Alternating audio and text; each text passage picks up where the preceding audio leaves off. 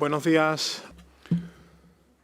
Good morning to all of the delegations. I hope that you were able to enjoy yesterday evening. Thank you to Spain and the Netherlands for the presentation and reception. For today, we will continue our discussions under item 16. Then we will move on to item 9 and continue with the agenda, item 14, and the remaining items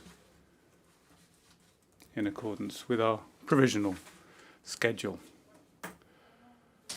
So before opening the floor and giving delegates the opportunity to speak to the documents discussed yesterday, I'd like to give the floor to the Secretary General to provide information on a matter.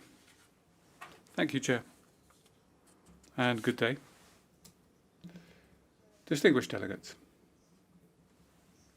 at the beginning of each meeting, we make an appeal and an announcement for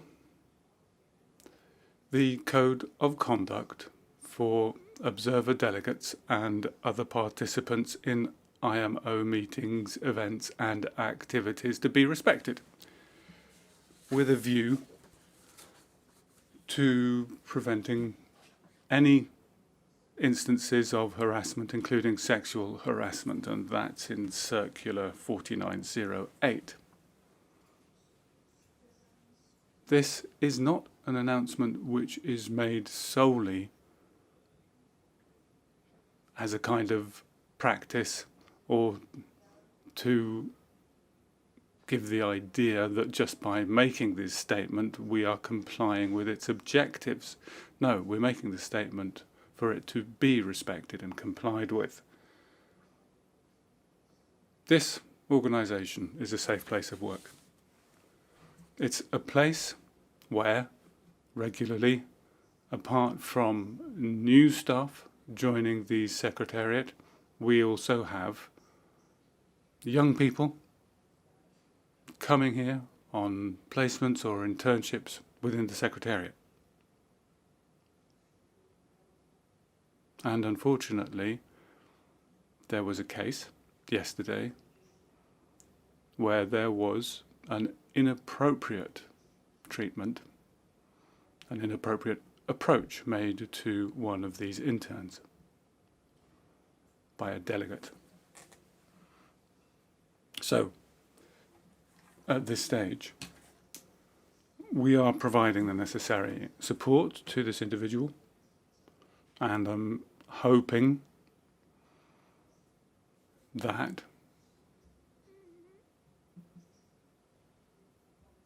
I will get the information I need and that I will be taking due action to ensure that the individual concerned does not return to this building. So once again, I would urge you to familiarise yourself with the Code of Conduct, to respect it and to apply it. As far as I'm concerned, I will be seeking to improve the information and training available not only to members of staff here, but also to interns, to let them know that they can say no. And the fact that they may be approached by a delegate does not suspend that in any way. And I say this very seriously. I have no problem in calling any of you to my office and taking the appropriate action in light of inappropriate conduct. So I would ask you to please communicate this to your colleagues. The code is not something that is simply on paper, left in an archive or a library. It is something that we seek to put into effect each and every day. Thank you very much, Chair.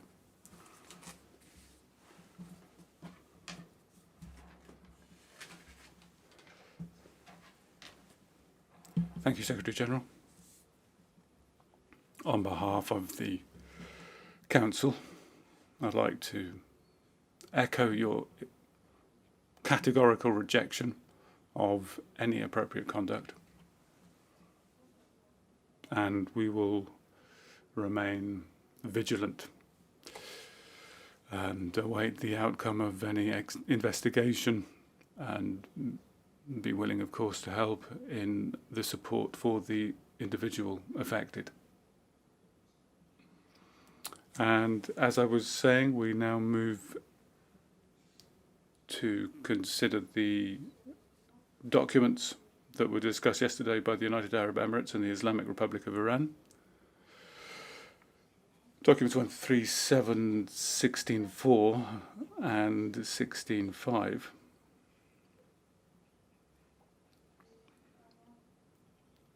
Before opening the floor, the staff of the conference division has asked me, in response to many requests for the floor, to inform you that the system is struggling to distinguish between the member states and the observers. So it is going to be best to first of all ask members of the council who wish to speak to request by pressing their button to take the floor, and then subsequently I'll ask observer states and observer organizations to do the same. But to avoid technical issues with the speakers list, I'll ask you to follow that instruction. So I'll now invite members of the council to request the floor if they see fit.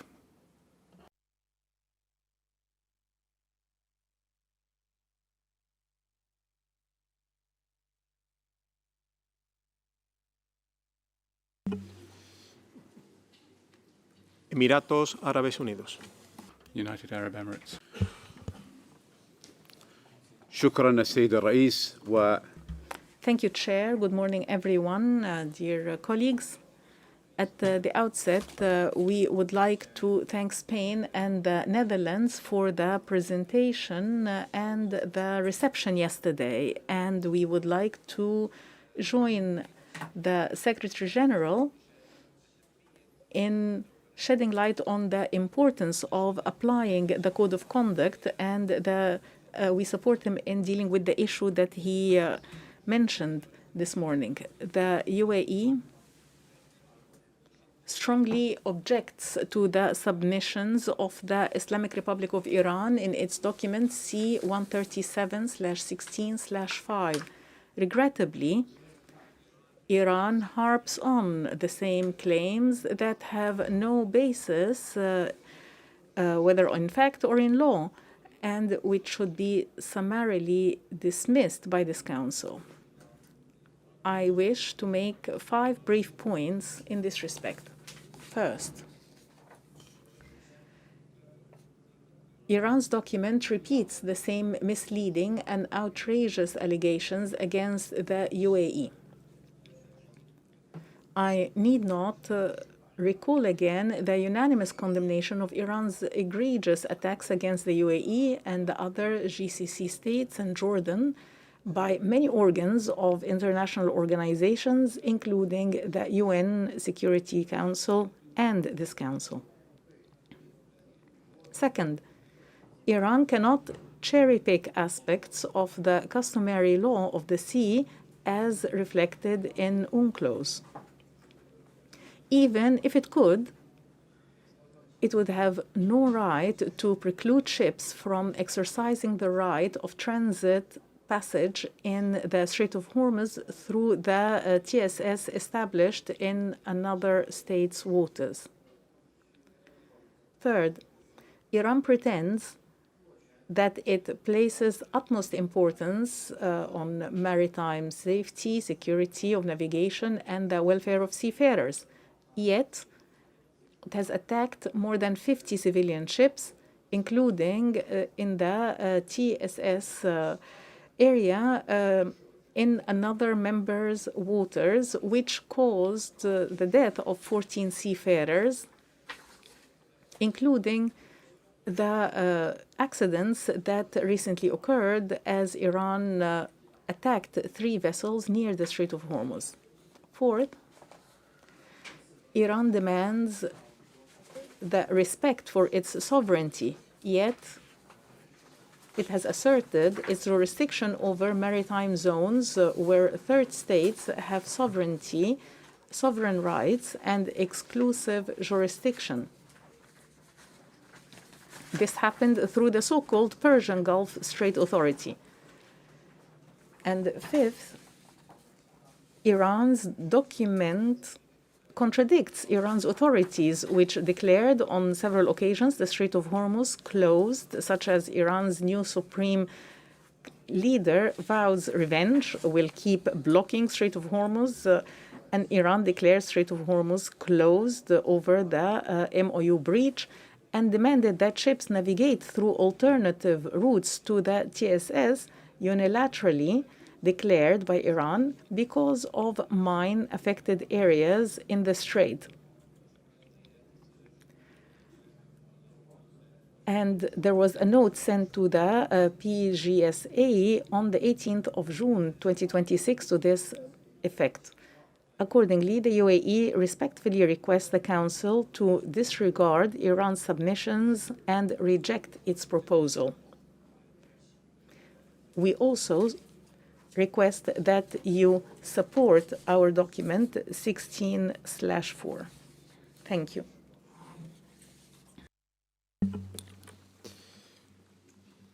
Muchas gracias.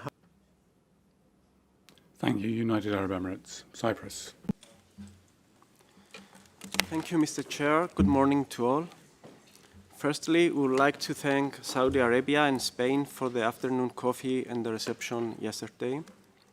To the matter at hand, we wish to reaffirm our strong support for the decision adopted by the 36th Extraordinary Session of the IMO Council. That decision rightly recognized the gravity of the situation in and around the Strait of Hormuz and called upon IMO bodies to take appropriate action in support of affected seafarers, vessels, and the effective implementation of the organization's instruments. We consider this a balanced and necessary response rooted in the fundamental principles of maritime safety, security, and the protection of seafarers, as well as the preservation of the freedom of navigation in international waters.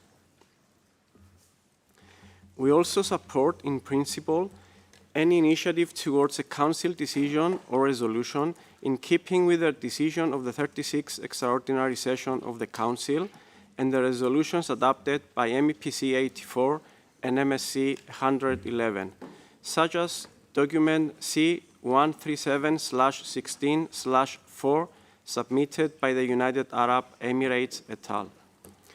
We cannot stress enough how important it is that protecting the well-being of seafarers continues to be prioritized.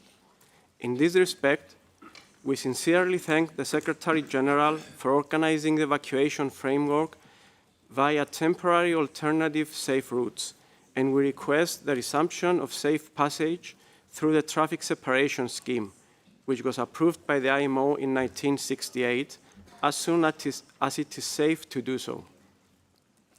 While we welcome the continued prioritization of seafarer welfare, the next step to facilitate the long-term promotion of maritime safety and the protection of seafarer welfare is to establish, without delay, a lasting framework guaranteeing safe passage with full respect of international law.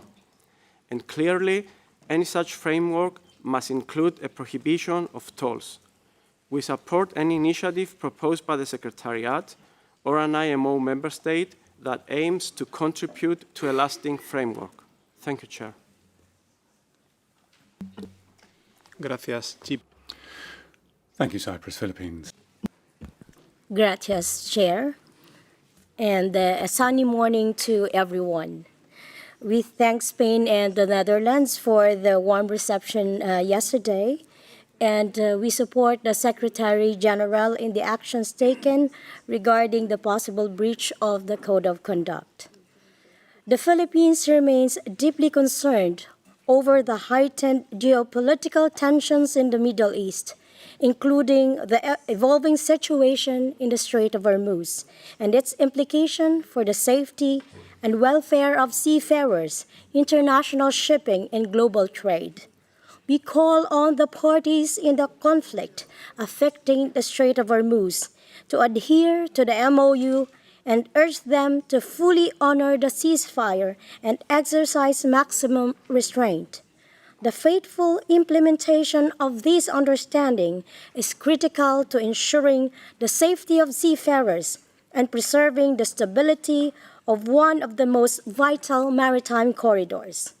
As one of the world's largest suppliers of seafarers, the Philippines has both a stake and responsibility in ensuring that the rights and welfare of seafarers remain at the forefront of international maritime and human rights discussions.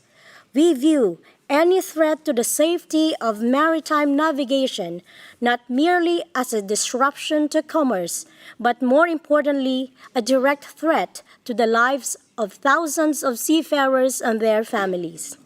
The Philippines strongly supports IMO initiatives that enhance maritime safety, strengthen communication and reporting mechanisms, and advance practical risk mitigation measures to facilitate the safe and secure passage of vessels through the areas of heightened risk. Timely information sharing, coordinated action, and effective operational guidance remain indispensable to safeguarding seafarers and ensuring maritime navigational safety. We reaffirm our unwavering support for the rules-based order and the marine and maritime domain centered on the 1982 UNCLOS as the legal framework governing all activities in the oceans and seas. We further reaffirm the principles of freedom of navigation, the right of transit passage through international straits, the peaceful settlement of disputes in accordance with the Charter of the United Nations, the 1982 UNCLOS, the Manila Declaration of the Peaceful Settlement of International Disputes, and with full respect for international law. Behind every vessel transiting the Strait of Hormuz are men and women whose courage and professionalism keep global commerce moving. Their safety must never become secondary. Seafarers are not merely workers who facilitate global trade. They are rights holders whose dignity, safety, and well-being must be protected at all times. Seafarers take care of the world. The Philippine government is committed to taking care of them. We reaffirm our steadfast commitment to the principles embodied in the Manila Declaration, which affirms that seafarers must never be placed in situations where their lives, rights, and dignity are unnecessarily placed at risk.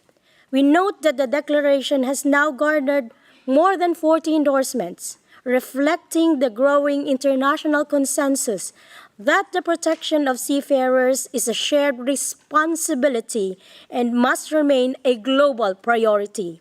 We therefore encourage all member states that have not yet done to join this growing coalition by endorsing the declaration. We also wish to express our sincere appreciation to the Secretary General and the dedicated IMO Secretariat team for their tireless work in developing and coordinating the IMO evacuation operation to evacuate 11,000 stranded seafarers. Their professionalism, foresight, and commitment have been exemplary. We understand that the implementation of the evacuation plan is currently on pause. Relatedly, the Philippines fully recognized that the paramount consideration must remain the safety and security of seafarers. We appreciate the careful and prudent approach being taken, and we stand ready to support the IMO the UN and the international community, should circumstances require further coordinated action. Thank you very much, Chair. Gracias a Thank you, Philippines. France. Thank you, Chair, and good day to all of our distinguished colleagues. Our thanks also go to those who have provided breaks this week: Saudi Arabia, Singapore, Spain, and Netherlands yesterday. I'm going to consolidate our statements for all documents under item 16. Firstly, to condemn the fresh attacks in recent hours against merchant vessels and innocent seafarers in violation of every fundamental principle. As co-sponsor of documents 13716 submitted by Singapore and 16.4 presented by the UAE, France, of course, lends its full and firm support to the provisions they contain concerning respect for freedom and security of navigation, which are cardinal principles of the law of the sea, and in particular, the Convention of Montego Bay and our organisation. More specifically, we reiterate that the right of transit passage through international straits, such as, or rather as well as the right of innocent passage, must be guaranteed and respected by coastal states, and that no charges may be levied in respect of the general obligations incumbent upon coastal states under IMO instruments, except where specific services are provided. Thank you to the Secretary-General for his efforts to secure the release of the vessels and crews that have been stranded for more than 4 months in the Strait of Hormuz, and we call on all parties concerned to cooperate with a view to resuming the evacuation plan along the 2 provisional routes that have been proposed pending the traffic separation scheme being made safe. We recall that the current TSS is the only route approved by the IMO, and it should be reinstated as soon as possible, with the assistance of those states able to contribute to making it safe, in particular to allow unrestricted freedom of navigation and resume international trade for the benefit of all countries concerned. We support Secretary-General's efforts in his discussions with parties concerned for the application of these provisions, pending the proposal and adoption of any alternative by IMO bodies in accordance with international law and the law of the sea. Together with the United Kingdom and many partners, France is committed to making resources available as a part of a strictly defensive multinational mission to help restore freedom of navigation, and supports all efforts to promote dialogue and diplomacy with a view to restoring regional stability and security. Thank you, Chair.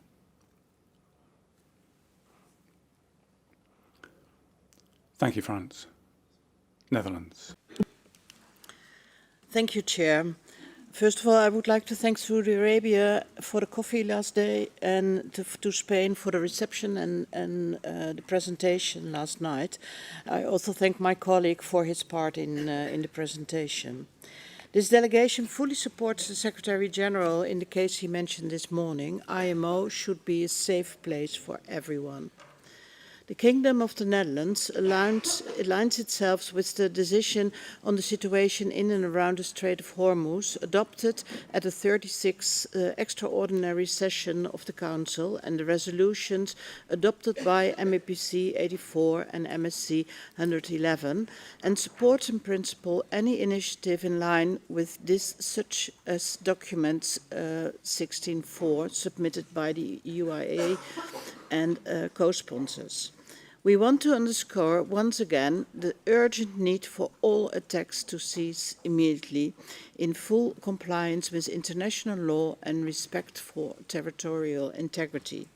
The Netherlands wishes to express its sincere appreciation to the Secretary-General for his leadership and the Secretariat for their ongoing efforts in establishing a framework for the safe evacuation of seafarers and vessels through temporary alternative safe routes. At the same time, while recognizing that current circumstances do not yet allow for its safe use, we stress the importance of resuming safe passage through the traffic separation scheme approved by the IMO in 1968 as soon as conditions safely permit. We reaffirm that the principles of freedom of navigation and transit passage are fundamental under international law as laid down in the UNCLOS Treaty and must be fully respected. The well-being, safety and security of seafarers must remain at the center of our deliberations. Seafarers continue to bear the consequences of instability at sea while ensuring the continuity of global trade. Looking beyond the immediate situation, it is essential that we work collectively towards a durable framework that guarantees safe, secure and uninterrupted passage through the Strait of Hormuz in full respect of international law. Such a framework should include the long-standing principle that international navigation should not be subject to unjustified impediments or charges. The Netherlands remains ready to support efforts to facilitate the resumption of safe maritime transit. In this regard, we support and encourage the continued collective efforts to safeguard maritime security and uphold international law. Thank you, Chair. Gracias. Thank you, Netherlands. Indonesia. Thank you, Chair. At the outset, we would like to thank the Netherlands and Spain for their presentation, as well as for the reception hosted last evening. With regard to the issue of a possible breach of the Code of Conduct, Indonesia supports the Secretary General in ensuring that this matter is handled appropriately in accordance with the relevant procedures. Chair, back at the issue at hand, Indonesia continues to follow developments in the Strait of Hormuz closely. We welcome the agreement reached between the United States and the Islamic Republic of Iran as a positive step toward peaceful settlement and stability in the region, and we hope this spirit will be preserved by all parties concerned. Chair, Indonesia is one of the world's largest suppliers of seafarers, and therefore has a profound stake in this matter. Our priority is to ensure that stranded seafarers are able to leave this situation safely and are not made to bear its costs. With this priority in mind, Indonesia believes that any outcome of this Council should be balanced and neutral and should focus on making seafarers and navigation safer, not on deepening political divisions. Efforts to single out any member state will not bring meaningful progress and risk being counterproductive to the de-escalation we all seek. For the same reason, Indonesia believes that this Council should remain within its technical mandate and avoid language or decisions that may carry an adjudicative character, including those touching upon the issue of responsibility. Such matters clearly fall outside the mandate of this organization under the IMO Convention. Chair, a close reading of both papers reveals important common ground. Both are concerned with the safety and welfare of seafarers, the protection of the marine environment, and safe navigation in around the Strait of Hormuz. It is this shared interest that should guide the Council's discussion. Only days ago, the Council, with overwhelming support, reaffirmed navigational rights and freedoms. That same spirit should guide this Council. Concretely, this means continuing to give our full support to the Secretary General in coordinating with littoral states on a safe framework for the evacuation of seafarers as a step toward the gradual return of normal transit through the strait. Lastly, we ask all parties concerned to exercise utmost restraint, to refrain from any action that could hinder transit passage to the Strait of Hormuz, and to return fully to dialogue. Dialogue among all parties remains the only way forward and the only sustainable path back to stability in the region. Thank you, Chair. Gracias. Thank you, Indonesia. Japan. Thank you, Chair, and good morning.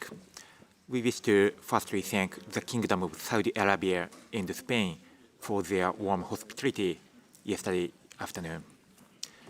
Given the long list, I have shortened my statement significantly, and we are focused on three crucial points that we wish to emphasize. First, as already expressed by a number of speakers, Japan stresses the importance of safe and free navigation, as well as safety and welfare of seafarers, and further stresses that it is crucially important to continue safe and free passage of the Strait of Hormuz without any additional charges. Second, Japan appreciates the tireless efforts by the Secretary General and the Secretariat for resumption of the safe evacuation framework and urges all relevant parties to cooperate for that. Finally, Chair, as also suggested in the document 16/4, following the safe evacuation, Japan kindly requests the Secretary General to work with relevant member states and stakeholders to ensure a coordinated and sustainable return to unhindered navigation through the Traffic Separation Scheme, TSS. Thank you. Gracias. Thank you, Japan. Sweden. Thank you, Chair, and good morning to all. First, thanks to Spain and the Kingdom of Netherlands for the interesting presentation and Spain for the reception yesterday. Sweden is deeply concerned with the situation in the Arabian Sea, the Sea of Oman and the Gulf region, particularly in and around the Strait of Hormuz, and its ongoing impact on the safety and security of seafarers and civilian shipping. And we align ourselves with the statement by Cyprus on this issue. Sweden strongly condemns the threats and attacks against civilian vessels, as well as any interference with the freedom of navigation in the Strait of Hormuz. Such actions adversely affect merchant and commercial shipping and pose a serious threat to the safety and well-being of seafarers, as well as to the marine environment. Sweden calls upon all parties to prioritize assistance to seafarers in need, to respect international law, the rights and freedom of navigation, and to work towards de-escalation of the situation. Sweden stands behind the decisions made by the IMO Council and its extraordinary session at the end of March, as well as by the IMO committees who have also addressed the issue. Sweden thanks the UAE and the co-sponsors for the document C-137-16/4 and for taking the initiative for the Council to take action on this important issue. Thank you.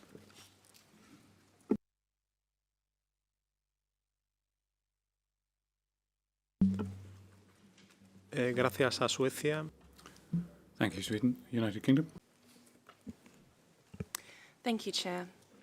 The United Kingdom strongly supports the IMO's recent efforts to evacuate vessels and seafarers, which have seen a number of vessels able to safely exit the Strait of Hormuz, some after many months of being stranded. We note the IMO has had to pause its efforts as a result of recent attacks on international shipping. All strikes on commercial vessels are unacceptable, and we hope the IMO will be able to resume the evacuation corridor as soon as possible. Chair, the UK supports paper C-137-16/4 and thanks the co-sponsors for submitting it to Council. In particular, we support the request to the Secretary-General in paragraph 16.19 to explore options to ensure a coordinated and sustainable return to the existing traffic separation scheme. It is firmly within the mandate of the IMO to seek full restoration of the right of transit passage in the Strait of Hormuz in accordance with international law as reflected in UNCLOS. Additionally, the traffic separation scheme is governed by SOLAS, the provisions of which all convention parties must comply with. It is critical that the Strait is free from the threat of violence and any form of tolls or unlawful impediments, and that all parties comply with their obligations under international law. The UK is committed to playing our part to achieve this, including through a strictly defensive and independent multinational mission led jointly with our French partners to provide reassurance to commercial shipping once conditions allow. We call on the international community to restore stability, not only for shipping in the region, but also for the global economy. Thank you.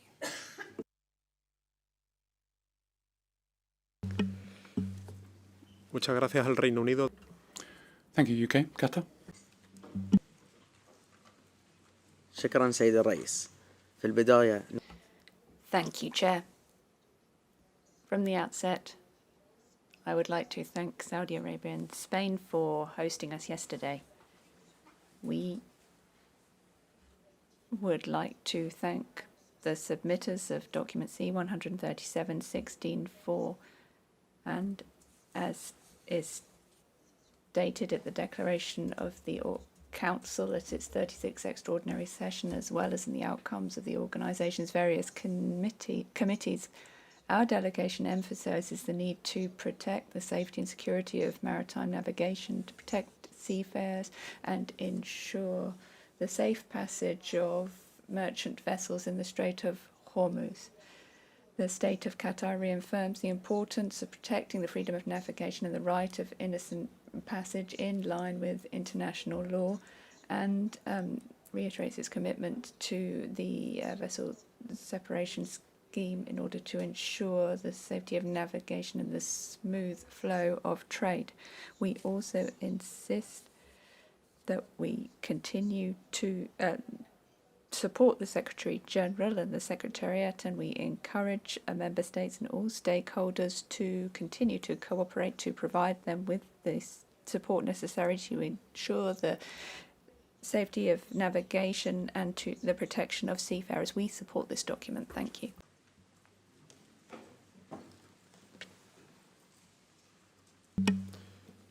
Muchas gracias a Qatar. Thank you, Qatar. Spain? Thank you, Chair. This delegation would like to echo the words of the Secretary General with regard to the importance of respecting the Code of Conduct and seeing it not just as a document but as an instrument which ensures that we can live and work together here at the IMO. Coming back to the matter under this item, we reaffirm our full commitment to all elements included in the decision adopted at the 36th extraordinary session of the IMO Council in relation to the situation in the Strait of Hormuz. Attacks against merchant vessels that have been reported in the last few days have once again jeopardized innocent seafarers' lives. They reflect the changing nature of the situation and make the IMO's evacuation plan difficult to resume. So we reiterate the need to prioritise dialogue, multilateralism, containment and de-escalation. We echo Cyprus and also support in principle any initiative to move towards the adoption of a Council decision in line with the decisions already adopted by the 36th Council Extraordinary Session and the resolutions of MEPC 84 and MSC 111, as reflected in the document presented by the UAE and other co-authors. We are grateful to the Secretary General for his work in organising an evacuation plan through alternative safe routes on a temporary basis, and for having given priority to protecting the well-being of seafarers when establishing a humanitarian maritime corridor. We'd like to take this opportunity to request a return to safe transit through the traffic separation system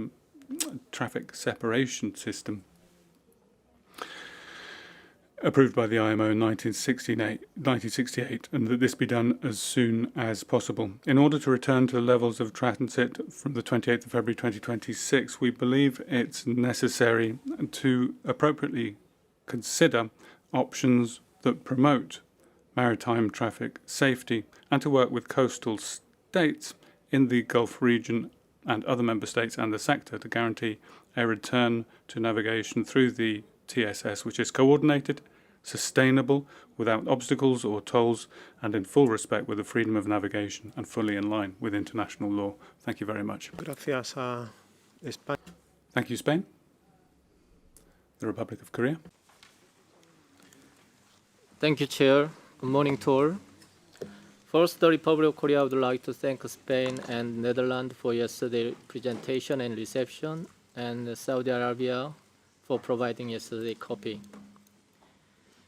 The Republic of Korea would like to express its appreciation to the UAE and the co-sponsors for submitting this document, as well as to the Secretary General and the Secretariat for their close cooperation with the member states and dedicated their efforts in responding to these challenging circumstances.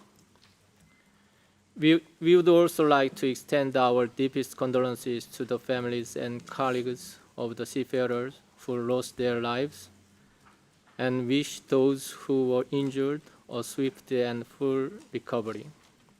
Our thoughts are with all those affected by the recent incident. In this regard, the Republic of Korea supports IMO's continued efforts to safeguard the lives and safety of seafarers. We hope that these efforts will continue and that the situation in and around the strait will be stabilized as soon as possible.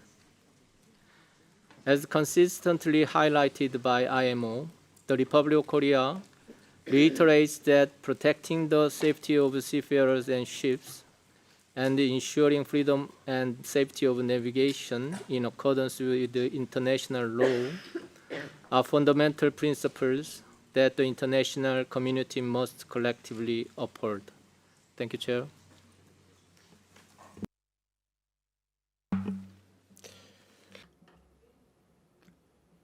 Thank you. To the Republic of Korea. Australia. Thank you, Chair. We thank delegations for their ongoing hospitality and stand with the Secretary-General to uphold the Code of Conduct in the IMO.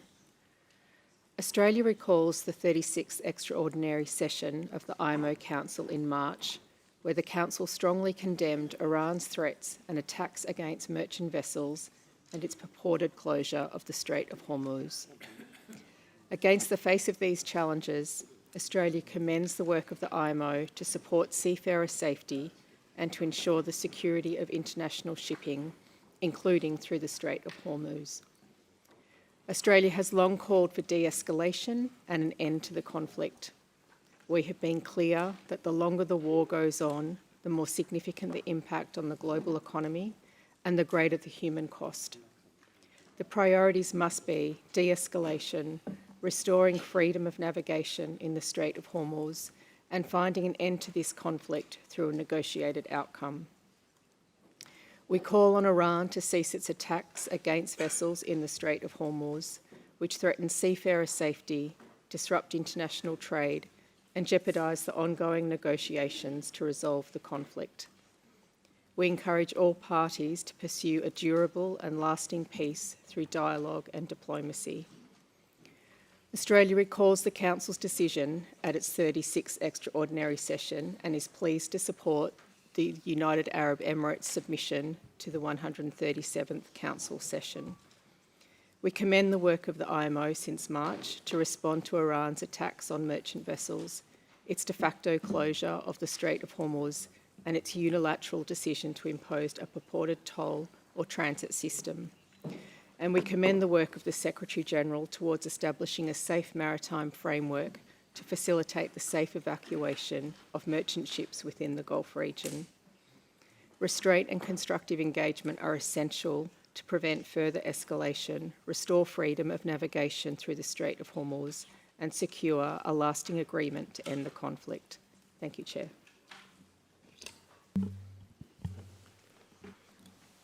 Muchas gracias. Thank you. Australia. Germany. Thank you, Chair. We thank all delegations who have provided us with refreshments over the week. While we hope that incidents like yesterday will not happen again, we appreciate that the Code of Conduct is effectively used and enforced. Following our statement yesterday on vital shipping lanes and the situation of the Strait of Hormuz in general, and while being a co-sponsor, we can be brief. Germany particularly supports the proposal in paragraph 16.19 for the Secretary-General to explore options that advance safe maritime traffic to ensure the return to unhindered navigations through the TSS for the time following the crisis. Thank you, Chair.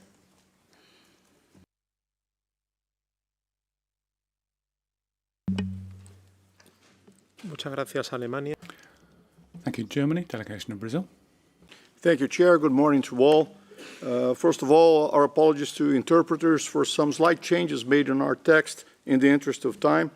We'd start by thanking the distinguished delegations of Saudi Arabia, Spain, and Netherlands for yesterday's tea break, reception, and presentation, and express our strongest support to the Secretary General and the Secretariat on their actions to uphold this organization's code of conduct. Now, to the matter at hand, this delegation thanks the proponents of documents C-137/16/4 and 16/5. Brazil commends the ongoing efforts and specifically the Secretary General's personal commitment to ensuring the safety and release of stranded seafarers and the reestablishment of freedom of navigation in the region. Brazil reiterates its position expressed during the 36th extraordinary session of this Council, supporting the measures proposed to ensure the safety of seafarers, freedom of navigation, and security of global energy and food supplies, while drawing attention to its view that any decision or resolution on that matter should duly reflect the context and origins of that conflict. As stated in our comments on document C-137/16, ignoring such initial circumstances may fail to address unilateral actions that have contributed to the current situation, which is inconsistent with international law. Brazil highlights the need for differences between states to be resolved through dialogue and international diplomacy.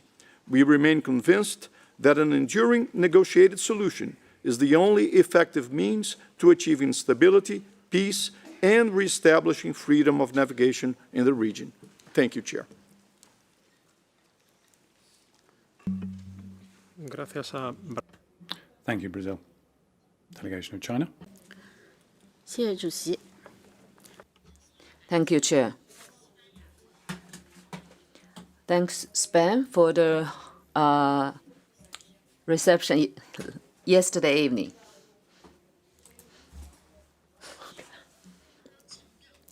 Secretary General just now mentioned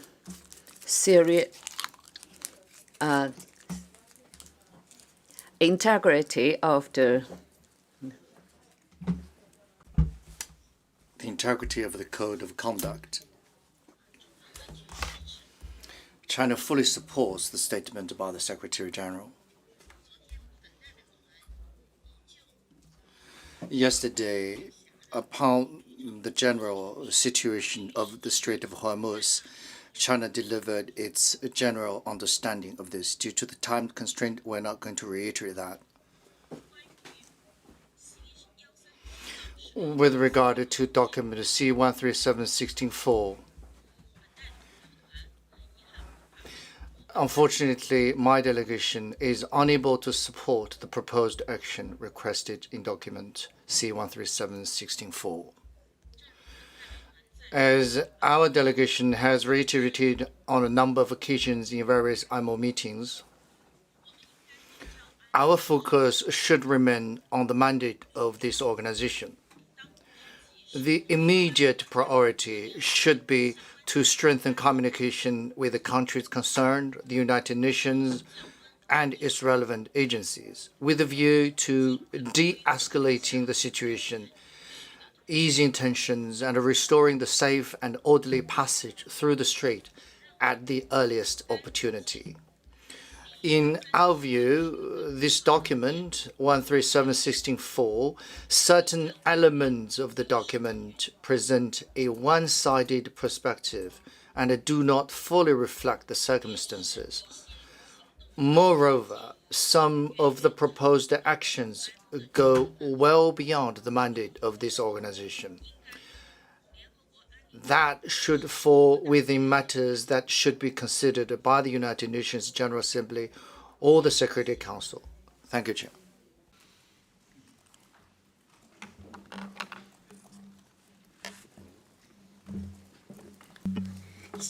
Muchas gracias a China. Thank you, China. India. Thank you, Chair. First of all, we would like to thank all the delegations for their hospitalities during the ongoing Council session. Chair, India welcomes the understanding reached between all the parties on ending the conflict in West Asia and hopes that the understanding continues to hold notwithstanding the recent attacks and escalation of tension in the region. The conflict has caused serious economic disruption across the world and the loss of lives of seafarers. India hopes that the implementation of the understanding will help restore peace and stability in the region and ensure free, safe, and unimpeded navigation, trade, and commerce through the Strait of Hormuz. India's consistent position has been that all issues must be resolved through dialogue and diplomacy.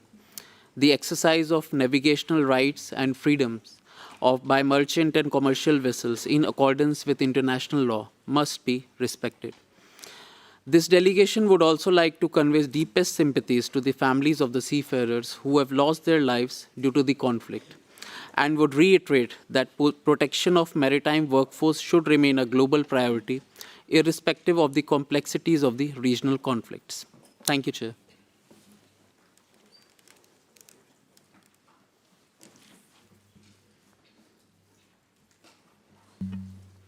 Muchas gracias. Thank you, India. Finland? Thank you, Chair, and thanks to the Kingdom of Saudi Arabia, Spain, and the Netherlands for the refreshments and presentation yesterday. First, let me echo the words of the Secretary General on our Code of Conduct. We often have trainees and junior colleagues in our delegations and take this incident described by the Secretary General very seriously. A strict zero-tolerance policy against sexual harassment is absolutely key to keep all IMO meetings safe for everyone. Chair, after underlining this, I can be very brief. Finland fully aligns with the statement of the distinguished delegation of Cyprus. Thank you, Chair.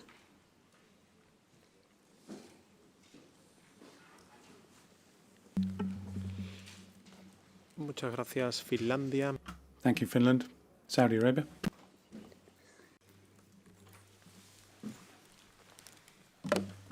شكرا سيد الرئيس صباح الخير لكم. Thank you, Chair. Good morning, everyone. We would like to thank the Netherlands and Spain for the presentations yesterday.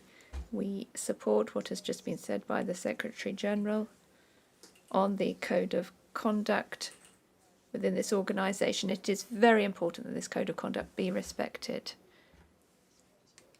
The Code of Conduct applies to everyone, visitors, delegates, and staff. And it's an important document for improving safety in the workplace. We thank the Secretariat and the Secretary General for all efforts they have taken to ensure that the Code of Conduct is observed, including training and providing information to ensure that it's respected by everyone. Chair, I would like to express the appreciation of the Kingdom of Saudi Arabia to the Secretary General and the Secretariat for their continued efforts in supporting maritime safety and security in our region, where we are seeing dangerous events which affect vessels in the seas. With regard to document C-137/16/4, we thank those states who sponsored and supported this document. We are one of the co-sponsors of the document. It is important that vital shipping lanes are protected.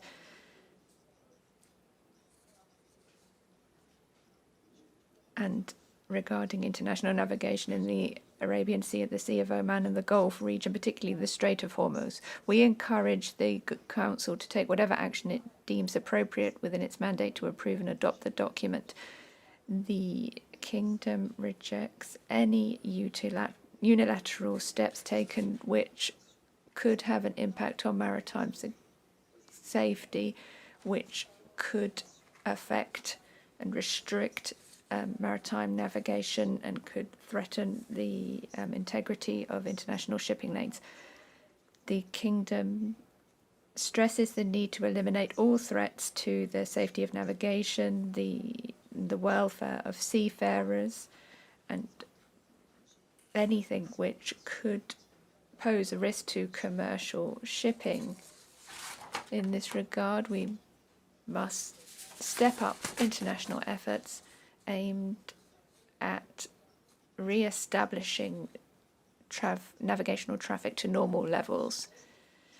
In this regard, the Kingdom of Saudi Arabia, through its maritime and logistics ecosystem, has implemented a range of proactive measures and initiatives to ensure operational continuity and mitigate the impacts of current geopolitical challenges. These measures include the uninterrupted acceptance of bookings by shipping lines. We have activated alternative routes and logistics solutions, and we have enhanced transit services to help maintain the flow of maritime trade and the continuity of global supply chains. The Kingdom has also been committed to providing the necessary assistance to affected vessels and seafarers by facilitating the provision of supplies and essential provisions. We have also enabled medical support and healthcare services when required. Furthermore, we have extended our logistical and operational assistance to ensure the safety of crews and seafarers and the continuity of maritime operations. In addition, in the Kingdom, we have taken measures to facilitate and extend the validity of the relevant certificates and maritime documents for ships and seafarers where appropriate, in order to minimize operational disruptions and support the uninterrupted flow of international maritime trade.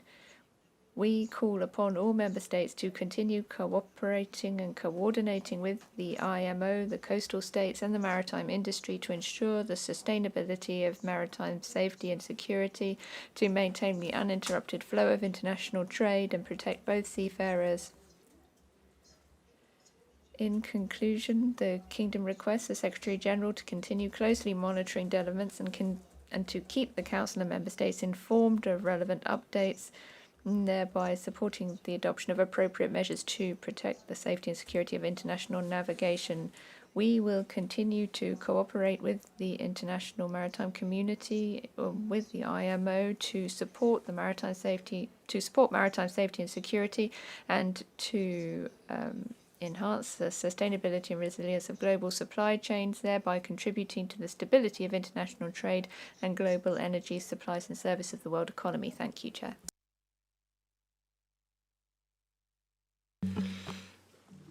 Muchas gracias.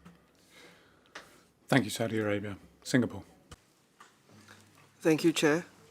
We thank Spain for hosting last night's reception and support the SecGen's efforts and commitment to upholding the Code of Conduct at the IMO. Singapore thanks the UAE for document C-137-16-4. We remain deeply concerned with the situation in the Strait of Hormuz and the widespread consequences of the crisis. As colleagues may be aware, a Singapore-registered container ship, Ever Lovely, was struck by a projectile on 25th June while exercising the right of transit passage through the Strait of Hormuz. This attack was unprovoked, unjustifiable, and a breach of international law. Singapore strongly supports the draft Council declaration in paragraph 16 of document C-137-16-4, which emphasizes the importance of maintaining navigational rights and freedoms in the region, including the right of transit passage in and around the Strait of Hormuz. Singapore reaffirms the importance of upholding the right of transit passage through the Strait of Hormuz, which is a strait used for international navigation in accordance with international law as reflected in UNCLOS. We urge all parties to refrain from any unlawful actions that would threaten the safety of ships and seafarers in the area, and to take steps to ensure the safe navigation of commercial vessels in accordance with applicable international law. Singapore supports practical efforts by the IMO to assist affected vessels and seafarers, and hopes for the quick resumption of the IMO's evacuation plan for the seafarers stranded in the region with the necessary safety guarantees in place. Thank you, Chair. Gracias a Thank you, Singapore. Morocco. Thank you, Chair. First of all, this delegation would like to express its thanks to the Kingdom of Saudi Arabia for the coffee break and to Netherlands and Spain for their presentation and yesterday evening's reception. Further, this delegation would like to associate itself fully with the statement made by the Secretary-General and to welcome the rigour and intention with which he reaffirmed the importance of the organisation's code of conduct. For the matter at hand, the Kingdom of Morocco would like to thank the co-authors of document C-137-16-4 and supports the draft declaration of Council proposed, in line with the declaration adopted by the Council at its 36th extraordinary session and the decisions taken by the organisation's 5 committees. My delegation would like to express its deep concern in light of the developments that have taken place since then, in particular the unilateral restrictions imposed on navigation in the Strait of Hormuz, notably the requirement for a passage permit, the designation of routes deviating from the traffic separation scheme adopted at the IMO, and also the mining which jeopardizes the safety of navigation, the lives of seafarers and global supply chains. Rights of transit passage in straits serve free international navigation as reflected in the United Nations Convention on the Lords of the Sea.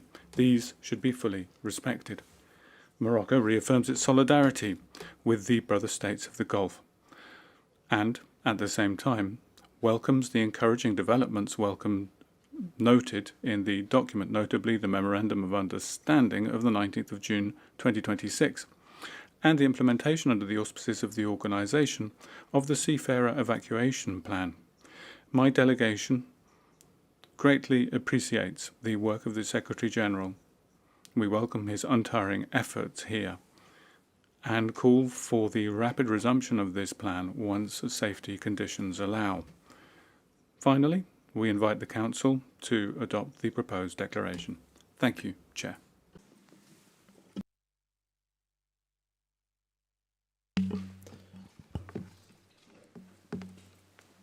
Muchas gracias. Thank you, Morocco. Canada.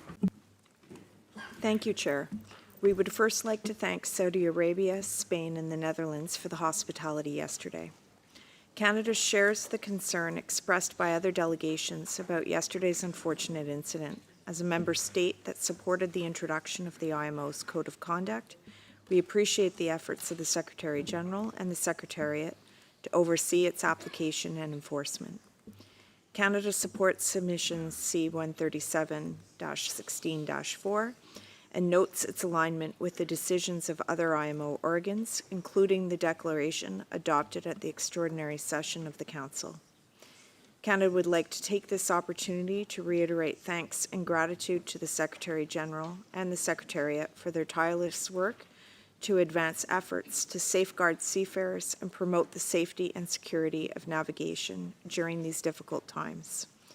Canada strongly emphasizes the importance of adhering to international law, and we express solidarity with the innocent seafarers and their families affected by this conflict.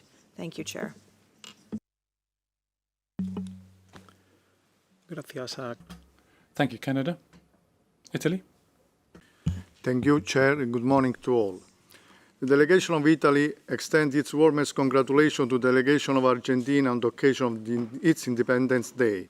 Happy Independence Day, Argentina. We would like also to express our sincere appreciation to the delegation of Spain for hosting yesterday evening's reception and Netherlands for the presentation. Italy thanks the co-sponsor for submitting document C-137-16-4.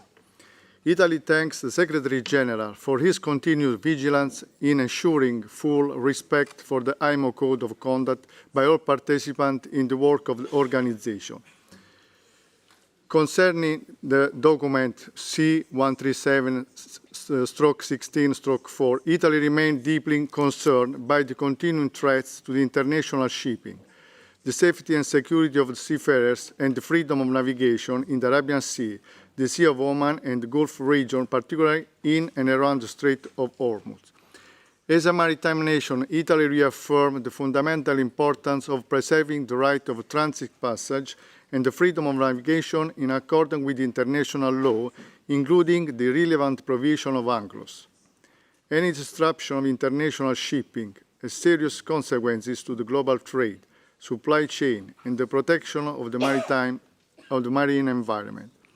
We welcome the efforts undertaken by the Secretary General particularly in support of affected seafarers and the restoration of safe navigation, and we reaffirm our support for the central role of IMO in addressing the maritime implications of this crisis. Italy therefore supports the proposed declaration and calls all parties to reaffirm from any action that may endanger the safety of navigation, the welfare of seafarers, or the stability of this strategically important maritime region. Thank you, Chair.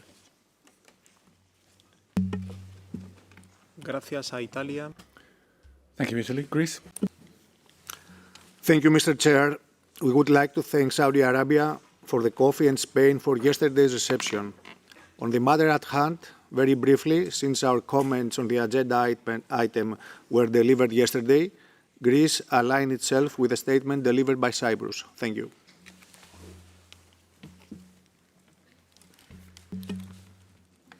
Gracias. Thank you, Greece. Norway. Thank you, Chair. Firstly, I apologize to the interpreters for some changes to our text. Secondly, I would also like to thank Spain and the Kingdom of the Netherlands for the presentation yesterday, followed by Spain's wonderful reception.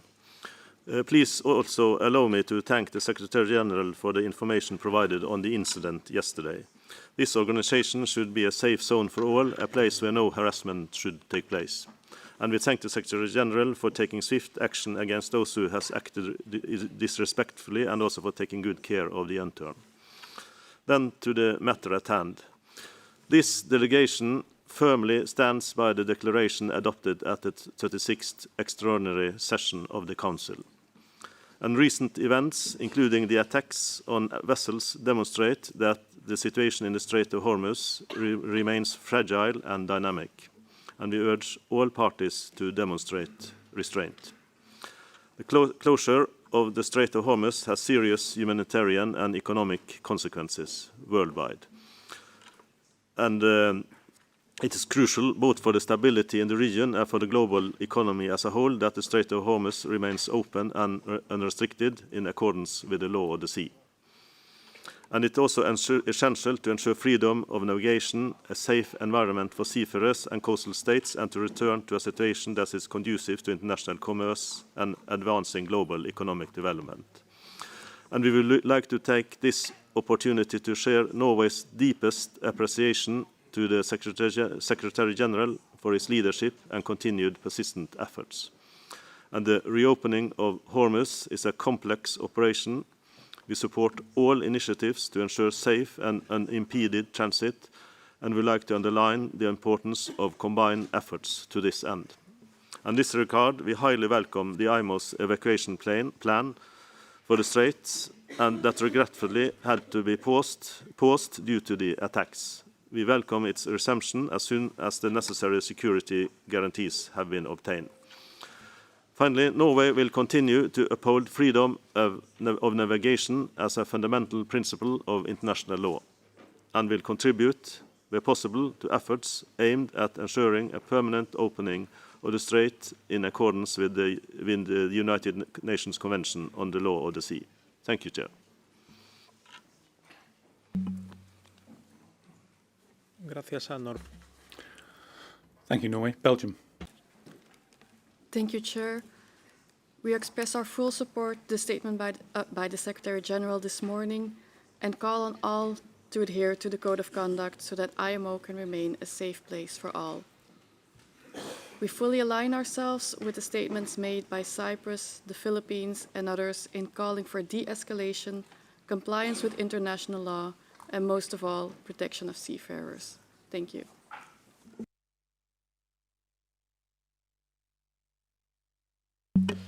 Muchas gracias a Thank you, Belgium.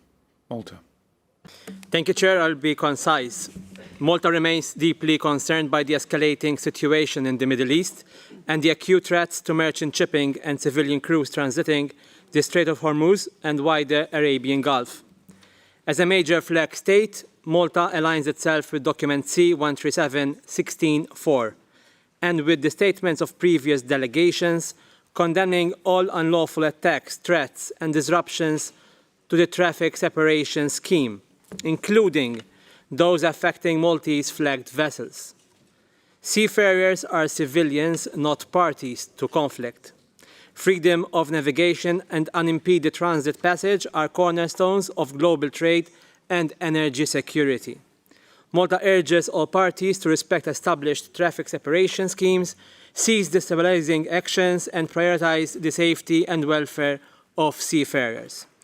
Thank you, Secretary General, for your relentless efforts, and thank you, Chair. Muchas gracias a Malta, Panamá. Thank you, Malta, Panama. Muchas gracias, señor presidente. Thank you, Chair. Like other delegations, we would support the words of the Secretary-General and the full implementation of the Code of Conduct to avoid situations such as that mentioned this morning reoccurring. We also thank the co-sponsors of document C-137-16-4 and express our deep concern at the facts it describes and the incidents occurred since March this year. Mining of the Hormuz Strait and the unilateral creation of an entity to control passage through the strait, the reimposition of tolls and discriminatory measures, and above all the loss of lives of seafarers and dozens of people who have injured or disappeared constitute extremely serious events. A significant number of vessels and seafarers affected by these incidents fly our flag. So we reiterate our support to what has already been confirmed by Council and the IMO's committees. The right of transit passage through the Strait of Hormuz cannot be subject to charges, tolls, or any kind of discriminatory measure, and their use, or rather its use, should be free of threat, mines, and unilateral restrictions.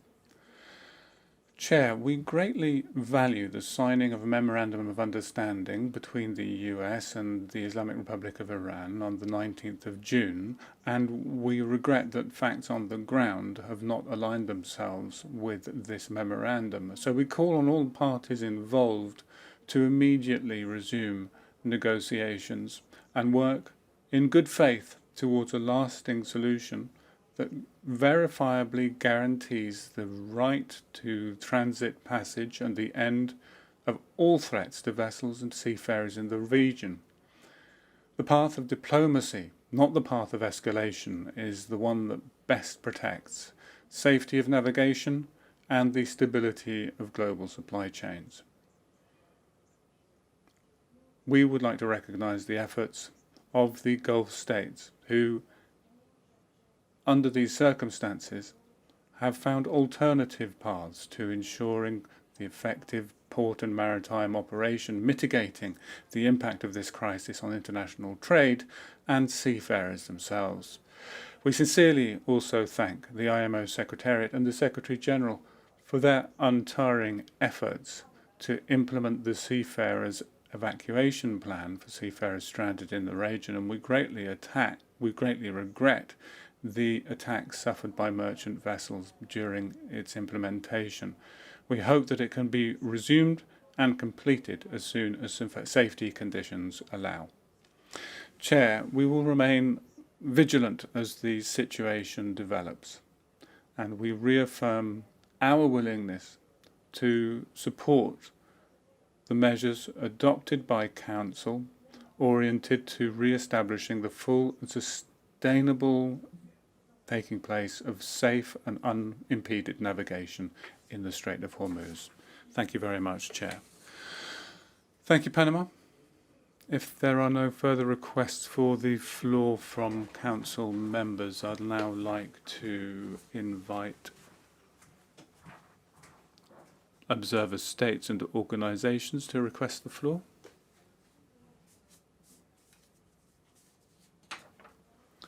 Delegation of Honduras, you have the floor.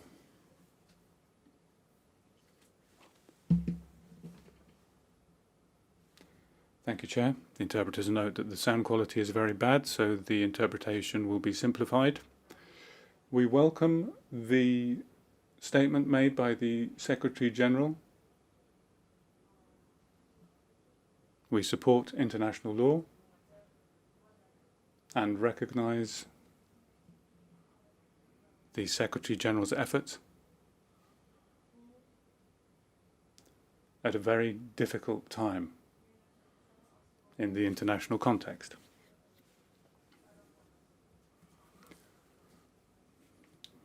We need to protect free navigation, the right to transit passage, and safeguard the lives of seafarers. International law and diplomacy need to continue in order to ensure free transit through the Strait of Hormuz. Thank you, Chair. Muchas gracias a la Thank you to the delegation of Honduras. Q8, you have the floor. Thank you, Chair. Good morning, everyone. We thank all states for the coffee breaks. The delegation of Kuwait wishes to join the co-sponsoring states, the UAE, and we thank them for document C137/16/4, which highlight issues of critical importance to the security and stability of international navigation. We reject the documents submitted by Iran. International shipping is the lifeline of the global economy. Therefore, protecting vital shipping routes and ensuring that they remain open and secure is not merely a commercial necessity, but an imperative humanitarian obligation to safeguard the safety and well-being of our seafarers. In this distinguished council, we reaffirm the right of ships to transit passage through straits used for international navigation in accordance with the principles of international law and UNCLOS. We also emphasize that the IMO is the sole competent international body responsible for adopting safety measures and traffic separation schemes in such straits. The alarming developments in the Arabian Sea, the Gulf of Oman, and the Persian Gulf region, particularly in the Strait of Hormuz, call for a firm response and a united position. The delegation of Kuwait strongly condemns the continued attacks on commercial vessels, which pose a grave threat to human life and the maritime environment. We also express our profound concern and categorical rejection of unilateral measures aimed at imposing restrictions on the freedom of navigation, including the establishment of the so-called Persian Gulf Strait Authority. We reject any measures to mine the Strait of Hormuz and the TSS region. This constitute a flagrant violation of international law and the right of transit passage. In conclusion, the delegation of Kuwait calls upon this distinguished council to adopt the proposed draft resolution and declaration and support all efforts aimed at restoring safe and unimpeded navigation through the Strait of Hormuz and other vital maritime routes. Thank you, Chair. Gracias a Kuwait. Thank you, Kuwait. Oman.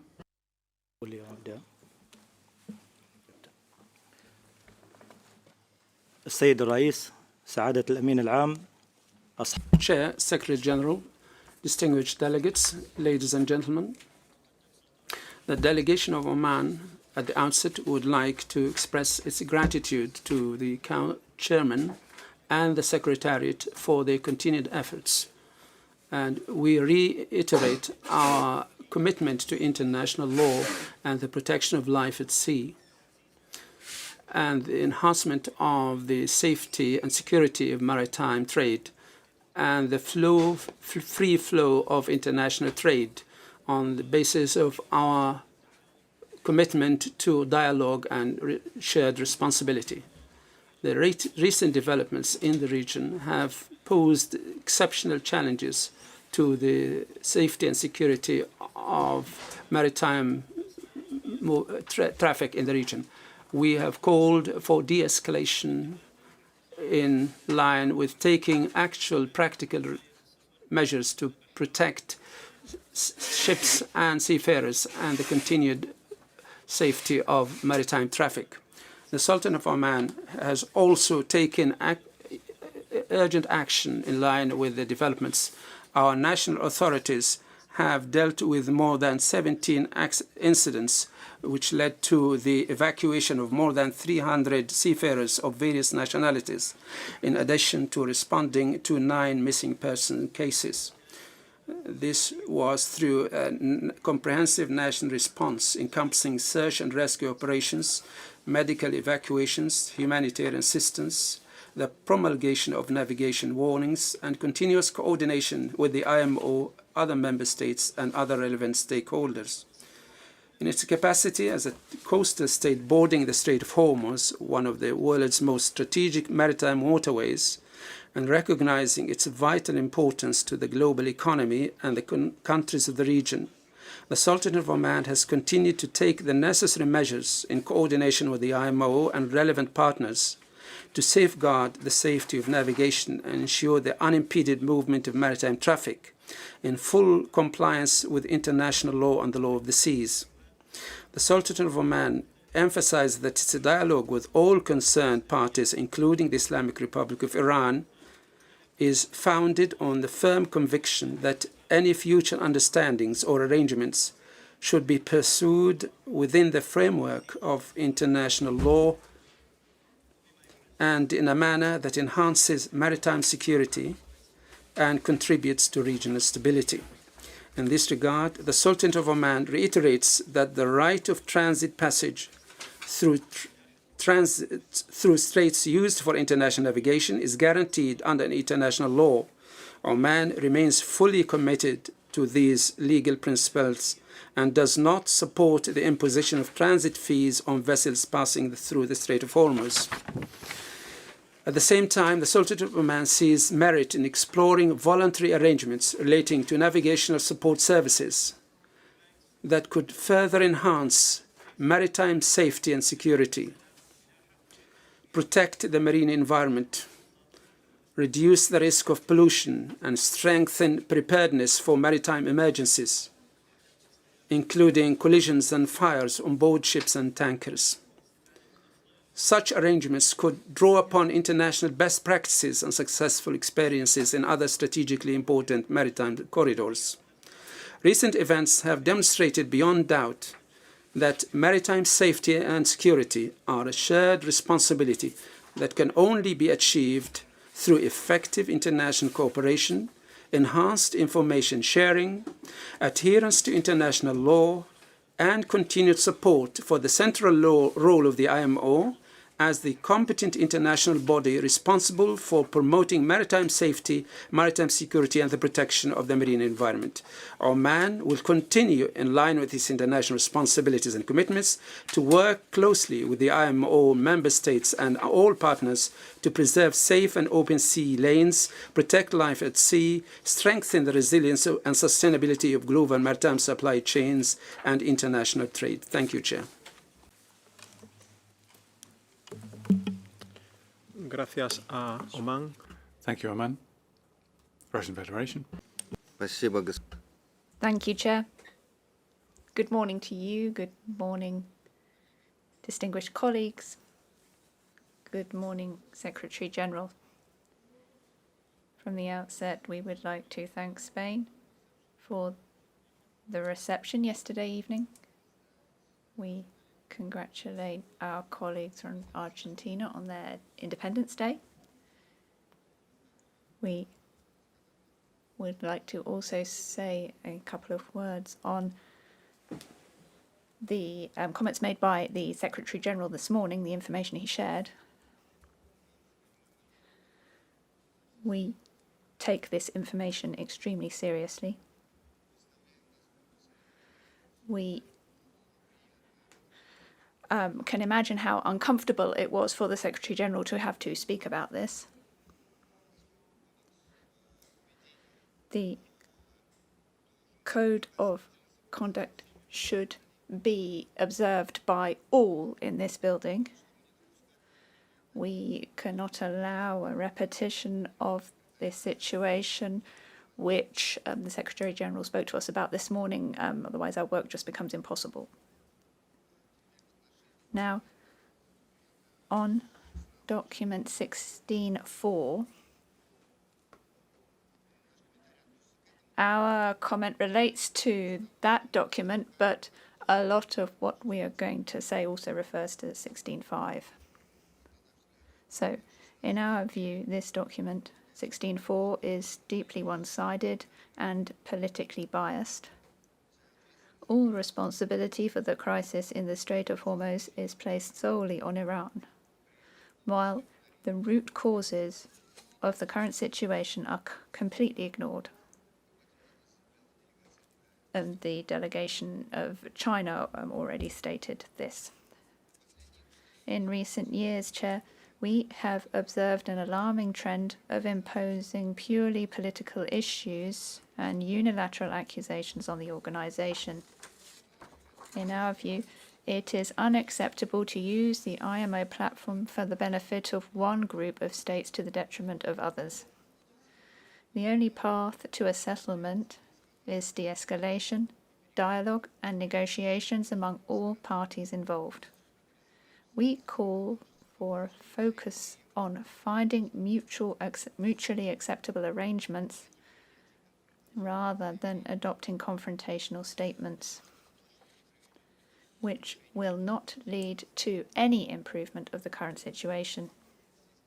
The Russian side supports unhindered, safe, and free navigation in the Strait of Hormuz, but believes that security must be achieved through balanced solutions that take into account the interests of all parties, not through unilateral accusatory declarations. That being said, we do not support the action requested of the Council in the paragraph 16 and 17 of the document. In 16.4. Thank you.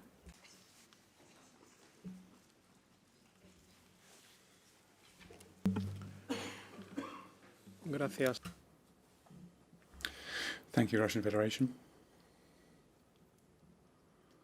We are approaching the time for the coffee break. I would propose that we return to our speakers list after the break. We have been invited to coffee by United Arab Emirates. I give you the floor. شكرا سيد. Thank you, Chair. The delegation of the UAE is pleased to invite everyone for a coffee break shortly, and we'd like to inform you that during that reception there will be some ceremony of which we invite you all to attend. Thank you, Chair. Gracias por la invitación de Emiratos Árabes. Thank you, United Arab Emirates, for that invitation, and enjoy your coffee.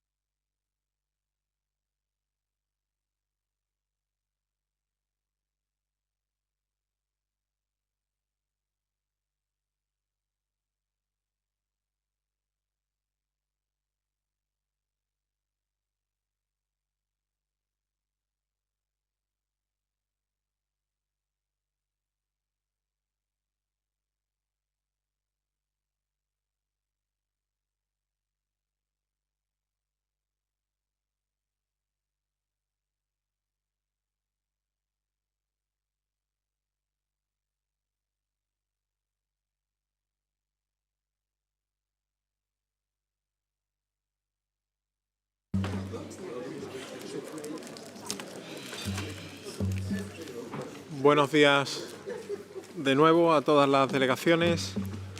Gracias a los Emiratos Árabes. Thank you, UAE, for the coffee. And congratulations to Haysaf with your recognition as an honorary doctor. And we continue with the speakers list, and I'll invite Ukraine. Thank you, Mr. Chair. And first of all, let me thank Netherlands and Spain for yesterday's presentation and reception, and the UAE for today's hospitality during the coffee break. Ukraine also supports the Secretary General's clear message on the need for all delegations to uphold the IMO Code of Conduct. Turning to the matter at hand, Ukraine, as a co-sponsor of the document C-137-16-4, thanks the United Arab Emirates for the leadership and supports the document, including the list of proposals contained therein. Ukraine remains consistent in its position that threats, attacks, or any other measures aimed at obstructing international navigation through vital shipping lanes are unacceptable and must receive a clear response from this organization. In this regard, Ukraine strongly condemns the continuous threats and attacks by the Islamic Republic of Iran against merchant shipping in and around the Strait of Hormuz, as well as any other attempts to close, obstruct, hamper, or otherwise interfere in the lawful exercise of navigational rights and freedoms. Ukraine is particularly concerned by reported measures aimed at imposing restrictions on transit passages, including the laying of mines, attempts to divert traffic from international recognized traffic separation scheme, and the imposition of tolls, fees, and other discriminatory requirements on vessels passing through the Strait of Hormuz. In this context, Ukraine attaches particular importance to the preservation and proper observance of the international recognized traffic separation scheme in the Strait of Hormuz. This scheme, adopted with the IMO framework and subsequently confirmed and amended in accordance with IMO procedures, remains a critical element for ensuring the freedom, safety, and security of commercial navigation in the strategically important area. Any unilateral measures aimed at undermining or replacing this internationally recognized navigational arrangement would increase the risk of merchant shipping, seafarers, and the marine environment, and would be contrary to the collective interests in the global maritime community. Such actions are contrary to the proposal of IMO and pose a direct threat to the safety of seafarers, security of international shipping, and protection of marine environment and resilience of global supply chains.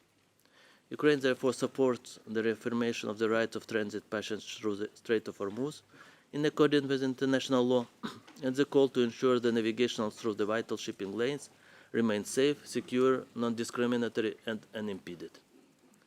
Ukraine also takes this opportunity to thank Secretary General and the IMO Secretariat for the continued engagement, attention, and practical efforts in monitoring the situation, supporting the protection of seafarers, and facilitating the restoration of safe and secure navigation.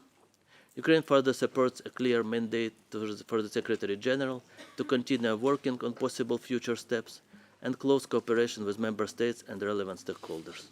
Thank you, Mr. Chair.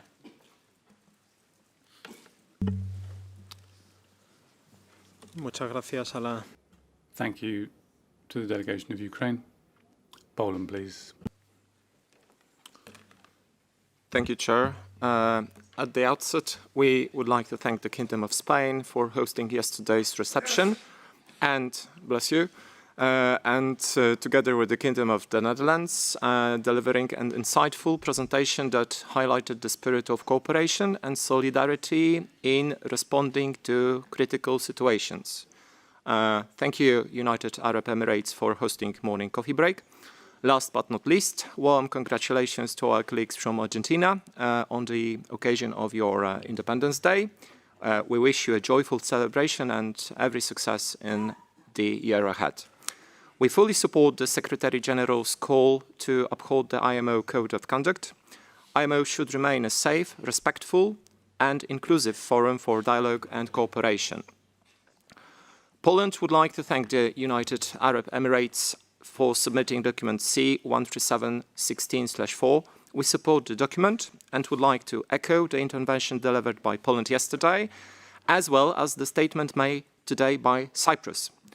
Poland also reaffirms its full supply and support for the outcomes of the 36th extraordinary session of the Council for the relevant resolutions adopted by the MEPC 84 and MSC 111.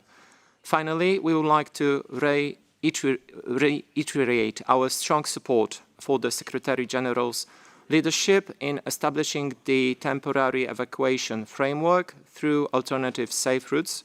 This initiative demonstrated the organization's ability to respond swiftly and effectively to an exceptional situation. We hope that this framework can be reactivated without delay, should circumstances so require. Thank you, Chair.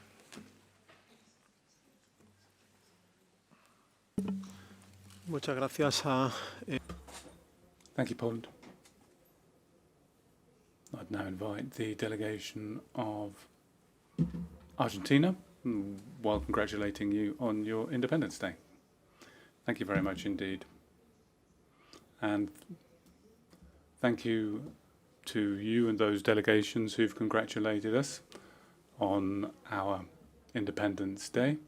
And we would reaffirm what's been said by the Secretary General and other delegations on the importance of strict observance of the IMO Code of Conduct, which requires from us a zero-tolerance policy with regard to harassment during events and meetings organised by this organisation. On the matter before us, the Republic of Argentina would like to fully support document C-137-16-4, presented by the International Emirates, and following the decision adopted by this Council at its 36th extraordinary session, as well as the provisions which have been taken in FAO, MEPC, MSC, and TC. Chair, Argentina notes with deep concern the attacks and restrictions imposed by the Islamic Republic of Iran against vessels in the Persian Gulf, in particular in the Hormuz Strait. And these restrictions are affecting the safety of navigation in one of the most critical routes in the world and having a detrimental impact on energy and international trade. We are also deeply concerned by the use of marine mines in the area, which is a direct threat to the safety of navigation and for the life of seafarers. We are also deeply concerned by the persistence of measures that restrict free navigation, including the imposition of tolls passing through the strait.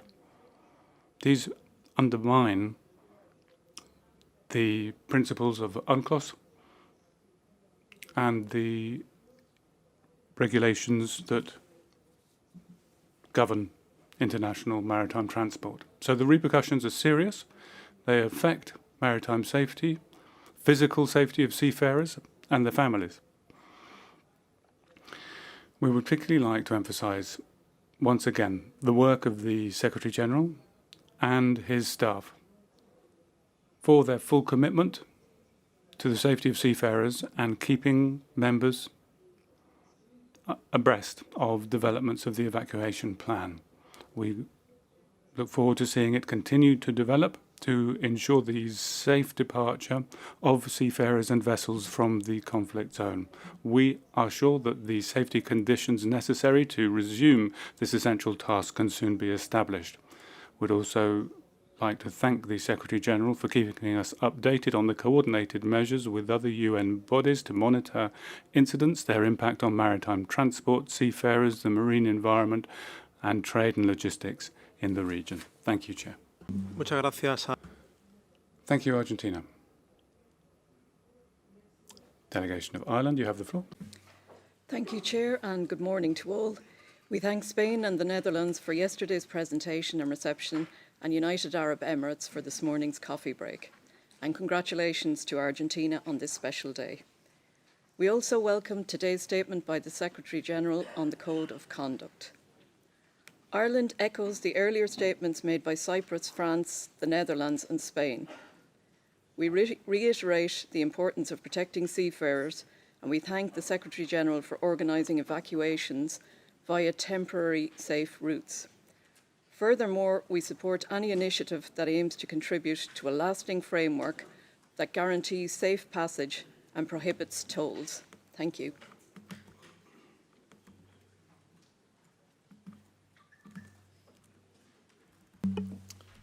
Muchas gracias a... Thank you, Alan. Denmark, you have the floor.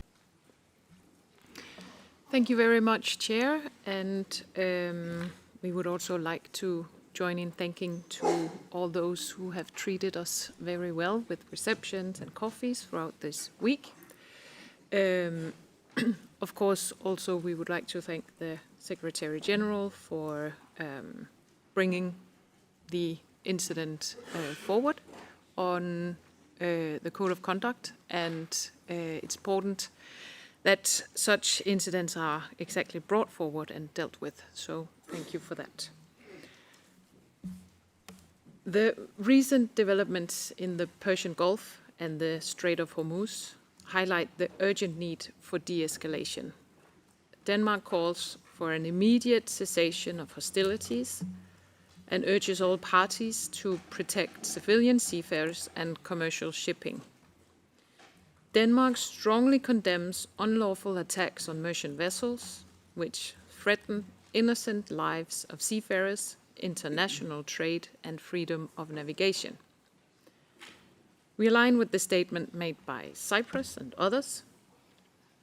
Denmark reaffirms its support for the Council declaration from March, and we thank the Secretary General for his efforts to facilitate safe evacuation through temporary alternative routes. We support also the request for the Secretary General to explore options that advance safe maritime traffic and to work with partners to ensure a coordinated and sustainable return to unhindered navigation in the Strait through the traffic separation scheme approved by this organization. It is essential that negotiations continue and that the Strait of Hormuz is reopened without delay, ensuring unconditional and unrestricted freedom of navigation. Thank you, Chair. Muchas gracias. Thank you, Denmark. Ecuador?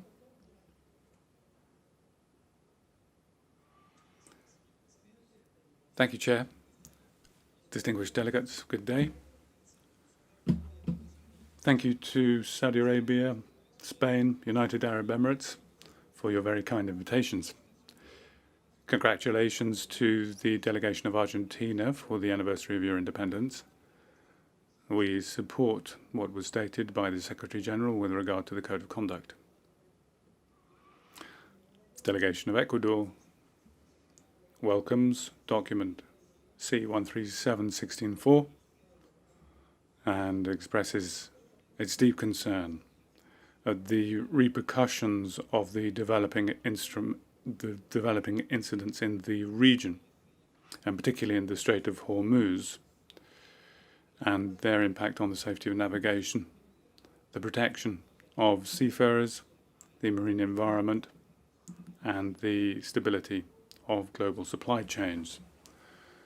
We reaffirm the importance of protecting the freedom of navigation and the right to transit passage through straits for international navigation in line with the international law and the principles of the International Maritime Organization. It's of fundamental importance, we believe, to avoid any action which might threaten human lives at sea, affect the International Maritime Convention, or increase the risks of marine pollution. We support and welcome the actions and efforts of the Secretary General towards dialogue and ongoing work of the IMO's technical bodies to improve the situation. We welcome cooperation between member states and the establishment of measures that contribute to vessel safety, the protection of seafarers, and the protection of the marine environment. We also would urge the actions taken by Council to remain within the multilateral technical framework of the IMO to ensure protected, safe, efficient and environmentally friendly navigation. Thank you very much, Chair.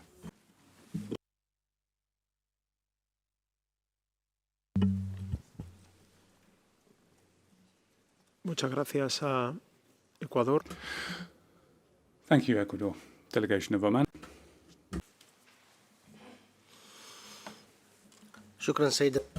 Thank you, Chair. Thank you for giving us the floor giving us the chance to take the floor once more. At the outset, we would like to thank Cyprus for the barbecue, and we thank Singapore and Saudi Arabia for hosting the coffee breaks. We thank Holland and the Netherlands and Spain for the presentations and the reception.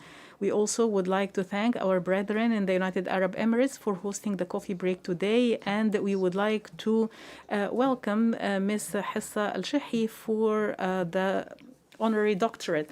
We also would like to congratulate Argentina on their National Day. Mr. Chair, the delegation of my country, the Sultanate of Oman, condemns the military attacks on 2 merchant vessels flying the flags of Saudi Arabia and Qatar in the Strait of Hormuz. We reaffirm our solidarity with our neighborly nations in all matters aimed at safeguarding their security, stability, and territorial integrity and protecting their sovereignty and interests. We emphasize that the escalation of military tension in the region poses a threat to its security and to the safety of navigation and endangers the lives of seafarers. We reiterate that we reject any kind of actions that would undermine the security of states or endanger civilian and commercial vessels. We call upon all parties to exercise restraint, halt the escalation, prioritize dialogue and diplomatic solutions, and commit to the full implementation of the signed understandings in support of efforts to consolidate security and peace in the region. Thank you, Chair.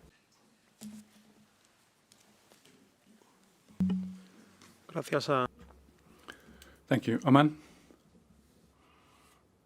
Islamic Republic of Iran.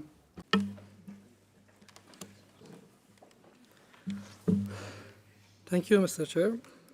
Firstly, I apologize that my statement is slightly longer than usual. In the name of God, Mr. Chair, Secretary General, distinguished delegates. The delegation of the Islamic Republic of Iran categorically rejects the selective, politically motivated, and legally unfounded allegations contained in document C-137/16/4, submitted by the United Arab Emirates and its co-sponsors. At the outset, my delegation condemns in the strongest possible terms the military aggression carried out by the United States over the past 2 nights against Iranian ports, coastal areas, and maritime infrastructure, including the Maritime Traffic Control Tower at Chabahar, civilian fishing vessels, and equipment specifically dedicated to the safety and security of navigation. These attacks constitute a manifestly unlawful use of force against the sovereignty and territorial integrity of the Islamic Republic of Iran, and have directly endangered civilian lives, seafarers, commercial shipping, and the marine environment. It's particularly cynical that the United States invokes freedom of navigation while attacking maritime traffic control facilities and safety equipment established to protect vessels and seafarers and to advance the fundamental safety objectives embodied in the SOLAS Convention. A state cannot credibly claim to defend maritime security while destroying the very infrastructure upon which safe navigation depends. Attempts to justify such military action through unilateral allegations concerning incidents involving commercial vessels are legally indefensible. No state may appoint itself accuser, judge, and enforcer and then use its own allegation as a pretext for further military aggression. These acts constitute grave violations of international law, including the Charter of the United Nations and the peremptory prohibition of aggression and strike at the foundations of the international legal order. The deterioration of maritime safety and security is not the cause of the present crisis. It is one among the many direct consequences of the war of aggression waged by the United States and the Israeli regime against the Islamic Republic of Iran. It is against this background that document C-137/16/4 must be assessed. The document seeks to portray the United Arab Emirates as a defender of freedom of navigation, maritime safety, and international law, while deliberately concealing its own role in creating the insecurity now affecting the Strait of Hormuz and wider region. The UAE appears to have conveniently forgotten that its territorial airspace, military bases, facilities, and logistical infrastructure were made available for hostile military operations against the Iranian people, the sovereignty and territorial integrity of the Islamic Republic of Iran, and the security of navigation in the Strait of Hormuz.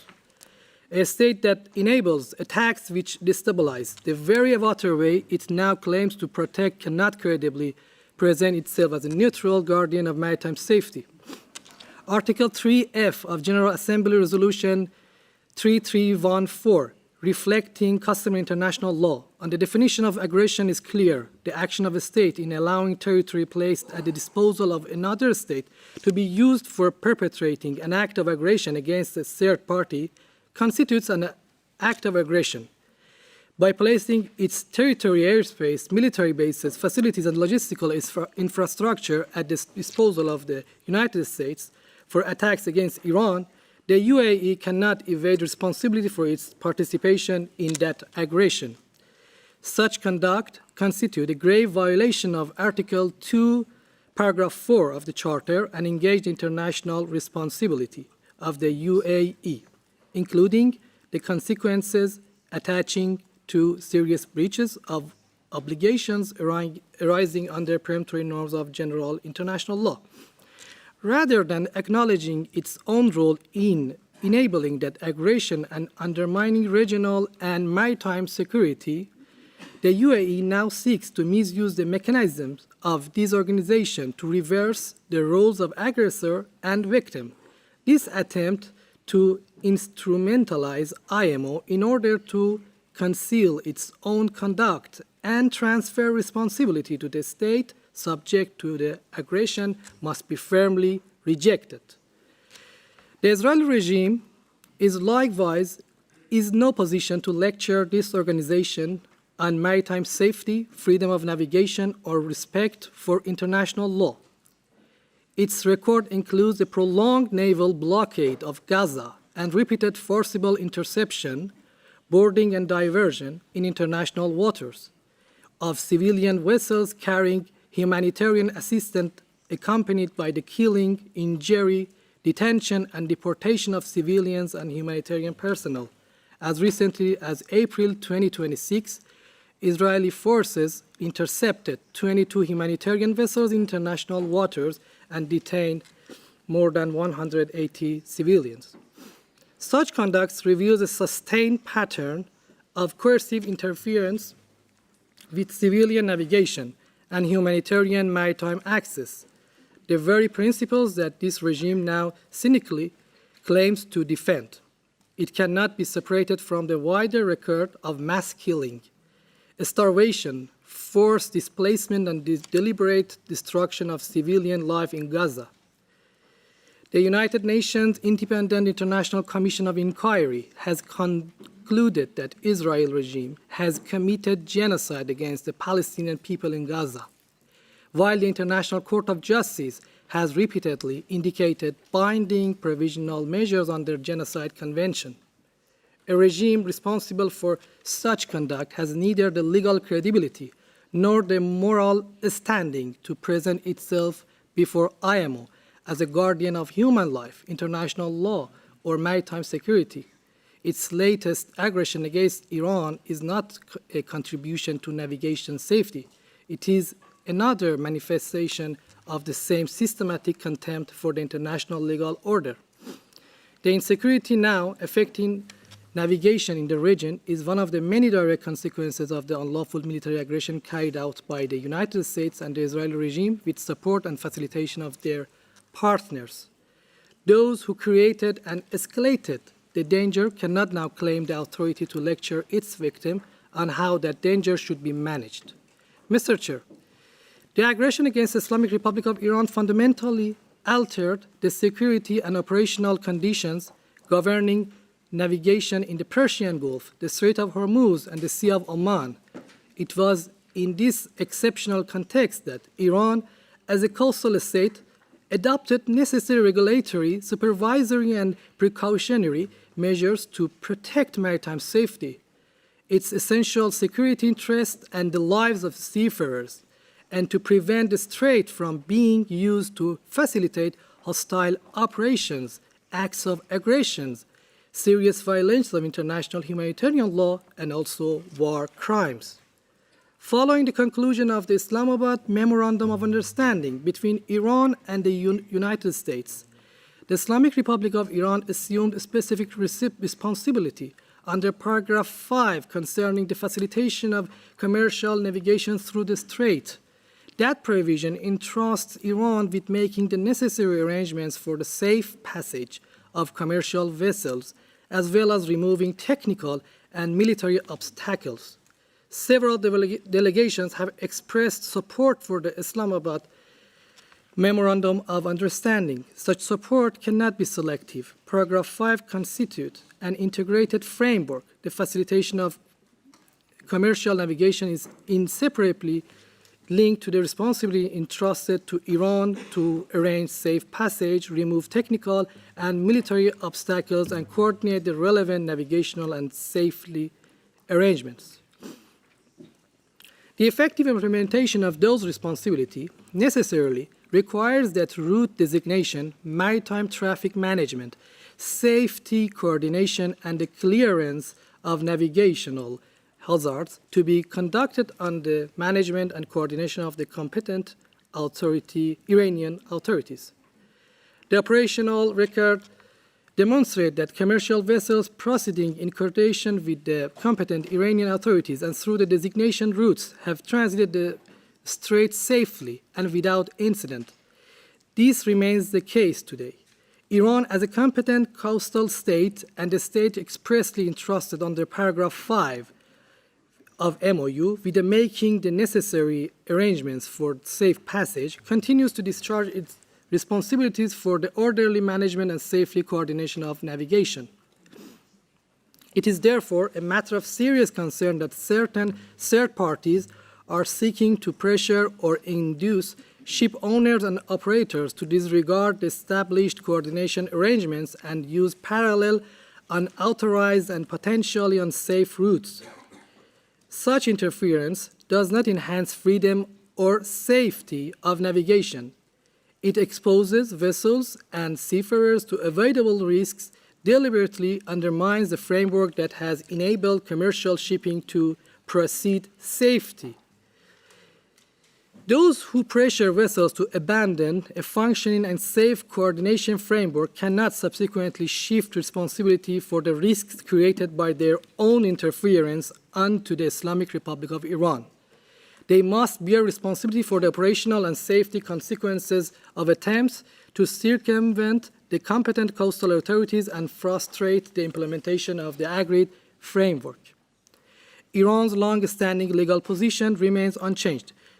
The Islamic Republic of Iran is not a party to the United Nations Convention on the Law of the Sea and is not bound by the treaty-based regime of transit passage invoked by certain delegations. Iran has consistently rejected the assertion that this treaty-based regime is binding upon it as a customary international law. From Iran's perspective, the applicable framework is based on the sovereignty of the coastal state over its territorial sea and the regime of innocent passage. Passage cannot be regarded as innocent where a vessel engages, supports, or facilitates activities prejudicial to the peace, good order, or security of the coastal state. Mr. Chair, the document further disregards other major sources of risk directly relevant to this organization, including unlawful blockade measures by the United States against vessels entering or departing from Iranian ports, coercive restrictions affecting commercial navigation, armed boarding and seizure of commercial vessels and cargoes, and attacks against Iranian ships, seafarers, port, and maritime safety infrastructure. IMO is a specialized technical organization. It must not be transformed into a political platform for the collective condemnation of selected member states. Its bodies are not judicial firms competent to determine state responsibility, adjudicate disputes concerning sovereignty or jurisdiction, prescribe the legal regime governing a waterway, or compel states to accept legal positions to which they have not consented. The Council must therefore resist attempts to use the organization's technical mechanism as instruments of political pressure. All reporting, monitoring, and follow-up must remain factual, balanced, comprehensive, non-discriminatory, and Islamic Republic of Iran. Excuse me, Islamic Republic of Iran.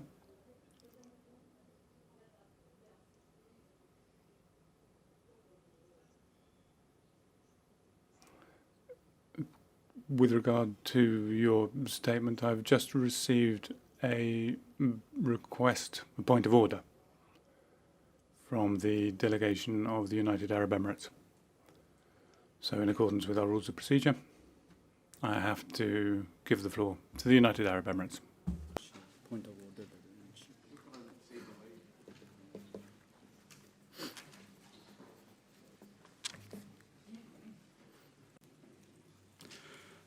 شكرا السيد الرئيس لإعطائنا الكلمة بشأن نقطة. Thank you, Chair, for giving me the floor to raise a point of order. I'd like to recall that at the beginning of today's sitting, you said that delegations would be able to take the floor for a maximum of 3 minutes. We note that this has not been applied at this moment, and we would ask you to clarify the situation in that regard. Thank you.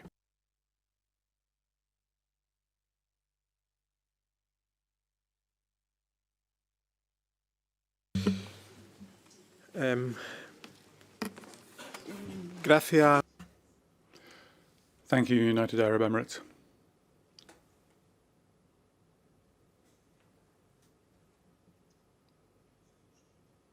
In response to your point of order,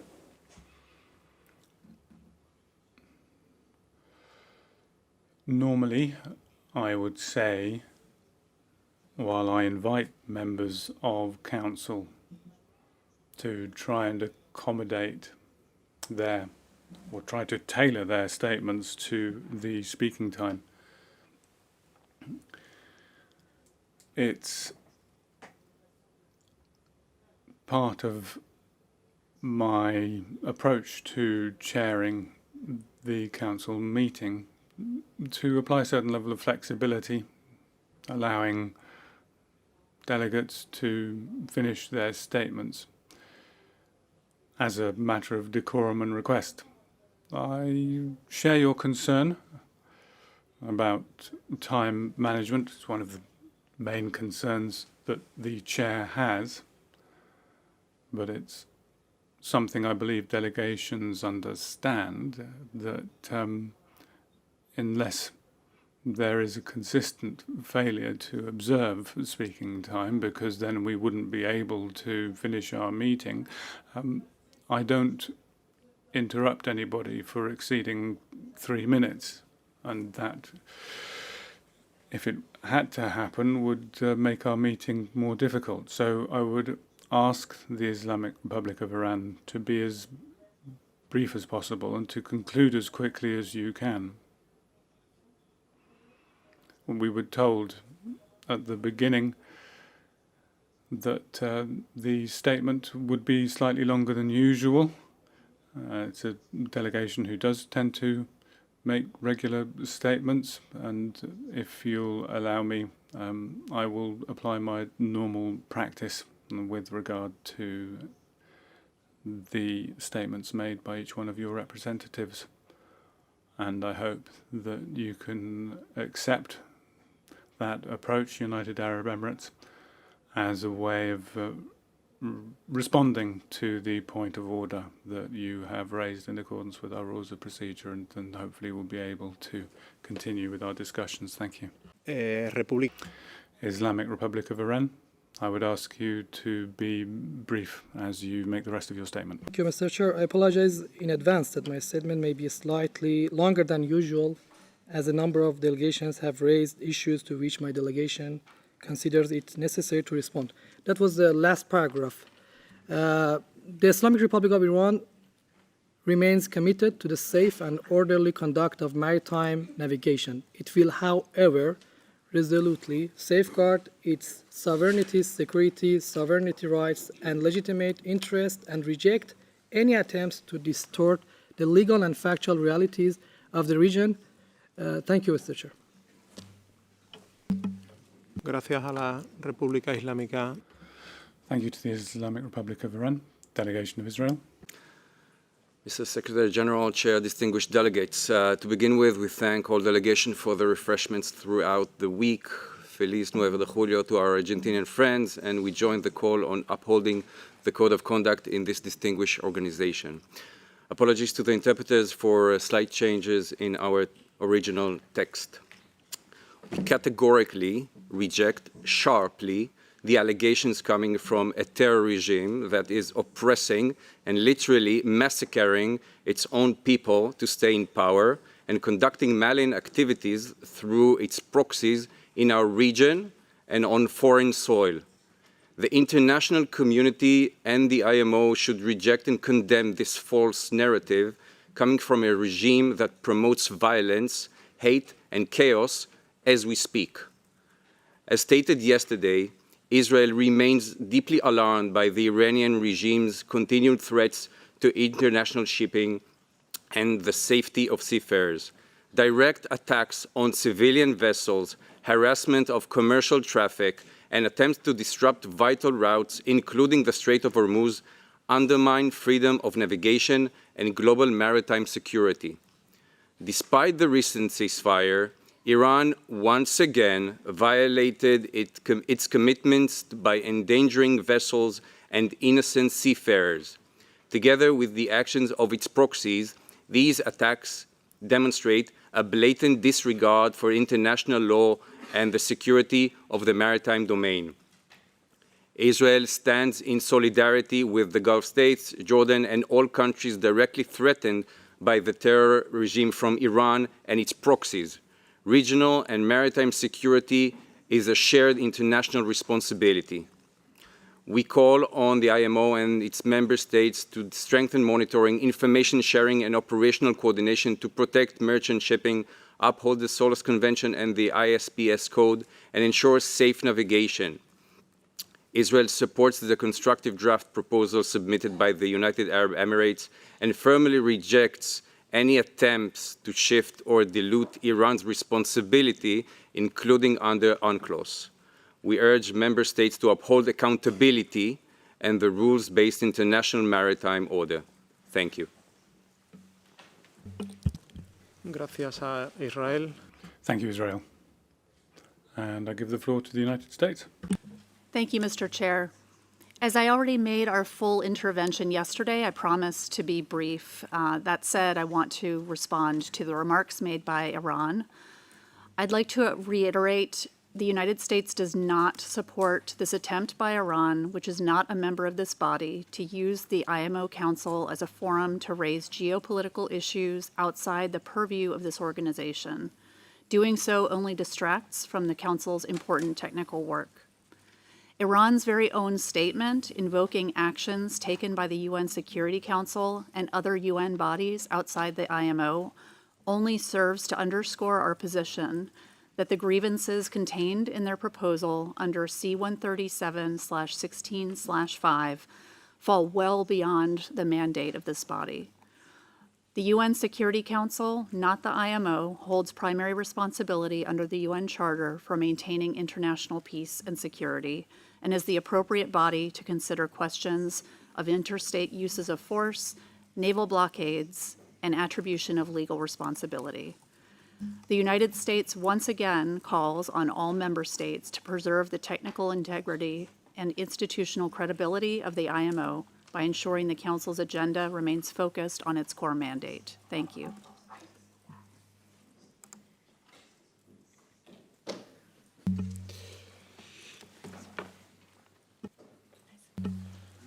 Gracias. Thank you, US.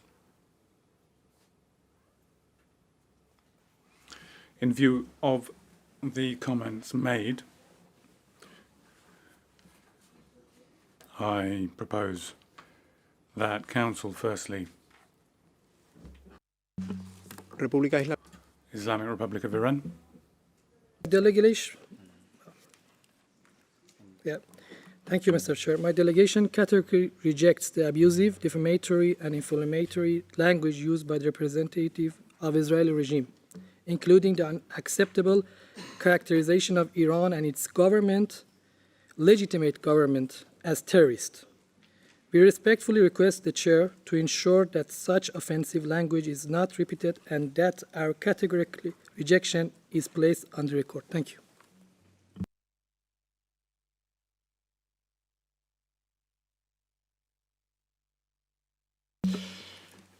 Gracias. Thank you to the Islamic Republic of Iran. As I was saying, and after the comments that have been formulated, I would propose the following to Council. First, that it reaffirms the outcome of the 36th extraordinary session of Council. Secondly,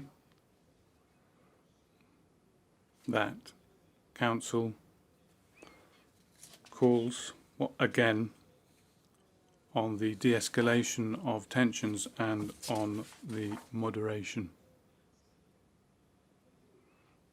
and urges all parties to participate constructively in pursuing diplomacy and avoiding actions that hamper navigation. Thirdly, the Council takes note of the information provided in document C 137-16-4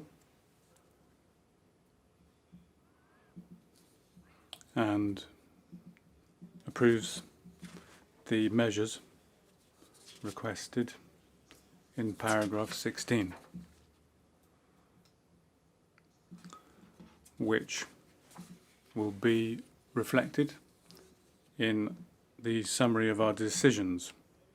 Paragraph 16 contains subparagraphs numbered 1 to 21.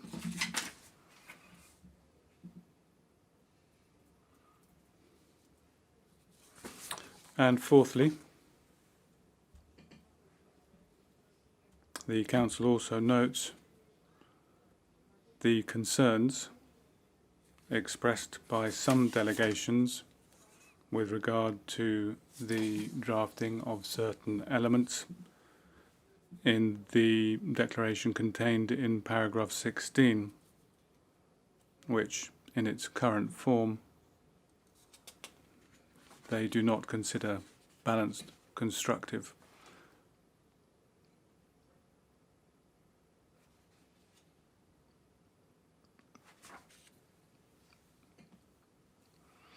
And finally,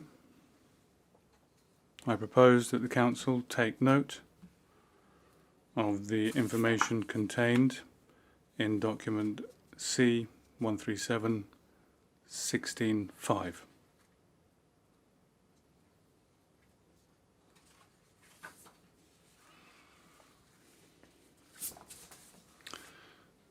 And that would conclude this discussion. And if there are no objections, Islamic Republic of Iran. Thank you, Mr. Chair, and thank you for your summary of discussion.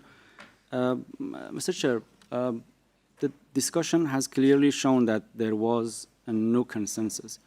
Some delegation did not expressly support the document.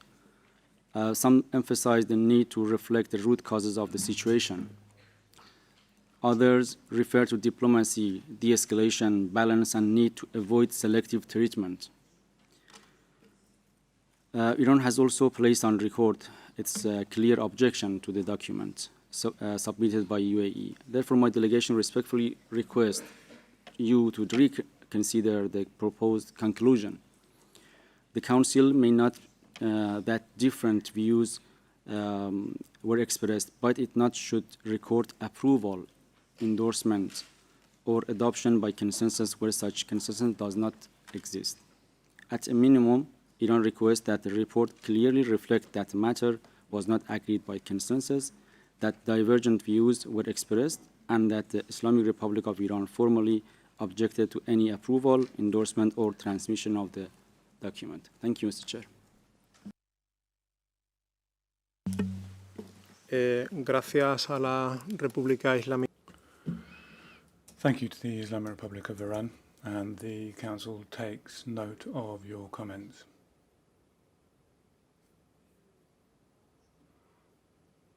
As I understand it, we can continue.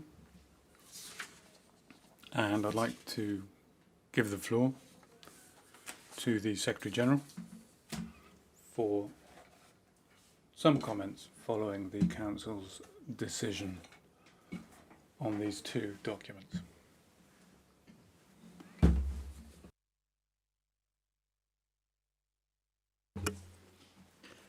Gracias, señor presidente. Thank you. I've closely followed the discussions on these documents, the comments made, and the decisions taken by the Council. I'd like to reiterate that on the basis of these comments and decisions, I will focus my work on continuing to defend and respect the right to freedom of navigation of merchant vessels using straits used for international navigation.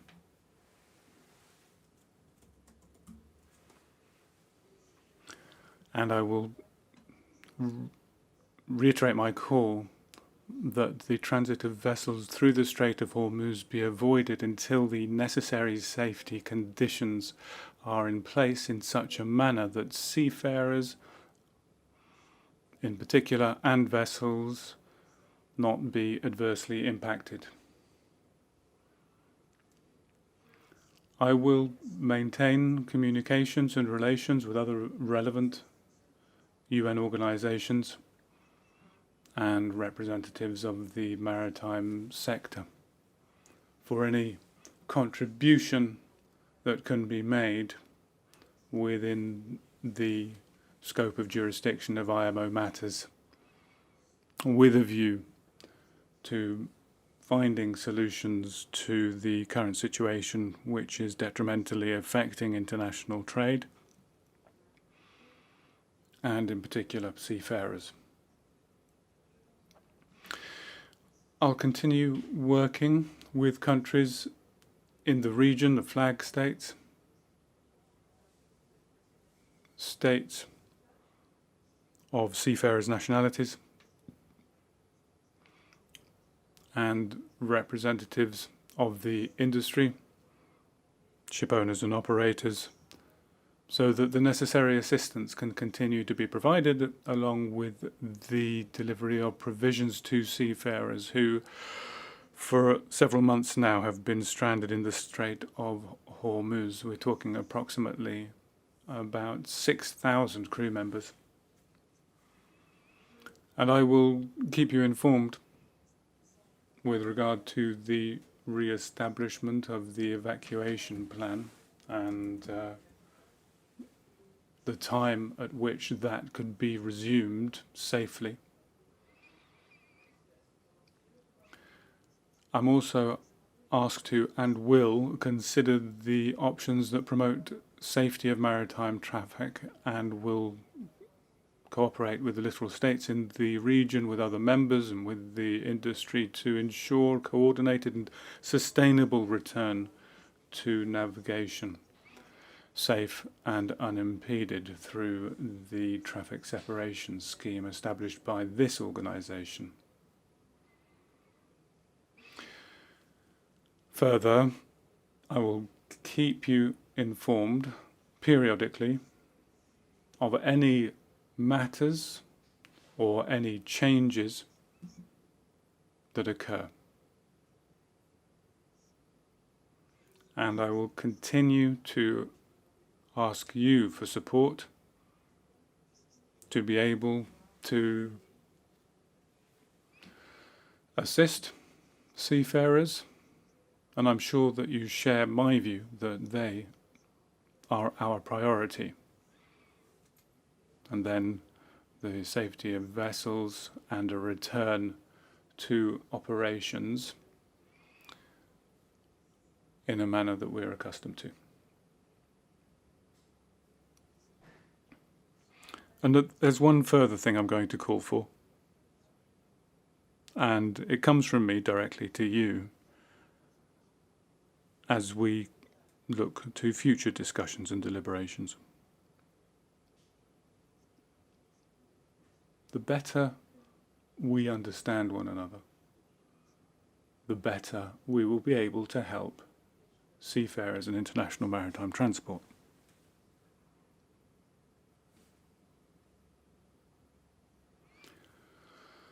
A number of statements mention political aspects that extend beyond the organisation. But speaking from my position, it is sometimes difficult to separate in some statements what is political and what is within the IMO's scope of work. And I know that you are fully within your rights to make your statements. That is absolutely not up for debate. My appeal is that we stay within the mandate of the organisation insofar as is possible, and that we focus on those measures where we can help, where we can move towards the objectives that you yourself wish us to achieve. And in that way, demonstrate not only to ourselves but to the seafarers waiting upon us and to key figures at the global level being affected by these conflicts that we are here to take steps to help improve the situation, to de-escalate tensions.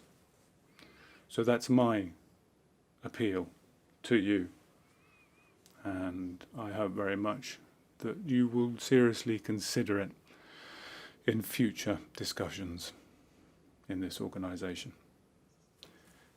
Thank you, Chair, and apologies for the long statement. Gracias. Thank you, Secretary General, and there's no need to apologise for your statements, however long they may be.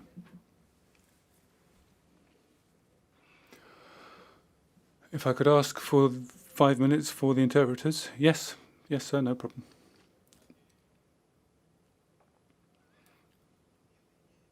Yesterday, when we were considering document C-137-16-3 on the Strait of Malacca. I wanted to move ahead quickly, but that meant that I didn't ask for comments on that document.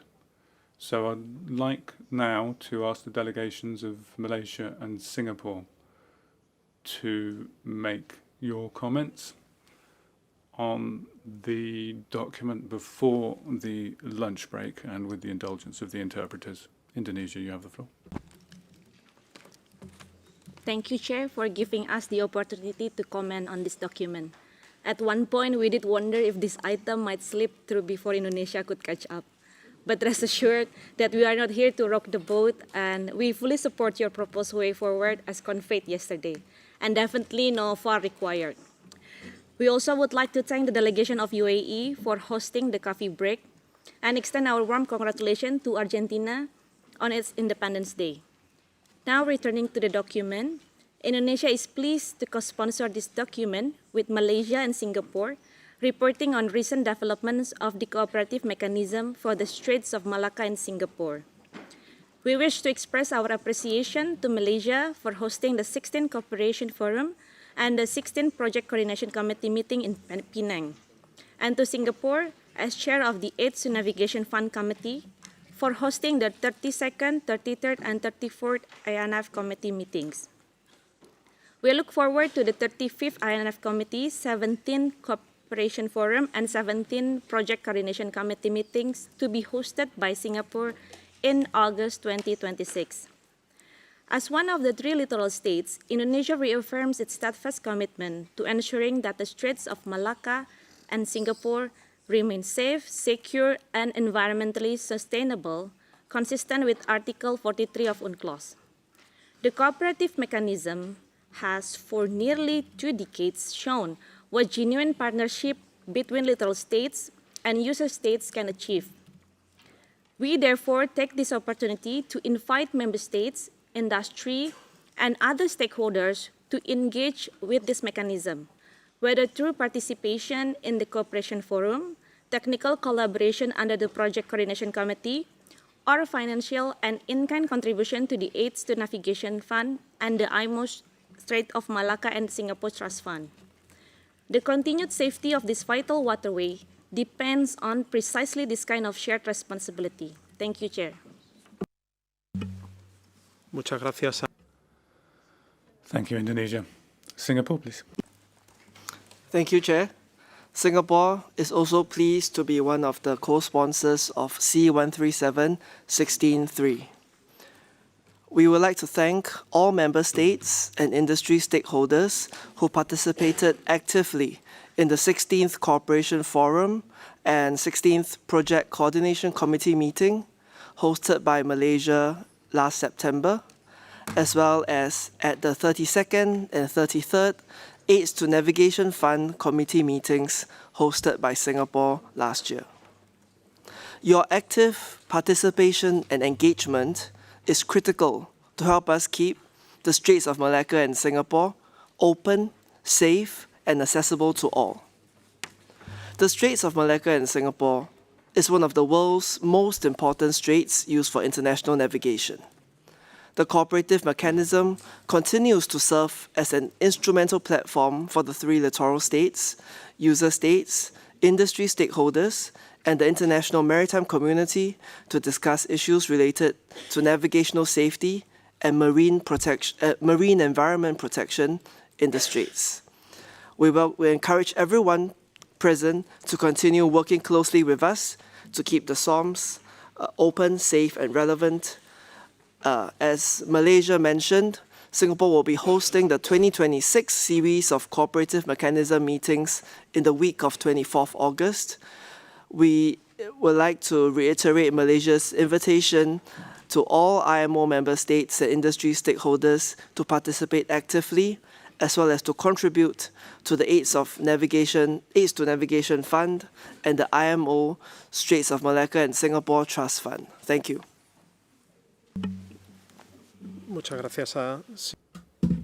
Thank you, Singapore. And apologies for not giving you the floor yesterday. Delegation of Mexico.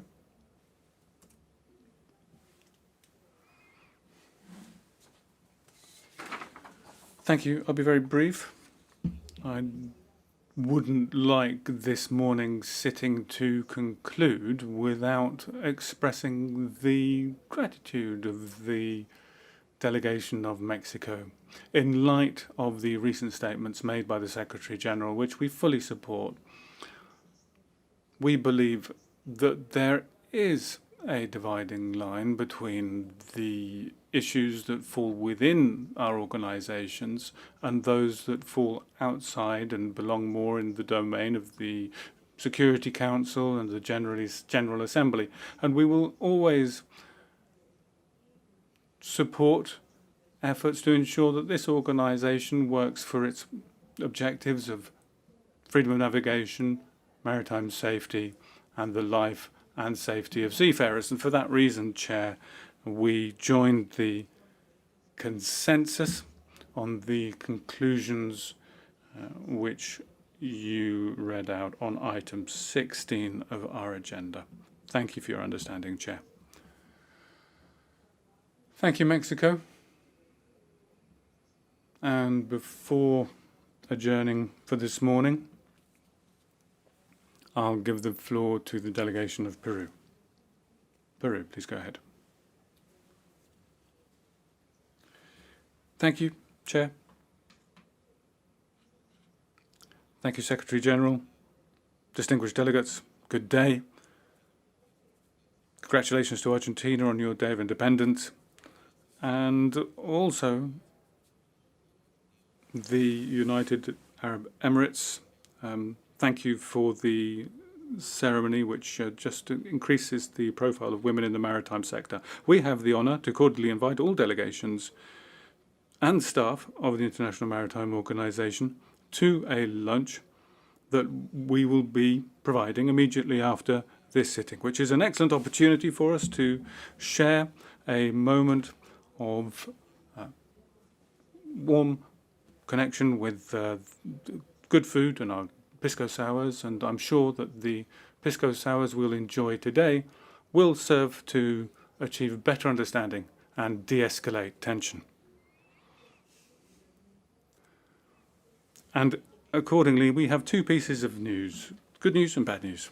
The good news is that the food today has been made with special love for you. The bad news is that it will only be a small demonstration with just 7 plates, 7 courses available to you. But please do enjoy everything that my country is offering to you, and please also know that you are always invited to Peru, where you will be warmly received with open arms. Thank you.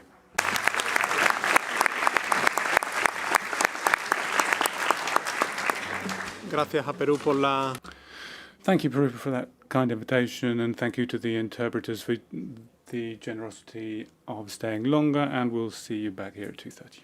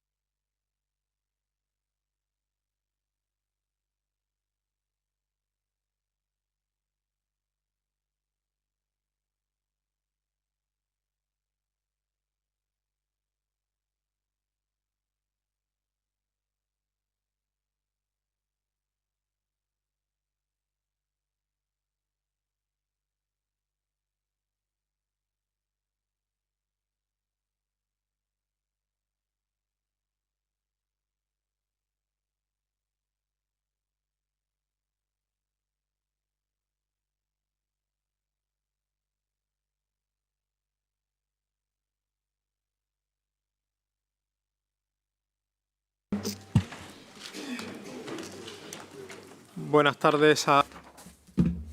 Good afternoon, delegations. Thanks to Peru for the fantastic lunch, which we all enjoyed during the lunch break. And I now invite the Council to turn its attention towards agenda item 9 related to the report of the Maritime Safety Committee, under which 4 documents have been submitted. I wish to advise that the chair of the committee, Mr. Theophilos Mossas of Greece, is present remotely and stands ready to provide any clarifications if required. Firstly, I draw the Council's attention to document C137/9, which reports on the 111th session of the Maritime Safety Committee. And I invite the Secretary-General to introduce the document and make any observations he may wish in relation to the work of the committee.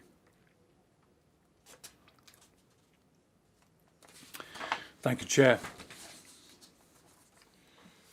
The report provides a summary of major decisions and actions taken by the committee that are relevant to or require action by the Council.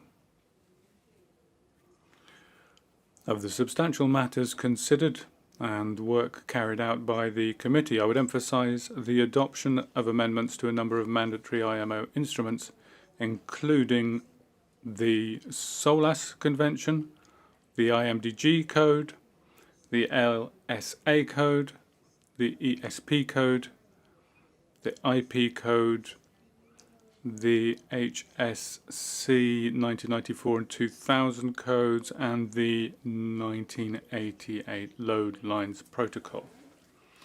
The committee also adopted the International Code of Safety for Maritime Autonomous Surface Ships, marking a significant milestone in the development of the regulatory framework for autonomous shipping. Another important issue considered by the committee was the safety and security situation in the Arabian Sea, the Sea of Oman, and the Gulf region, particularly in and around the Strait of Hormuz. The committee adopted Resolution MSC 582111 on actions to ensure the safety and security of navigation and of seafarers in the region, and approved related guidance on the training and certification of affected seafarers. The committee also considered developments relating to the International Quality Assessment Review Body, including the need to enhance cooperation between IMO and the oversight of recognized organizations. In this context, the committee agreed on the establishment of an IMO observer to this body, in accordance with draft terms of reference, in order to strengthen transparency and support member states in fulfilling their oversight responsibilities. Recognizing that this initiative may entail budgetary implications of between 30 to 40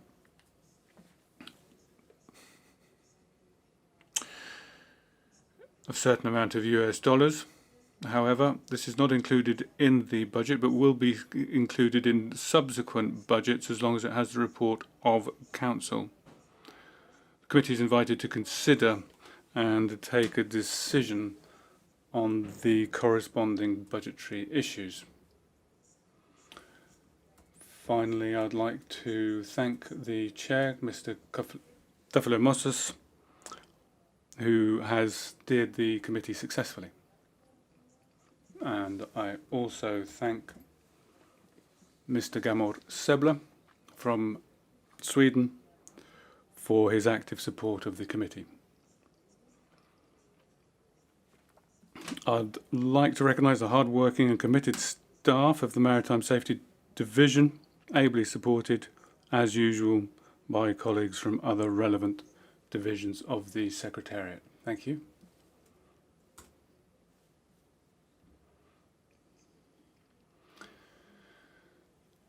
Thank you, Secretary General.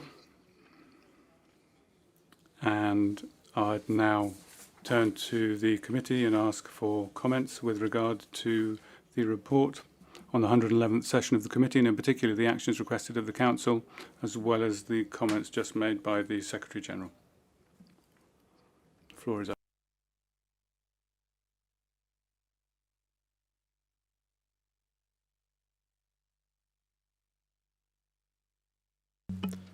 Estados Unidos. United States, you have the floor. Thank you, Chair, and thank you, Secretary General, for the comprehensive document provided. With regard to C-137/9, we note and appreciate the historic adoption of the MAS Code and the discussions at MSC 111 on the ISPIS Code and Nuclear Ship Code. We look forward to working with interested member states, observers, and the Secretariat to advance this important work at future meetings. As we stated in our intervention yesterday on the report of the FAL Committee, the United States recognizes the distinct roles and expertise of MSC and FAL, but also the significant workload of both committees. We support the establishment of the expert group on the non-mandatory cyber code and continue to encourage close coordination between the two committees, regardless of the lead, to complete this essential work. Thank you, Chair. Gracias a los Estados Unidos. Nigeria. Thank you, Chair. Permit me to express our congratulations to the distinguished delegation of Argentina to IMO on their National Day today. We also thank the delegation of Spain for the reception yesterday evening. Thank UAE and Peru for the refreshment today, and also thanking the distinguished delegation of Indonesia for the coffee to be provided later today. Chair, Nigeria commends the Secretariat for the considerable progress made in the development of the draft e-learning implementation plan and supports the structured, phased, and competency-based approach outlined in document TC 769.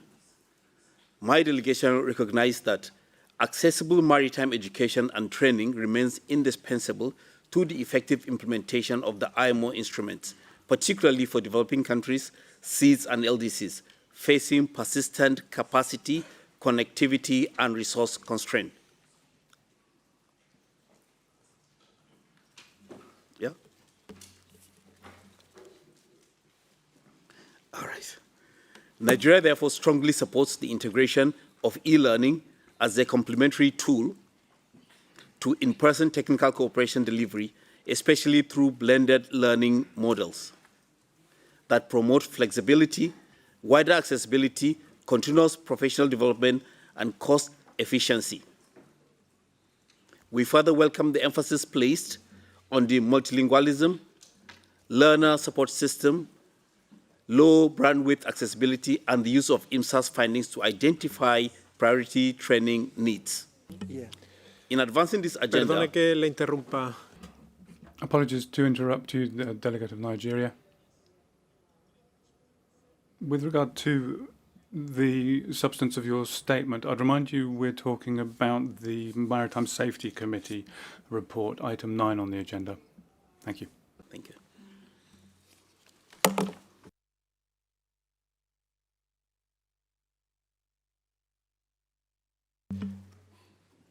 Delegación de Sudáfrica. South Africa, you have the floor.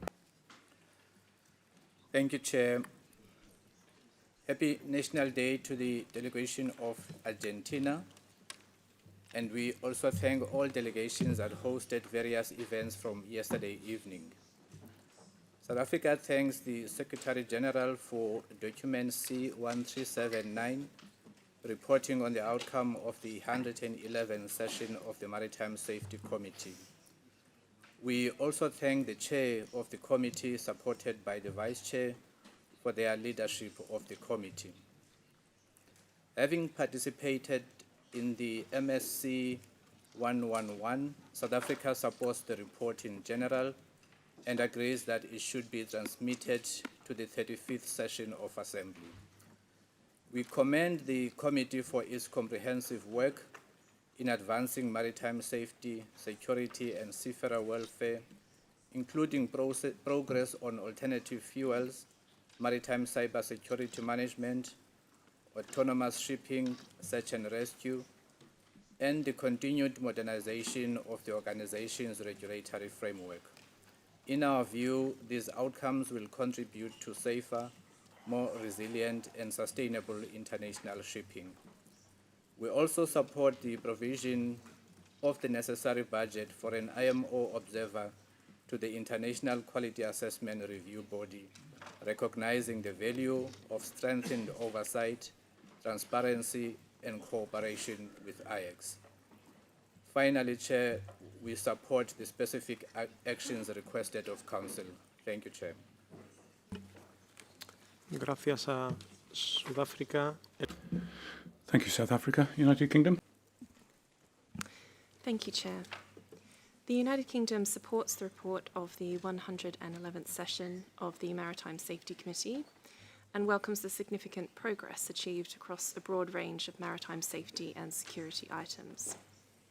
It is worth taking a small amount of time to celebrate that after more than 8 years of focus and determination, MSC 111 finalised the non-mandatory mass code. This represents a major achievement in developing an international framework for autonomous shipping.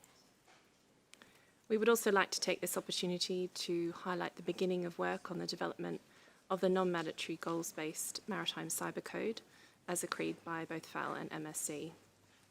The work of the correspondence group, which the United Kingdom is delighted to be coordinating, is about to commence. We hope to have many delegations engaging in the work of the correspondence group and look forward to seeing the outcomes of this group in future. Thank you, Chair. Gracias al Reino. Thank you, United Kingdom. Mexico. Thank you, Chair. Congratulations to Argentina on their celebration of independence.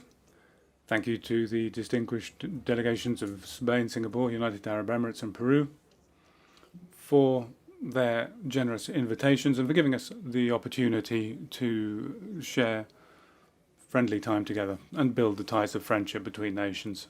Thank you to the Secretary General for outlining the results of the 111th session of the MSC. Mexico recognises the work of the committee as well as the significant progress that has been made to guarantee maritime safety and protect seafarers,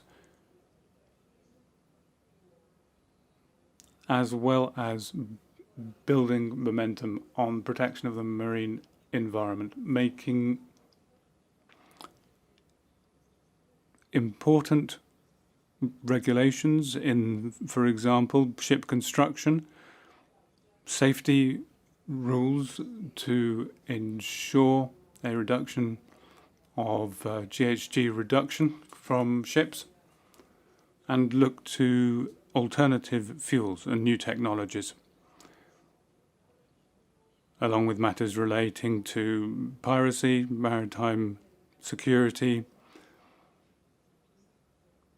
and mixed migration under difficult conditions at sea, as well as the mass code and the consideration of the financial architecture of the LRIT system. Mexico supports conveying these outcomes to Assembly. Thank you. Gracias a México. Thank you, Mexico. Chile, please. Thank you, Chair.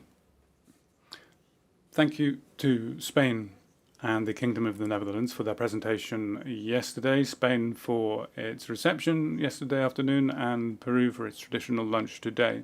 We also extend warm greetings to the Republic of Argentina on its Day of Independence, and the Secretary General, thanking him for the presentation of the report of the 111th session of the MSC. The MSC report for Chile confirms a regulatory transition, substantive in matter in the area of international maritime safety. Progress on maritime security, cybersecurity, autonomous ships, alternative fuels, and training of seafarers reflects areas of work that will be decisive for safety, resilience, and future evolution of the international maritime transport sector. would particularly emphasise the progress made on the non-mandatory maritime cyber code and measures to address threats to maritime safety and security and building the resilience of international maritime transport. We note with satisfaction, furthermore, the adoption of the non-mandatory MAS code, which is a relevant way of moving forward to addressing the regulatory challenges associated with MAS. It's important, we believe, for the Council to endorse the intersessional meetings approved by the committee, and it's essential that the agenda continue to be worked on under the technical mandate of the MSC on the basis of cooperation, consensus building, and the respect of international law. On that basis, Chile supports the Council, taking note of the report of MSC 111 and endorses the new outcomes and intersessional meetings agreed on by the committee. Thank you very much, Chair. Muchas gracias a Chile. Thank you, Chile. Nigeria. Thank you, Chair.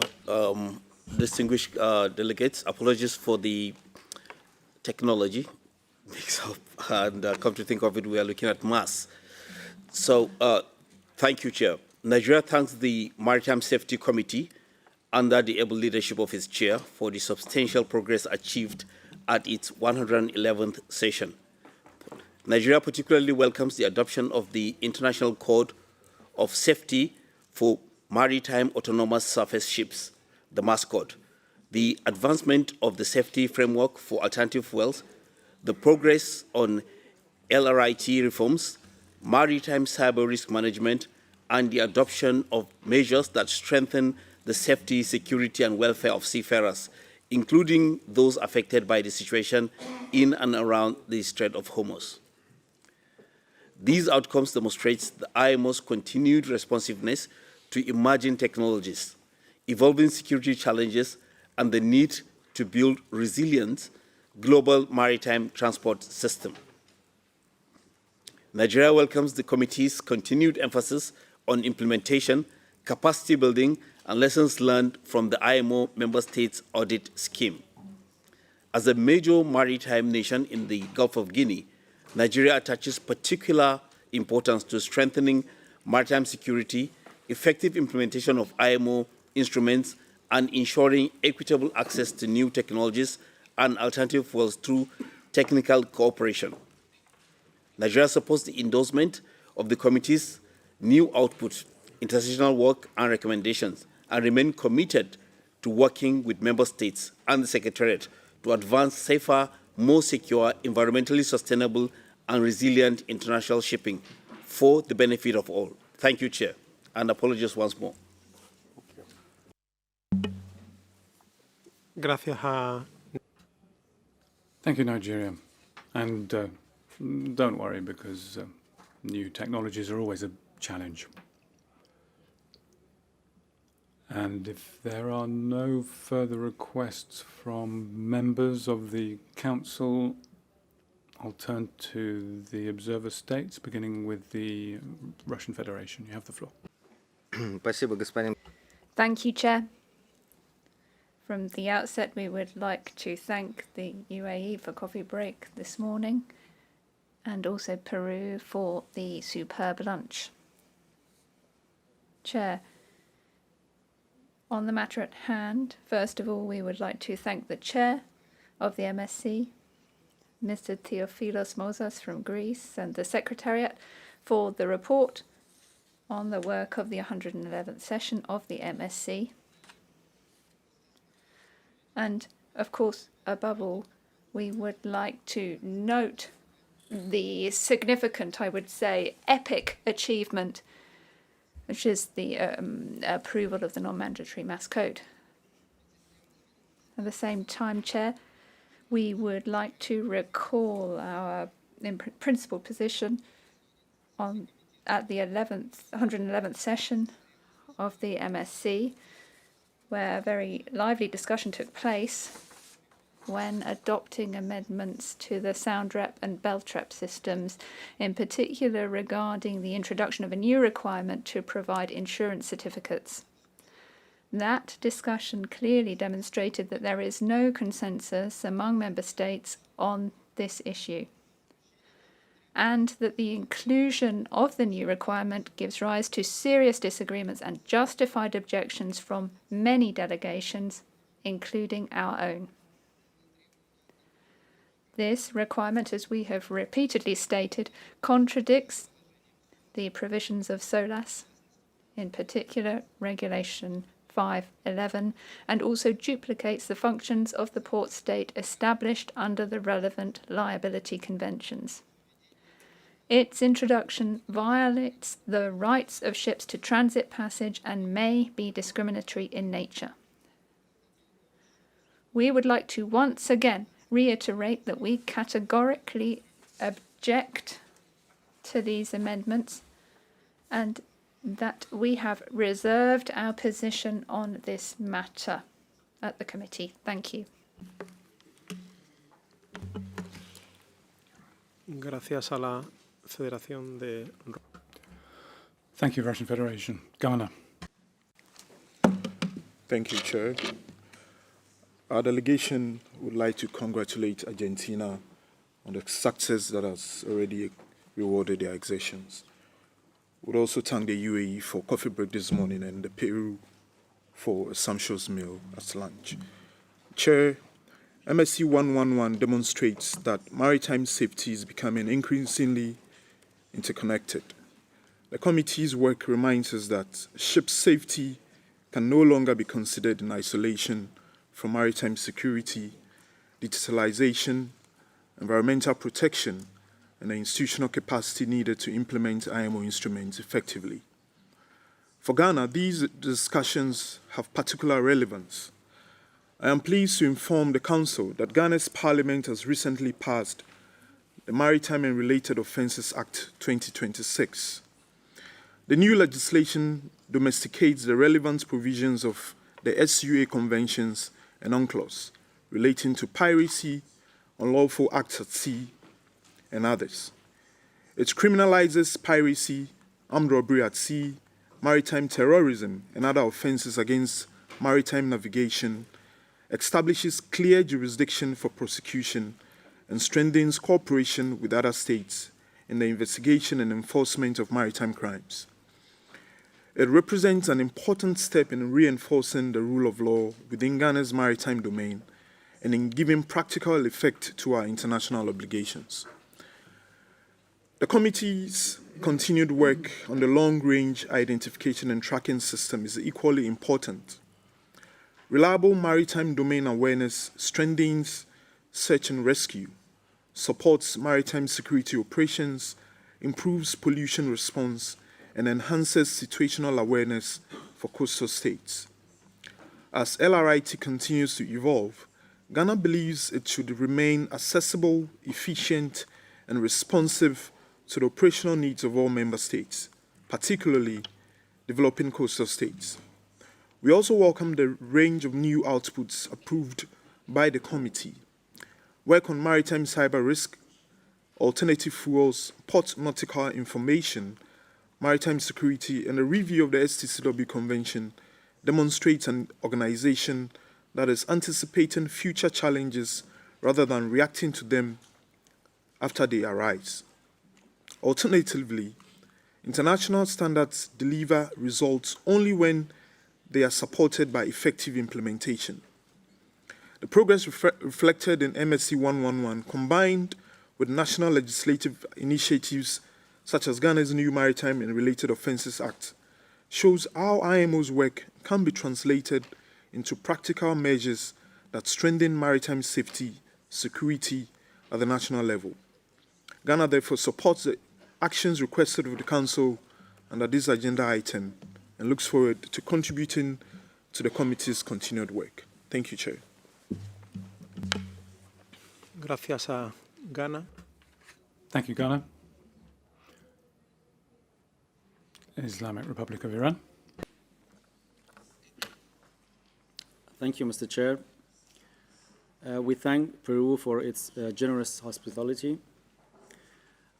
Thanks Secretary General for the information provided in this document. We also congratulate for milestone, especially for the non-mandatory mass code.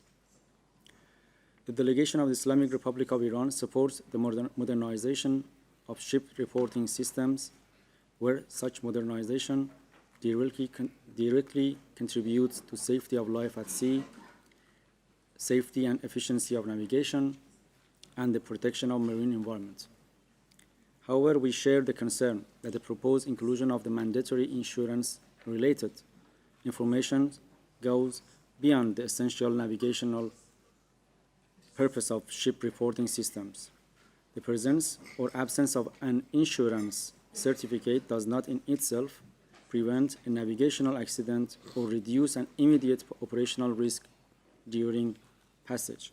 Iran believes that any insurance-related information should be recommendatory, proportionate, and provided only where readily available, without creating additional operational or administrative burdens for ships. Thank you, Mr. Chair.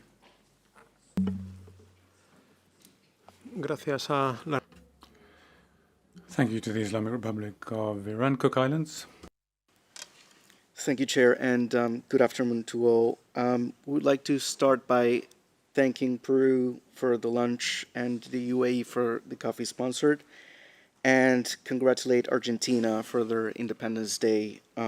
We'd also like to thank the Chair of MSC and the Secretariat for the report submitted.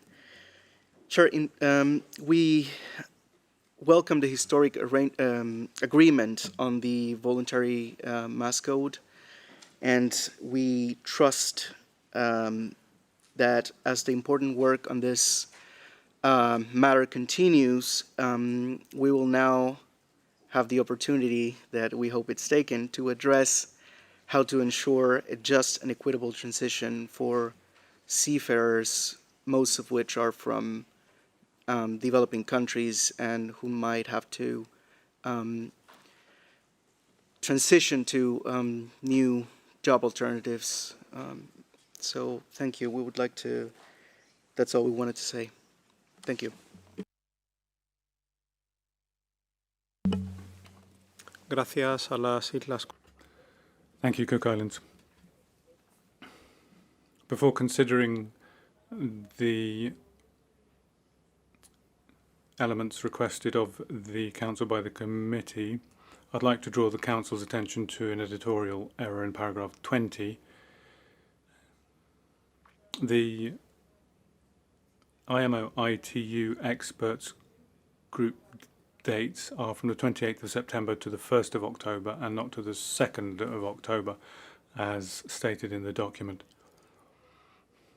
With regard to Action 9 relating to the approval of the annual budget for an INO observer to ICARB, it should be noted that if the Council approves the MSC proposal, that quantity would be included in next biennium's budget. Given that all of the measures in C1379 refer to requests to the Council to take note of the information relating to decisions or progress made under the relevant items of the agenda, what I would suggest is that in order to save time and assuming agreement on your part, we take note accordingly. With regard to other matters whose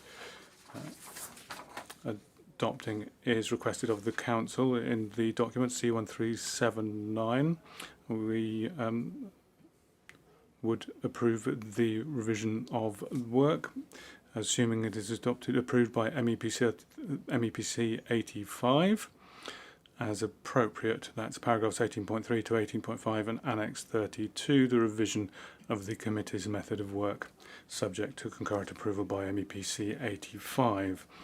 I'd also take it that the Council endorses the new outputs agreed by the committee and note those in which the committee became an associated organ in accordance with Resolution A 1196/34 on the revised strategic plan for the organisation for the 6-year period 2024 to 2029, as referred to in paragraphs 713, 1519, 19.4, 19.7, 19.13, 19.16, 19.23, 24 and 25 of the MSC report.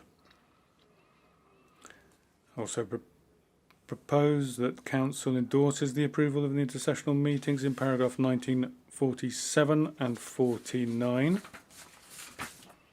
and that it improves the inclusion of in the budget for the next biennium the budget provisions for an IMO observer to the International Quality Assessment Review Body. With that, I propose that Council approves the report of the 111th session of the Maritime Safety Committee, and in general, in accordance with Article 21B of the IMO Convention,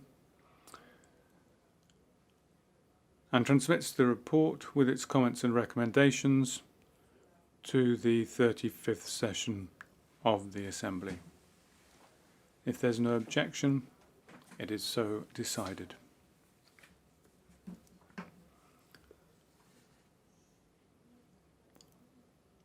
We now turn to consider document C137/9/1 and C137/9/2 submitted by the Islamic Republic of Iran. I propose that we consider these two documents together, and I would invite the Islamic Republic of Iran to briefly introduce them. Thank you, Mr. Chair.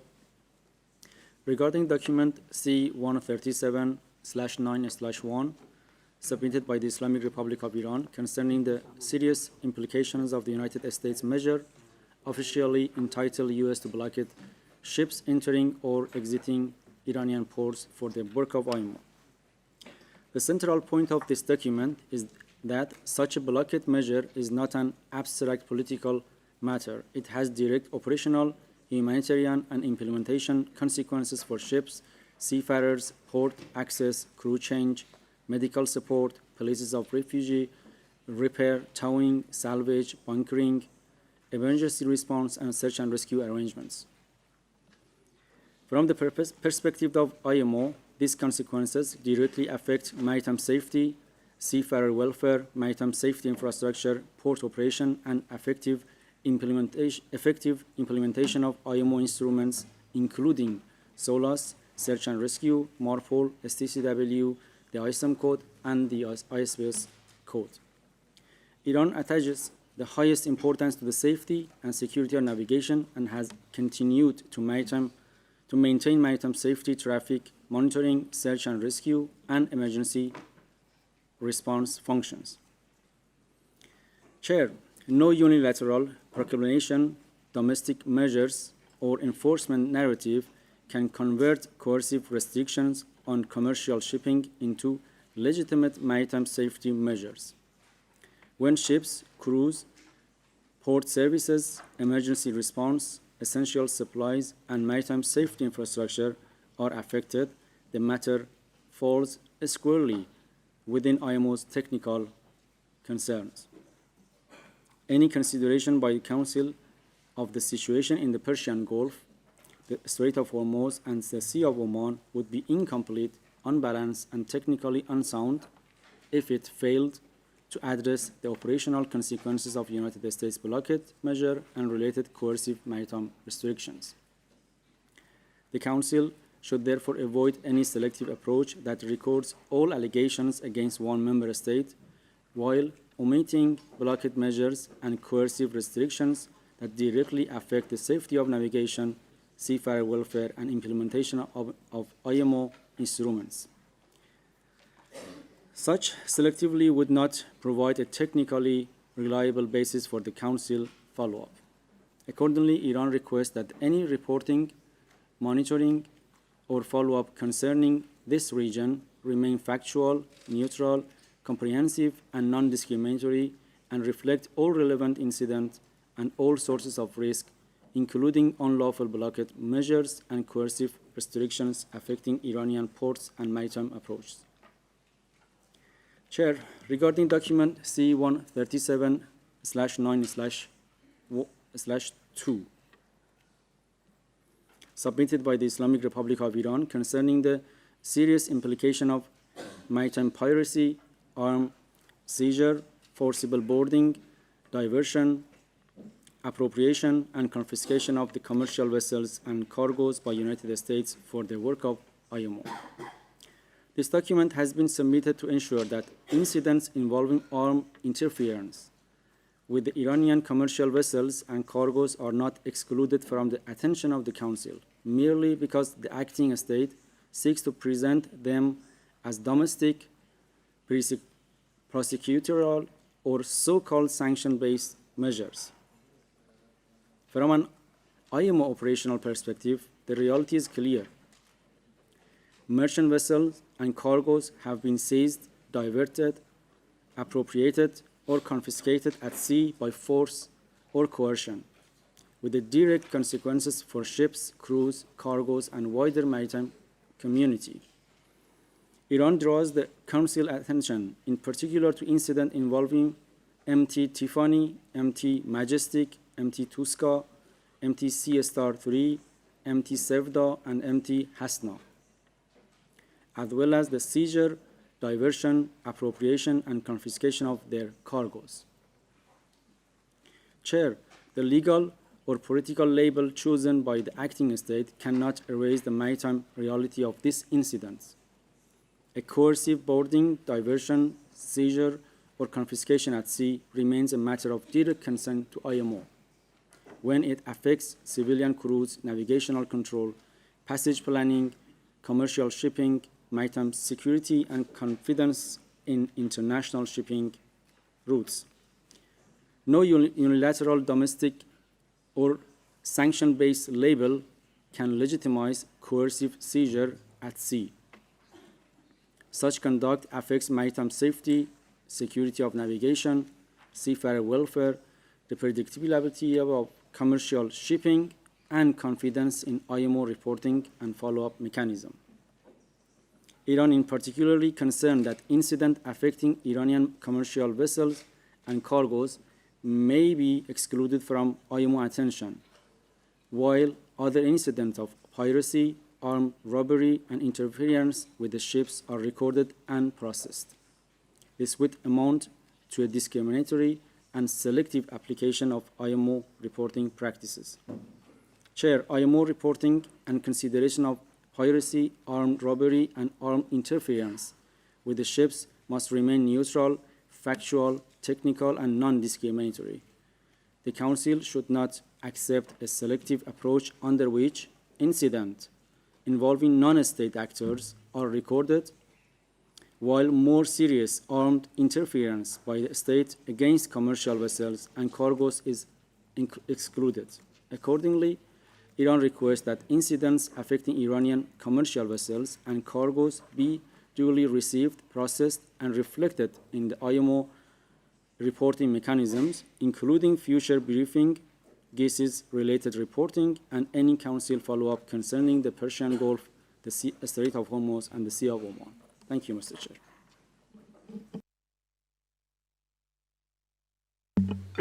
Gracias a la República Islámica. Thank you to the Islamic Republic of Iran for introducing these two documents, and I now invite comments. I see the United States.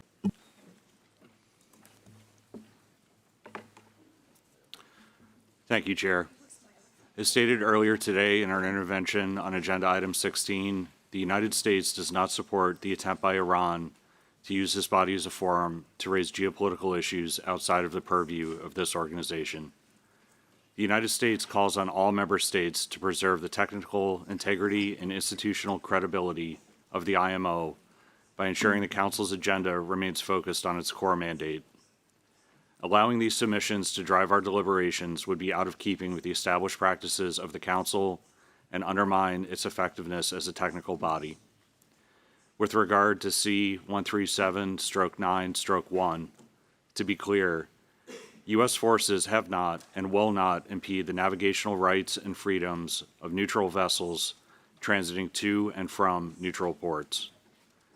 With regard to C-137/9/2, Iran's attempts to mischaracterize lawful interdictions as piracy are a legally baseless, transparent attempt to bring issues before this forum that have no relationship to IMO's competencies. Thank you, Chair. Gracias a los Estados Unidos. Thank you, United States.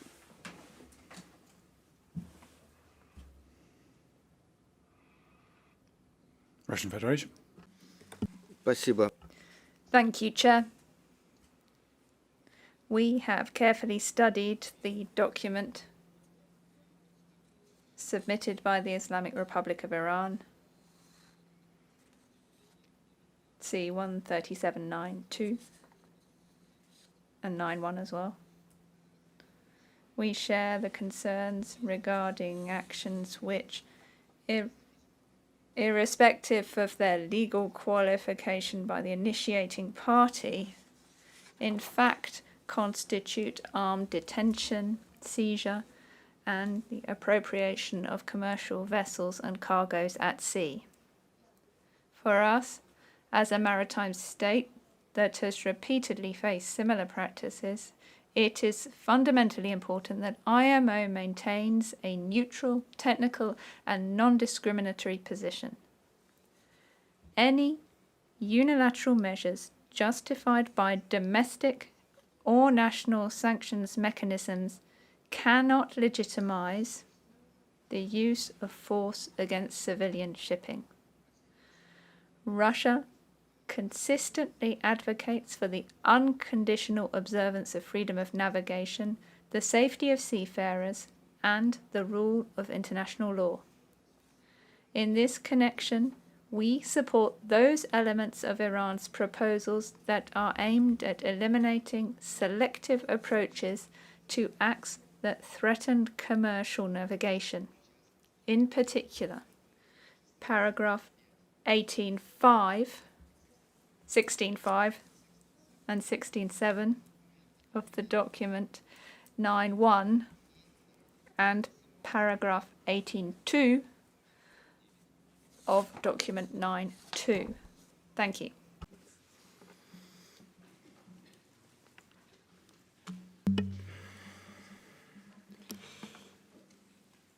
Gracias a la...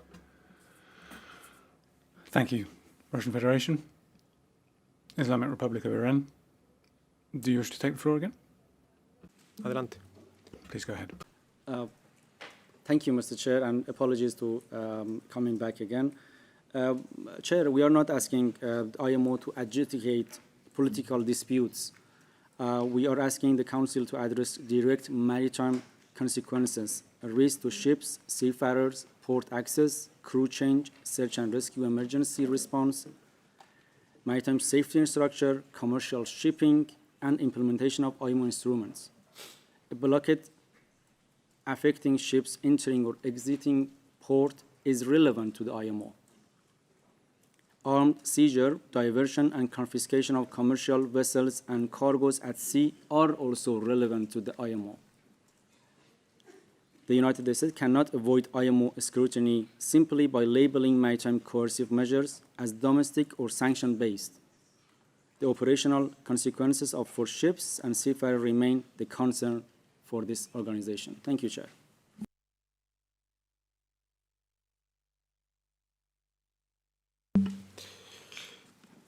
Gracias a la República.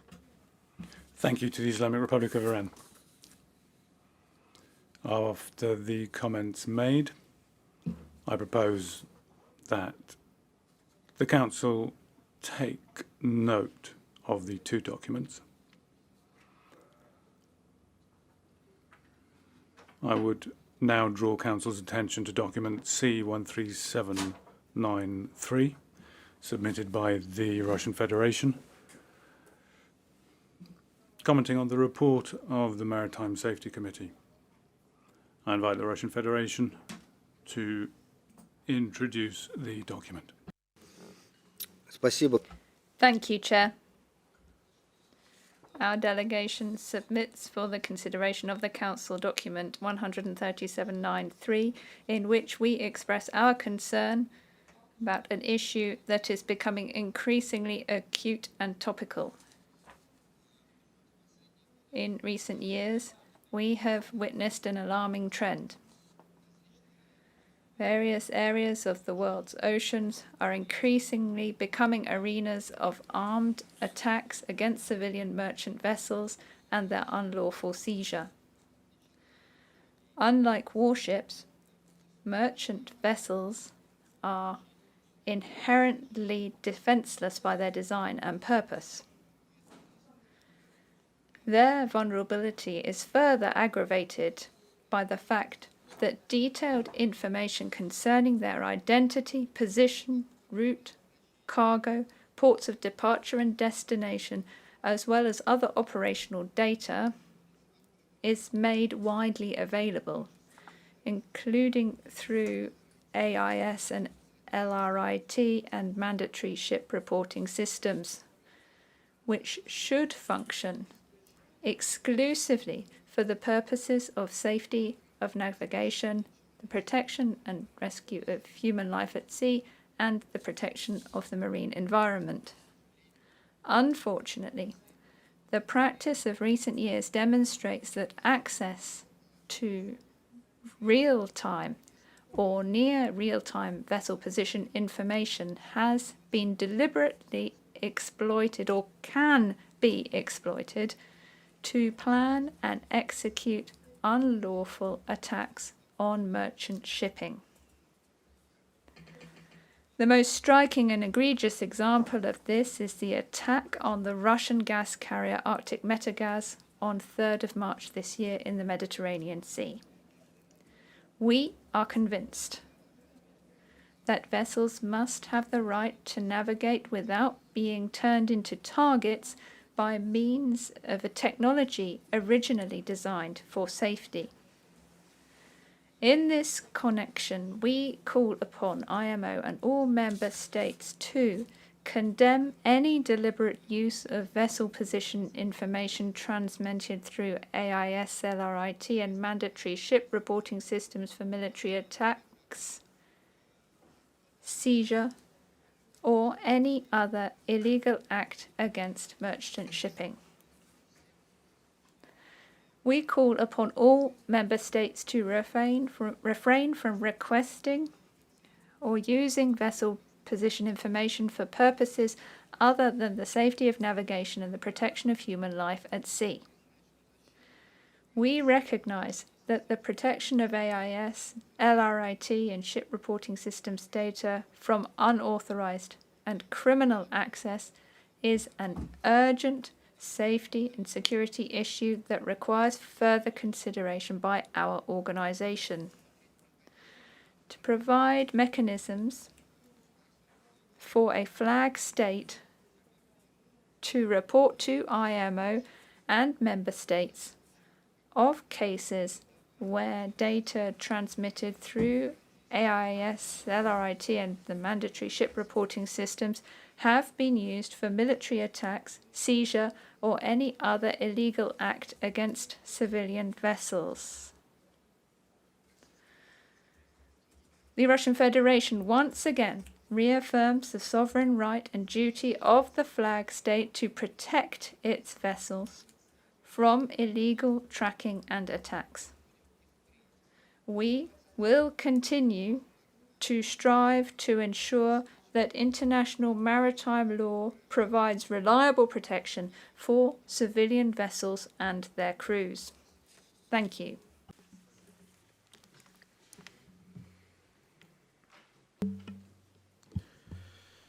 Gracias a la Federación de Rusia. Thank you, Russian Federation. I I now invite Council to make any comments on the document that has just been presented.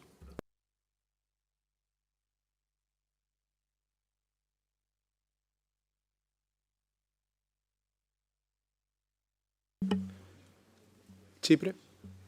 Cyprus. Thank you, Mr. Chair.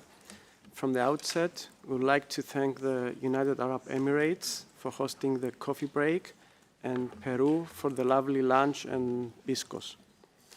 We would also like to express our warm congratulations to Argentina for their Independence Day. To the matter at hand, the long-term protection of seafarers' well-being, the promotion of maritime safety, and the protection of the marine environment remain of paramount importance for all member states.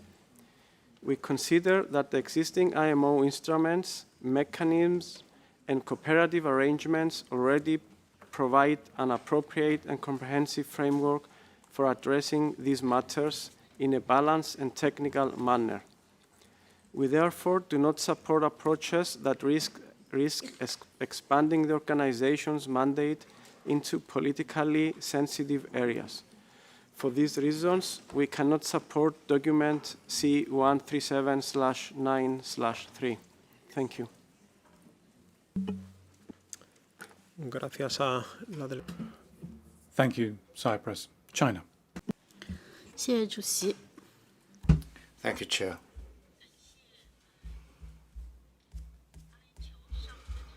We would thank UAE for the tea break sponsored and for the launch sponsored by Pro. At the same time, we would like to express our congratulations on the Independence Day. Mr. Chair, with regard to document 13793, this delegation would like to support and the issues mentioned in this document that has been discussed previously. We would like to reiterate the discussions in the organization's committees on specific technical matters such as AIS, LIT systems, and the ship routing system should at all times remain faithful to the regional purposes established under the relevant conventions. These discussions should ensure that these instruments continue to serve their intended objectives, enhancing safety and navigation, the safety of life at sea, and the protection of the marine environment, and should not be misused in support of any unlawful unilateral actions. Thank you, Chair.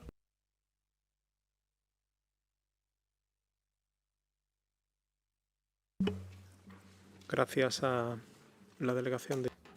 Thank you, delegation of China. Spain. Thank you, Chair. Very briefly, Spain would align itself with the statement made by the delegation of Cyprus with regard to the proposals contained in document C13793. Thank you very much. Gracias a España. Thank you, Spain. I see no further requests from council members, so I'll give the floor to observer members, beginning with Ukraine. Thank you, Chair. And Ukraine also wishes to thank the delegation of Peru for its kind hospitality and the excellent lunch. Ukraine has taken note of document C13793 submitted by the Russian Federation. In this context, the delegation wishes to reaffirm the highest importance Ukraine attached to the protection of merchant shipping, seafarers, the safety of navigation, and the marine environment, objectives which AIS, LRIT, and mandatory ship reporting systems are designed to serve. In this regard, Ukraine would like to express its concern regarding certain formulations contained in the document, in particular paragraph 4, which refers to the alleged use of vessels' position information by aggressors for attacks, including the Black Sea. Ukraine must stress that attempts to portray AIS, LRIT, or mandatory ships reporting system as a threat to shipping in the Black Sea are misleading. The real and direct threat to merchant shipping, seafarers, and maritime safety in the region remains the Russian Federation's ongoing armed aggressions against Ukraine, and its attacks against civilian port infrastructure, merchant vessels, and maritime safety services, as it was described in detail by Mr. Alexei Kuleba, Deputy Prime Minister for Restoration of Ukraine, Minister for Communities and Territorial Development of Ukraine, in his statement at the opening of this session of the Council. Concerns about data protection must not be used for weakened transparency or to obstruct legitimate efforts by coastal states at the international community to address substandard shipping, fraudulent practices, and so-called shadow fleet. The exchange of information concerning high-risk and substandard vessels, including vessels operating in the interest of the Russian Federation, remains a key tool for protecting maritime safety, security, and the marine environment, as well as for enabling appropriate enforcement action in accordance with UNCLOS, other United Nations instruments, and the IMO conventions. Ukraine is also of the view that the proposed mechanism for reporting to IMO alleged case where ICE, LRIT, or mandatory ships reporting data have been used for attacks, seizure, or other unlawful acts should not be taken forward by the Council. Such a mechanism would require IMO to verify a causal link between the availability of navigational data and subsequent unlawful act. That would be extremely difficult, if not impossible, to establish under the auspices of this organization and could easily be misused for political purposes. For this reason, Ukraine respectfully invites member states of the Council to approach document C-13793 with due caution and to avoid any follow-up that could weaken maritime transparency, undermine existing safety and security tools. Thank you, Mr. Chair. Gracias a Ucrania. Thank you, Ukraine. Ireland. Thank you, Chair, and thanks to Peru for the delicious lunch. Ireland supports the statements made by Cyprus and Spain. The protection of seafarers, the promotion of maritime safety, and the protection of the marine environment remain our priorities. Thank you.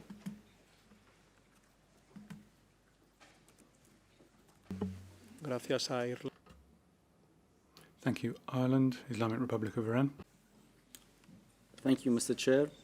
The Islamic Republic of Iran thanks the Russian Federation for document C-137/9/3 and supports the concern raised therein. AIS, LRIT, and mandatory ship reporting system are designed to enhance the safety of navigation, the protection of life at sea, and protection of marine environment. They must not be misused for military targeting, unlawful seizure, coercive enforcement, commercial pressure, or any other illegal act against merchant shipping. Thank you. Thank you, Chair.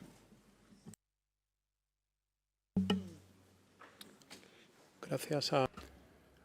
Thank you, Islamic Republic of Iran. Cook Islands. Thank you, Chair. With regards to the document at hand, we would like to remind the Council of the discussions of MSC.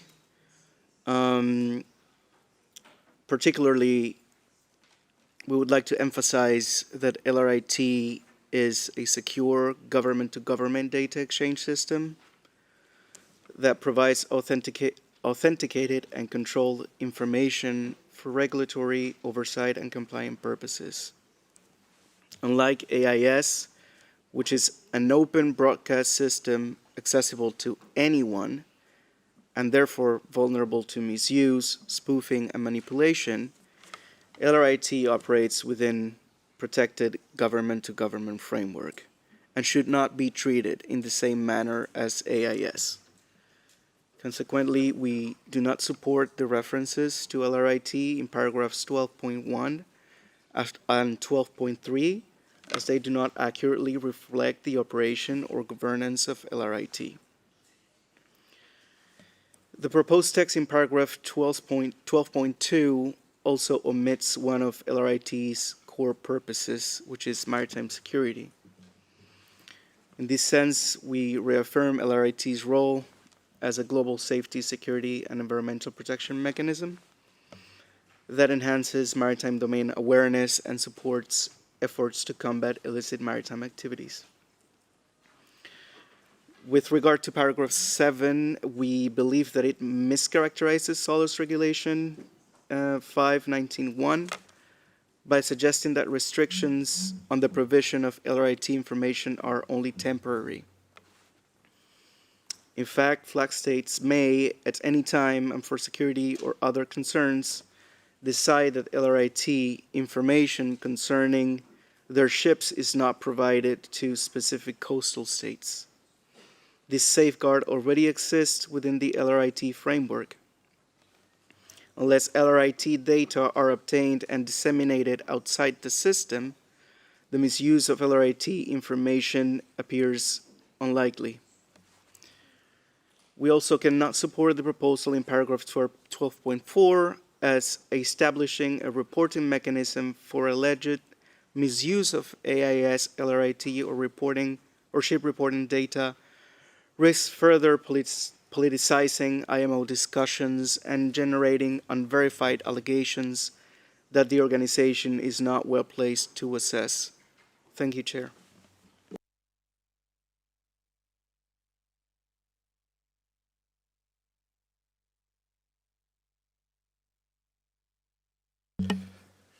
Gracias a las Islas Cook. Thank you, Cook Islands. United States.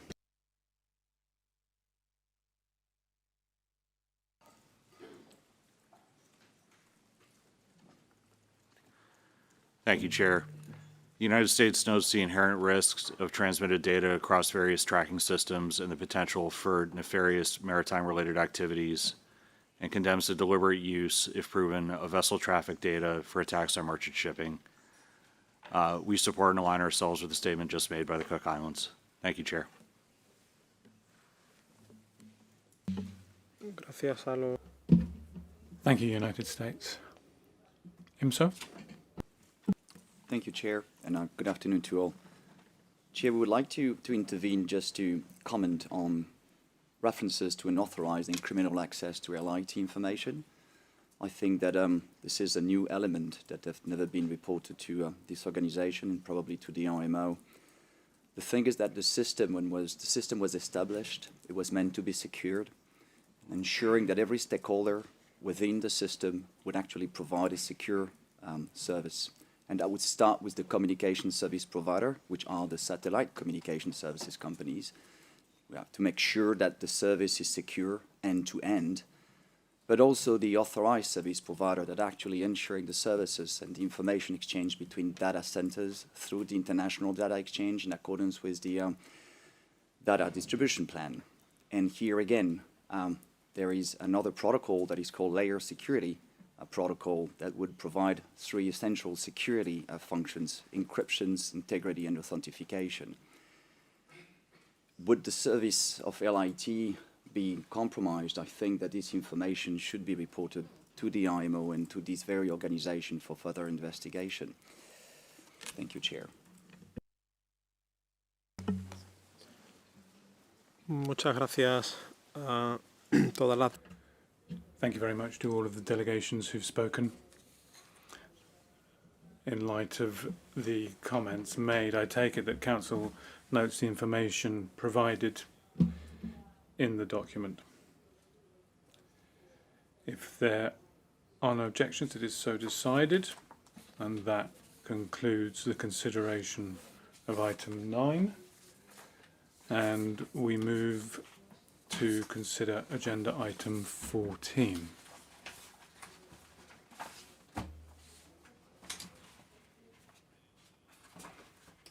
Which relates to global maritime training institutions. Under this item of the agenda, we will be considering document C137/14A on the World Maritime University reporting on key elements of the university's operations during 2025, including information on its financial performance. The Council is invited to take note that in accordance with the WMU Charter, the University's Board of Governors is required to report annually to the Council through the Secretary-General on the work of the University. Additionally, the University's budget, as approved by the Board of Governors, should be submitted to the Council for information. I now invite the President of the WMU, Professor Max Mejia, to address the Council.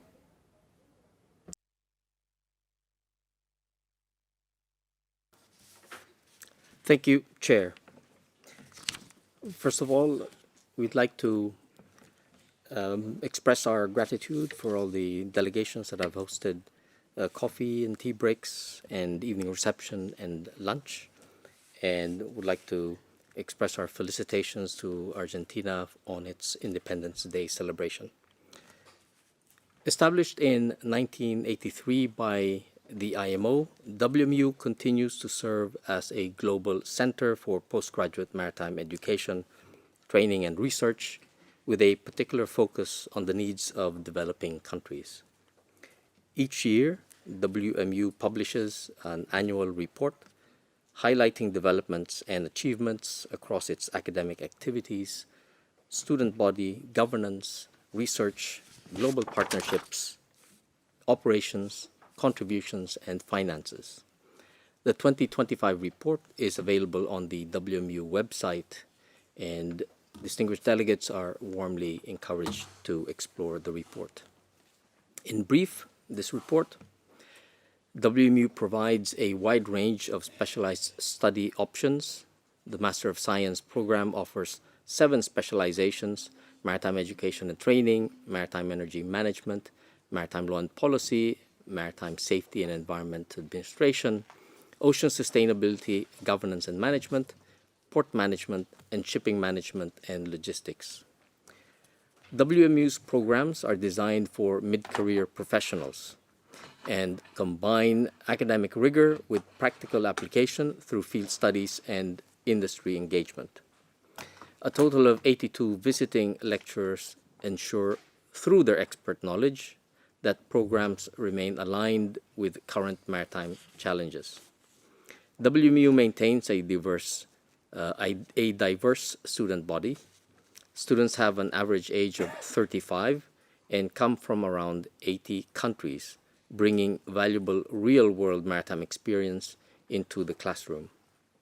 The university has achieved a major milestone in gender equality, with the 2025 intake reaching a record 51% women.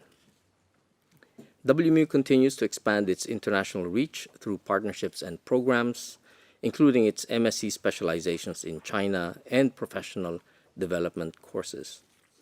Research remains another core pillar of WMU's work. In 2025, 34 projects generated $4.6 million, contributing to innovation, sustainability, and evidence-based policy making across the maritime and ocean sectors. A record of 300 graduates exited the university in 2025, and a total of 6,632 alumni today come from 171 countries and territories. These highlight the university's scale, influence, and role in educating future maritime and oceans leaders. Regarding financial performance, WMU recorded operational revenue of 197.7 million Swedish krona and expenditure of 192.8 million Swedish krona, resulting in a surplus of 5 million Swedish krona. However, currency exchange losses led to an overall net deficit of 31.9 million Swedish krona. WMU continues to benefit from the strong support of donors and partners. In particular, we express sincere appreciation to the Government of Sweden and the City of Malmö for their continued hosting and support. In this context, I would like to invite IMO member states to consider providing financial contributions to the university. Such support is essential to ensure sustainability and expanded opportunities for students, particularly from developing countries. Even a single fellowship can make a meaningful difference. WMU remains committed to supporting member states through education, training, research, and advisory services, and stands ready to explore further collaboration. Thank you, Chair.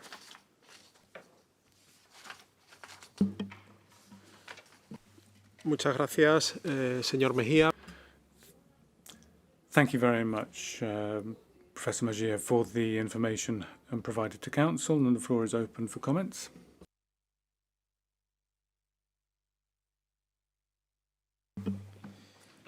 Suecia. Sweden.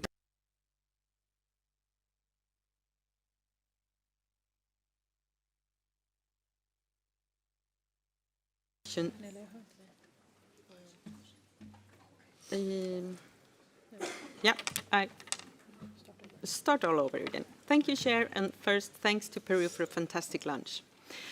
We would like to express our appreciation to the World Maritime University for its annual report for 2025, including the information provided on the university's financial performance. The World Maritime University plays a uniquely important role in educating and training the next generation of policymakers and maritime professionals. The university's contribution, as reflected in the annual report, to strengthen global maritime governance, advancing capacity building, and fostering knowledge sharing across the international maritime community is highly valued. We are pleased to note that the university's financial situation under the leadership of President Max Meyer remains sound and that its overall performance continues to be strong and stable. As the host state of WMU, Sweden remains a constant and committed supporter of the university and its important mandate. Thank you.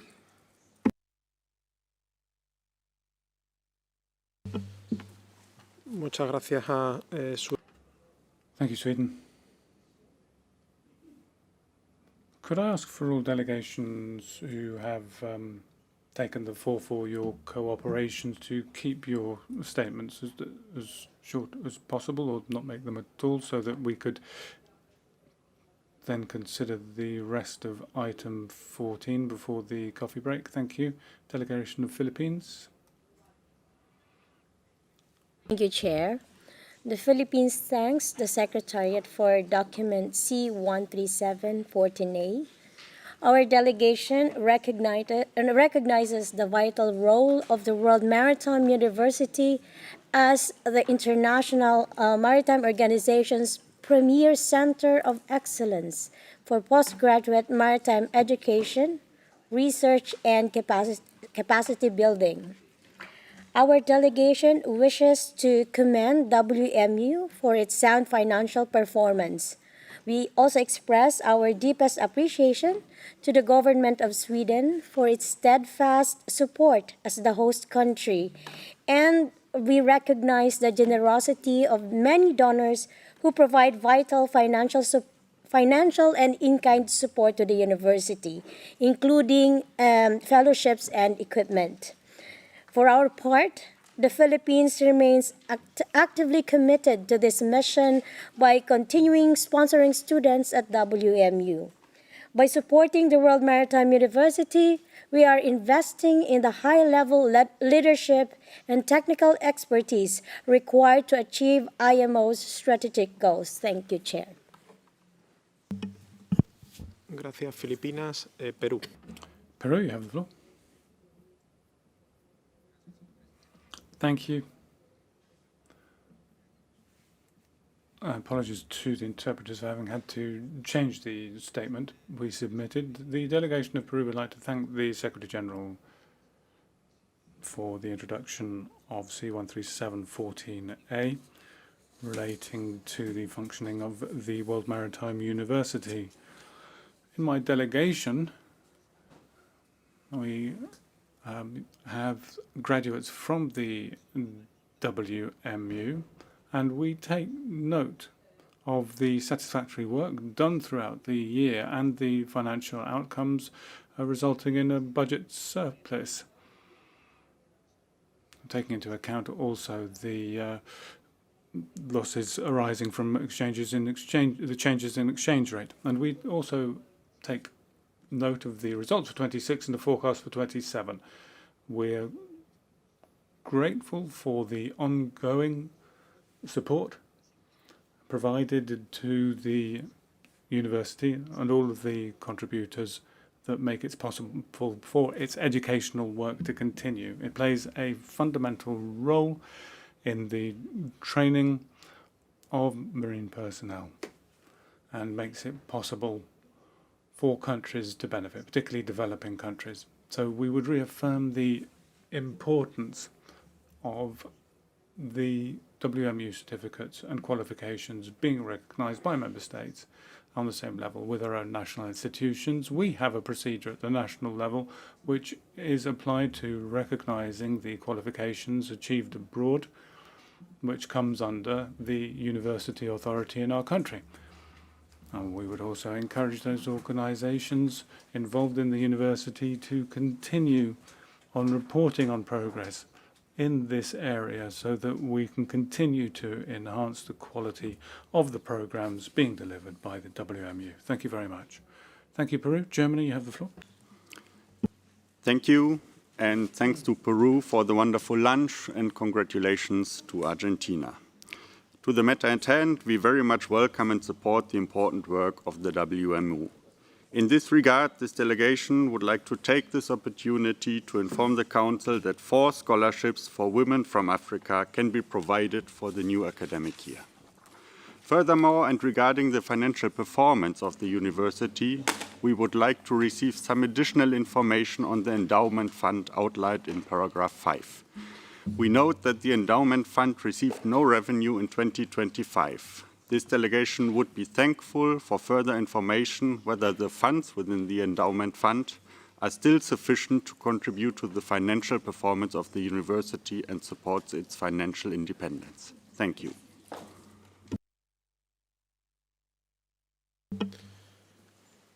Muchas gracias. Thank you, Germany. And thank you for the 4 grants that you're making available for the new academic year of the university. UK. Thank you, Chair. The United Kingdom would like to express its sincere appreciation to the World Maritime University for its continued outstanding contribution to global maritime education, research and capacity building. WMU plays a vital role in advancing maritime excellence worldwide through its work in developing skilled maritime professionals, particularly from developing countries, which directly supports the future of the maritime sector. This year, the United Kingdom is once again proud to sponsor a female student on a full scholarship to study at the WMU. We are committed to advancing gender equality and inclusive maritime leadership, recognizing that diverse perspectives strengthen decision-making, enhance sector performance, and help deliver a more sustainable and resilient maritime future. We look forward to seeing the future contributions of all WMU's graduates. Thank you, Chair. Gracias. Thank you, United Kingdom, and thank you for the scholarship so that it would be possible for a female student to follow a course at the WMU. And I now give the floor to the delegation of Jamaica. Thank you, Chair. And we have removed some text from our intervention. So firstly, we extend congratulations to Argentina on their National Day and to Cyprus, UAE, and Peru for hosting us. We thank the Secretary General for paper C-137/14A, which provides a report on the operations of WMU during the period 2025. We join other delegations in commending Professor Mayer and the staff of WMU for the significant role the university continues to play in providing important research to support the work of the IMO, advancing maritime and ocean governance, and developing future leaders in the maritime sectors of states in the Caribbean and other developing countries. To date, 179 students from the Caribbean, including 38 students from Jamaica, have graduated from WMU and hold leadership positions in their respective maritime sectors. We express our appreciation to the government of Sweden and the city of Malmö for hosting the university and the donors who continue to provide financial and in-kind support to the university. This has assisted in building the maritime operational and governance capacity in our region as well as other regions of the world. We know the issues raised in the financial report related to the foreign currency exposure and trust that measures have been introduced to reduce this exposure. Finally, this delegation would also support the actions requested of the Council in paragraphs 9.3 and 9.4 relative to urging the recognition of degrees of WMU by states and continued financial and in-kind contributions to the university. Thank you. Muchas gracias a Jamaica. Thank you, Jamaica. South Africa. South Africa thanks the President of the World Maritime University for introducing document C137/14A on the work of the university. As a developing country, South Africa attaches great importance to WMU, which remains one of the pillars of IMO's global capacity development efforts. We are also proud of our long-standing partnership with WMU and have consistently provided scholarship funding for South African students since 2013. We have witnessed firsthand the significant contribution that WMU graduates continue to make upon their return home. South Africa also supports the action requested of the Council. Thank you, Chair. Muchas gracias. Thank you, South Africa. Canada. We would first like to thank the UAE for coffee and Peru for lunch today. Canada recognizes the important work undertaken at the WMU to enhance maritime and ocean education, research, and capacity building. As such, Canada has been a longtime supporter of the WMU, and we are pleased to announce that we recently extended our funding for the Canadian Chair for Marine Environment Protection until 2031. Thank you, Chair.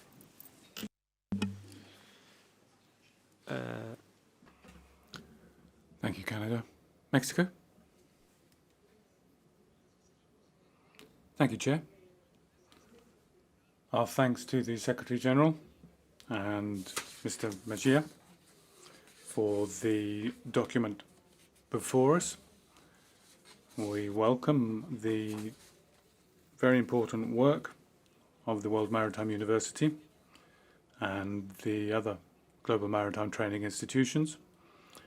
We'd like to thank the professor and staff for their contribution to training and education, which Mexico has benefited from. Our thanks go to Sweden for hosting the Center for Studies and all of the donors and contributors, government and non-government organizations, and the sector as a whole, who have provided significant financial support for the work of the university. We note and fully support the document and the measures and recommendations contained therein. Thank you, Chair. Muchas gracias. Thank you, Mexico. Thailand, you have the floor. Thank you, Chair. Thailand has long recognized WMU as a vital center of excellence for maritime education and capacity development. We would like to highlight that Thailand has continuously sent our personnel to the university, many of whom have been recipients of WMU scholarships, to benefit from its high-level postgraduate programs. These graduates have returned to serve our maritime administration with enhanced expertise, contributing significantly to the implementation of IMO instruments in our country. Moreover, Thailand wishes to express its sincere appreciation to the government of Sweden and all donors for their generous financial and in-kind support, which is fundamental to the university operation and success. Taking this into account, Thailand has also consistently provided financial contributions in support of the WMU, reflecting our strong commitment to advancing maritime education. Looking ahead, this delegation stands ready to expand our contributions and explore further opportunities for technical cooperation with IMO and the WMU to advance our shared goals of maritime excellence. Thank you, Chair. Muchas gracias. Thank you, Thailand.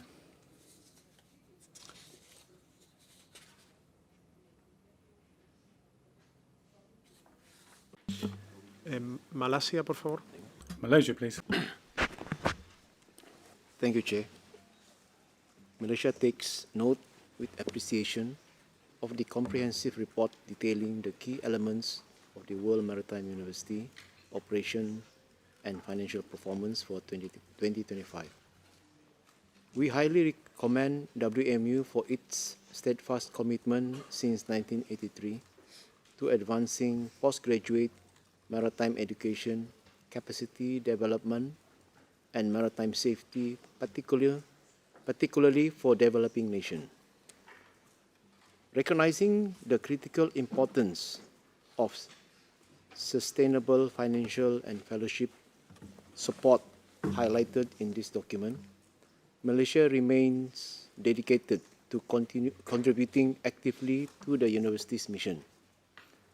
To this end, my delegation is pleased to inform the Council that Malaysia government has officially agreed to sponsor 4 students to pursue their studies at WMU, reinforcing our commitment to nurturing the next generation of maritime leaders. Furthermore, Malaysia aligns itself with the calls to express gratitude to the government of Sweden and all fellowship donors for their continued support. We fully support the resolution on ensuring sustainable financial viability for the university. We encourage member states to continue fostering the cooperation with WMU to meet the evolving demands of a dynamic global maritime sector. Thank you, Chair. Gracias. Thank you, Malaysia, and thank you for your kind offer of new scholarships. Argentina, you have the floor. Thank you very much. We've slightly edited our statement. We welcome the information in document C13714A on the operation and financial situation of the WMU in 2025. We're grateful to the government of Sweden and all donors who've provided financial and in-kind support to this prestigious institution. We greatly value the role of the university. It's a global centre of excellence in maritime and oceanographic education at postgraduate research and vocational training level, which has more than 6,000 graduates in more than 170 countries, many of whom now occupy positions of leadership in ministries, maritime firms, port authorities, international organisations, including the IMO. It also contributes to the education of many officials and professionals in our Navy and Coast Guard, whose training has contributed significantly to our institutional and technical abilities in our national maritime sector. Thank you very much. Thank you, Argentina. Ecuador, you have the floor. Thank you, Chair. Thank you to Peru for today's lunch. Ecuador would like to thank the Secretary General for the document before us, C13714A, and congratulates the WMU for the work done in 2025 for postgraduate maritime education, research, international cooperation, and building capacities, particularly for developing countries. We recognise the strategic contribution of the university to the development of highly trained maritime professionals who can contribute to maritime safety, the protection of the marine environment, the efficiency of global maritime transport, and the effective application of IMO instruments. In that context, we would particularly emphasize with great satisfaction that around 15 Ecuadorians have obtained their postgraduate degree at this prestigious university, and currently 2 officials from the Ecuadorian Navy are undertaking postgraduate studies, which underlines the trust and confidence we have in the World Maritime University. We'd also like to thank Professor Max Mejia in running such a successful operation and express our gratitude to Sweden, all of the donors who contribute to sustaining the university. We would encourage the further strengthening of scholarships and cooperation programs that allow member states to develop talented human resources to face the current and future challenges of the maritime sector. Thank you very much, Chair. Thank you, Ecuador. United Republic of Tanzania. Thank you, Chair. United Republic of Tanzania commends WMU for its continued delivery of high-quality maritime education and capacity building. We note the university's sound financial management despite the impact of foreign exchange fluctuations and encourage continued efforts to diversify its funding while maintaining the strong support of member states and partners. For Tanzania, WMU remains a valuable investment in maritime capacity development. Many Tanzanian graduates continue to contribute to our maritime administration, and we are pleased for Tanzanian students who are still pursuing their studies at the university. My delegation also wishes to express its sincere appreciations to all donors, development partners, and maritime industry, including Germany, United Kingdom, Canada, and Malaysia, for their continued financial and technical support to the World Maritime University. Their sustained commitment remains essential in enabling the university to continue delivering high-quality maritime education and capacity building for the benefit of developing countries worldwide. My delegation supports the action requested of the Council, including taking note of the report, expressing appreciation to the Government of Sweden and all donors for their continued support, and encouraging sustained financial and technical support for WMU. Thank you, Chair.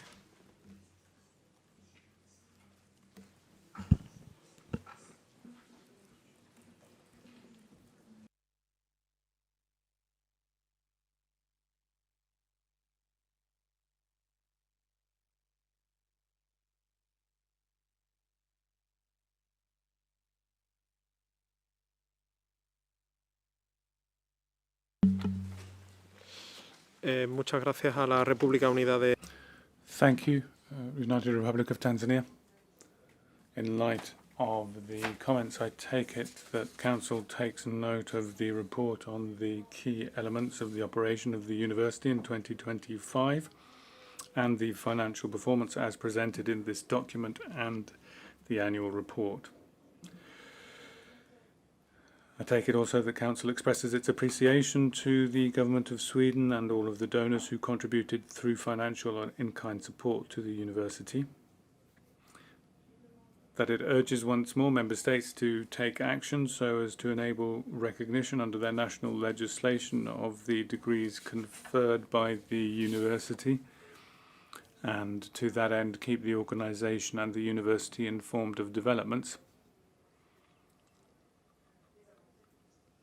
That it strongly urges Member States, intergovernmental or non-governmental organisations and industry to continue to support the university, either by direct contributions to its operating budget, scholarship financing, equipment donation, or through any other assistance pursuant to Resolution A933/22 on sustainable financial support for the World Maritime University.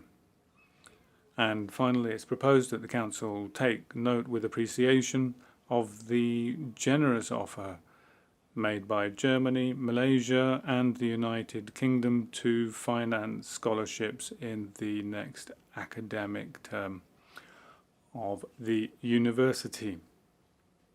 If there are no objections, it is so decided, and I suggest now we take a break for tea and return at 4:30 on the dot. Thank you.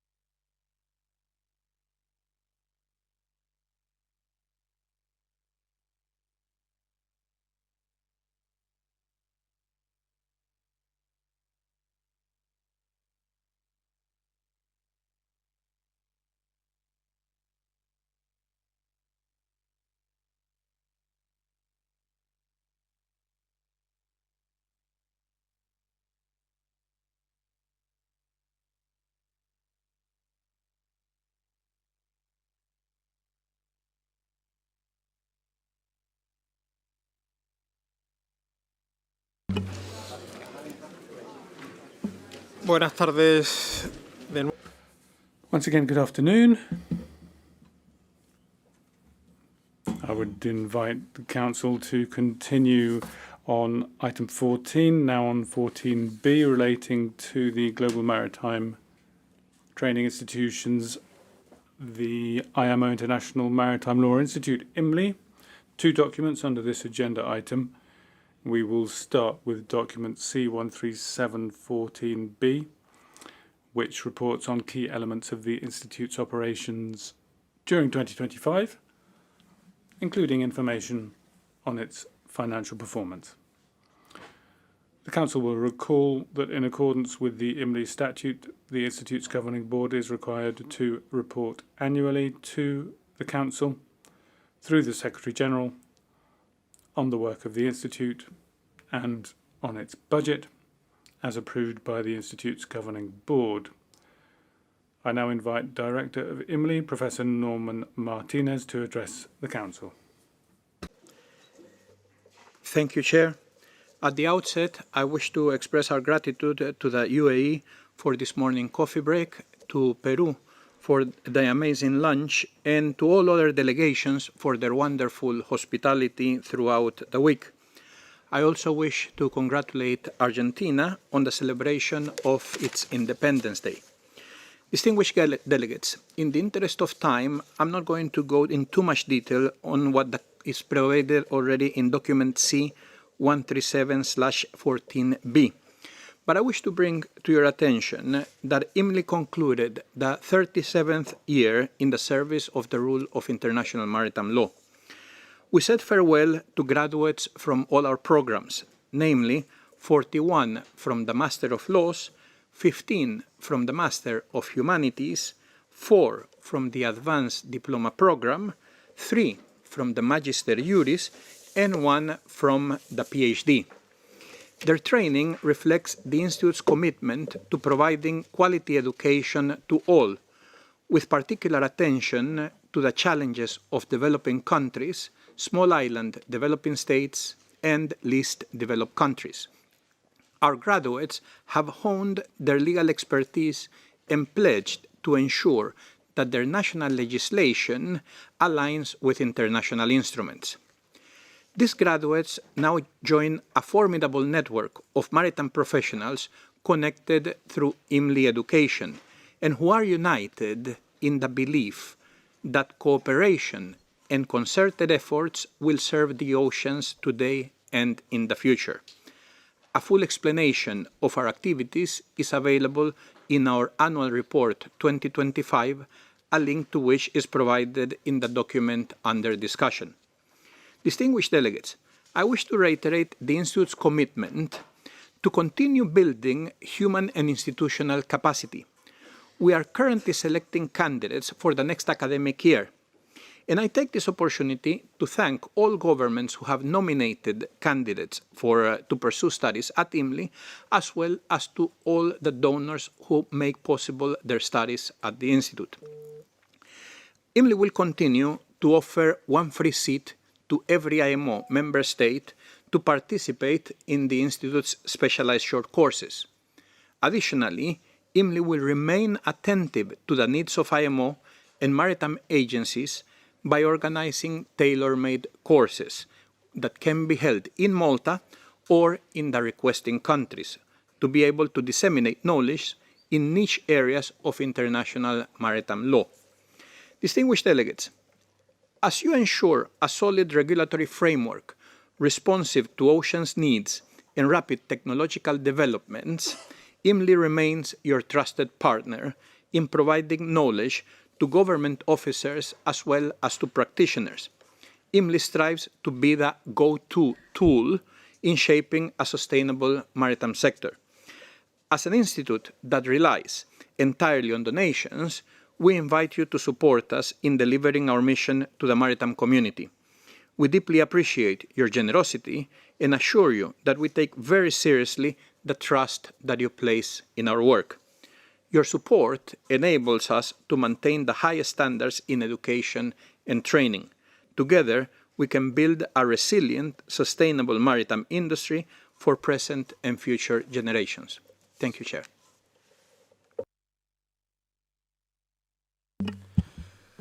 Muchas gracias. Thank you,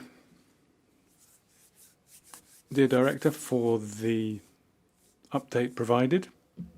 Floor is now open for comments, and I would ask you to keep them brief given the time constraints that we have. Delegation of Malta. Thank you, Chair. Malta takes the floor to reaffirm its long-standing commitment to the work of the International Maritime Organization, and in particular to the vital field of technical cooperation and capacity building. This commitment is reflected in Malta's sustained support for the IMO International Maritime Law Institute. Our engagement with IMLI extends well beyond our responsibilities as host state. It reflects our conviction that the uniform implementation of international maritime law depends on the continued development of legal expertise across all regions, particularly in developing countries.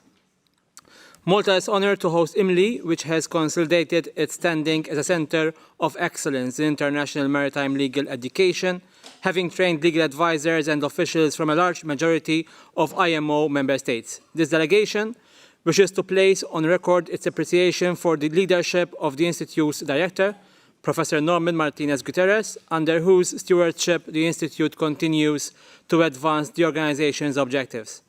This delegation also takes this opportunity to acknowledge the important contribution of the World Maritime University to the organization's capacity building efforts. In conclusion, Chair, the government of Malta reaffirms its full support for the mission of this organization. Thank you.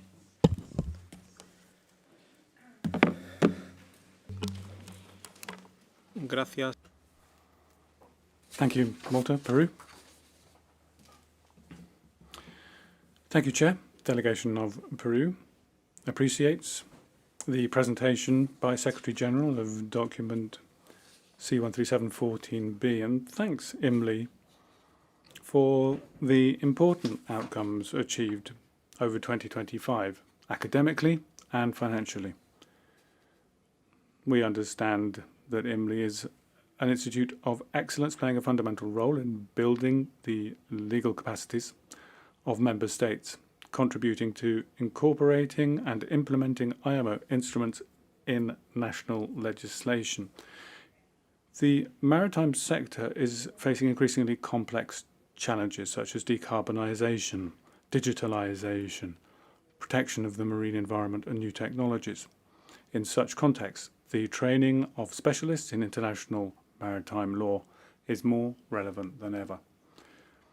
We are grateful to the Government of Malta for its ongoing support and hosting of the Institute and all governments, organisations and bodies that continue to support IMLI's work through scholarships and financial contributions, guaranteeing the sustainability of this valuable institution. We've benefited from the academic programmes of the Institute, and we greatly value their contribution to strengthening the national maritime legal framework and the technical participation of the country in the work of the organisation. I myself have graduated from this prestigious institution.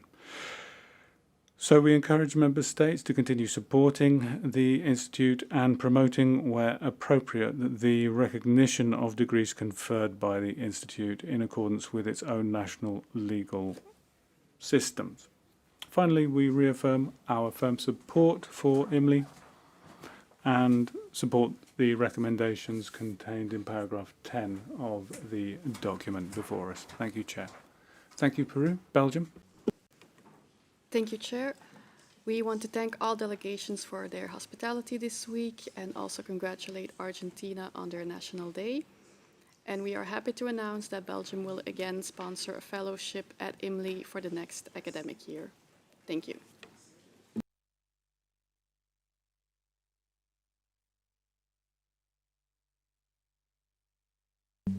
Muchas gracias a Bélgica. Thank you, Belgium, for the generous offer to continue supporting the work of the Institute via fellowships. Jamaica, you have the floor. Thank you, Chair, and we thank the Secretary General for the report on the performance of IMLI for 2025.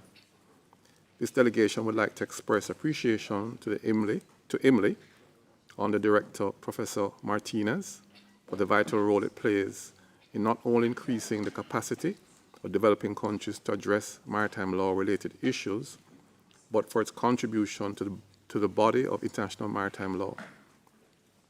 Jamaica and the Caribbean have benefited from the training provided by IMLI. We would like to express our appreciation to the IMO for its continued support to IMLI and to the host government of Malta and the donors whose financial support ensures the continued success of the institution. Chair, we can also support the actions requested of the Council at paragraphs 10.3 and 10.4. Thank you. Gracias a Jamaica. Thank you, Jamaica. Philippines. Thank you, Chair. We will be brief. The Philippines underscores the indispensable role of the IMO International Maritime Law Institute as a global center of excellence, contributing to the legal capacity building initiatives of the organization. The Maritime Attaché and yours truly, the Technical Advisor of the Philippines, are both IMLI alumni. We commend the Institute for its sound financial report. The Philippines expresses also our deepest appreciation to the government of Malta for its enduring support as the host nation and the vital contributions of donors who provide student fellowships. The Philippines remains actively committed to this mission by continuing to sponsor students at IMLI. By supporting IMLI, we are investing in the legal architecture of a safe, secure, and sustainable maritime future. Thank you, Chair. Gracias, Filipinas. Thank you, Philippines. Mexico. Thank you, Chair. Our thanks to the Secretary General, Professor Norman Martinez Gutierrez, Director of IMLI, and Malta for the documents before us. We greatly appreciate the valuable work of IMLI. Our thanks go to the Director and Professors and its contribution to postgraduate training and research for the training of specialists right across the spectrum of international maritime law. And thanks to Malta for hosting IMLI and all of those who've contributed to supporting the work of this body. Mexico takes note of and supports the documents, noting the measures taken and the comments made. Thank you very much, sir. Gracias a México. Thank you, Mexico. Malaysia. Thank you, Chair. We thank Peru for hosting a wonderful lunch reception and congratulate Argentina for its National Day. Mr. Chair, Malaysian delegation wishes to thank the Director and the governing bodies of the IMO,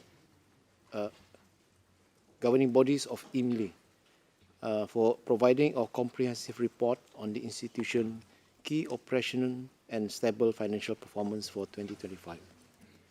Malaysia highly appreciates IMLI's unwavering commitment to providing an advanced specialized training and building global capacity in international maritime law and legislative drafting.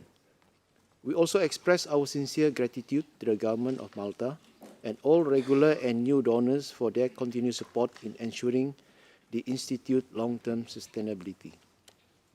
Chair, Malaysia remains a steadfast believer in maritime capacity building and human capital development. In this regard, we are pleased to inform the Council that the Government of Malaysia has officially agreed to sponsor 4 students to pursue their postgraduate studies at IMLI. In line with our commitment to equitable global ocean governance and leaving no one behind, these 4 students will be selected exclusively from small island developing states and least developed countries. For the record, Chair, Malaysia wishes to highlight that a similar target approach has been adopted for our sponsorship program at the World Maritime University, where recipients will also be selected from the SIDs and LDCs. In conclusion, Malaysia echoes the call in the document and strongly urge member states, intergovernmental organizations, and industry stakeholders to continue supporting both IMLI and WMU. Thank you, Chair. Gracias. Thank you, Malaysia, for your comment and for your support of the work of the Institute through scholarships. I give the floor to the delegation of Thailand. Thank you, Chair. This delegation would like to thank Professor Norman for the informative report on the operations and financial performance of the IMLI for 2025. Thailand holds IMLI in high regard as a center of excellence of postgraduate education and research. We wish to express our sincere appreciation for the free seat that IMLI continues to offer to every MO member state. This generous initiative is a vital contribution to global capacity building, ensuring that all countries have the opportunity to enhance their legal expertise in maritime affairs. Furthermore, Thailand would like to extend its profound gratitude to the host government of Malta for its continuous financial support and for providing and upgrading the Institute facilities. We also thank all donors whose contributions, whether through fellowships, projects, or in-kind support, enabling IMLI to fulfill its mission of serving the rules of international maritime law. Thank you, Chair. Gracias, Tailandia. Thank you, Thailand. Algeria. Thank you, Chair. At the outset, the delegation of Algeria wishes to thank the UAE for hosting the coffee break this morning, as well as Peru for the delicious lunch. We also congratulate Argentina on the occasion of its National Day. We thank the Secretary General for document C-137-14B, and we thank the Director of IMLI, Professor Norman Martinez, and we highly appreciate the outcomes of the Institute's 2025 report. We commend him for his outstanding leadership and also thank the entire Institute staff for their dedicated efforts in training national professionals from around the world in the fields of international maritime law and the law of maritime commercial transactions.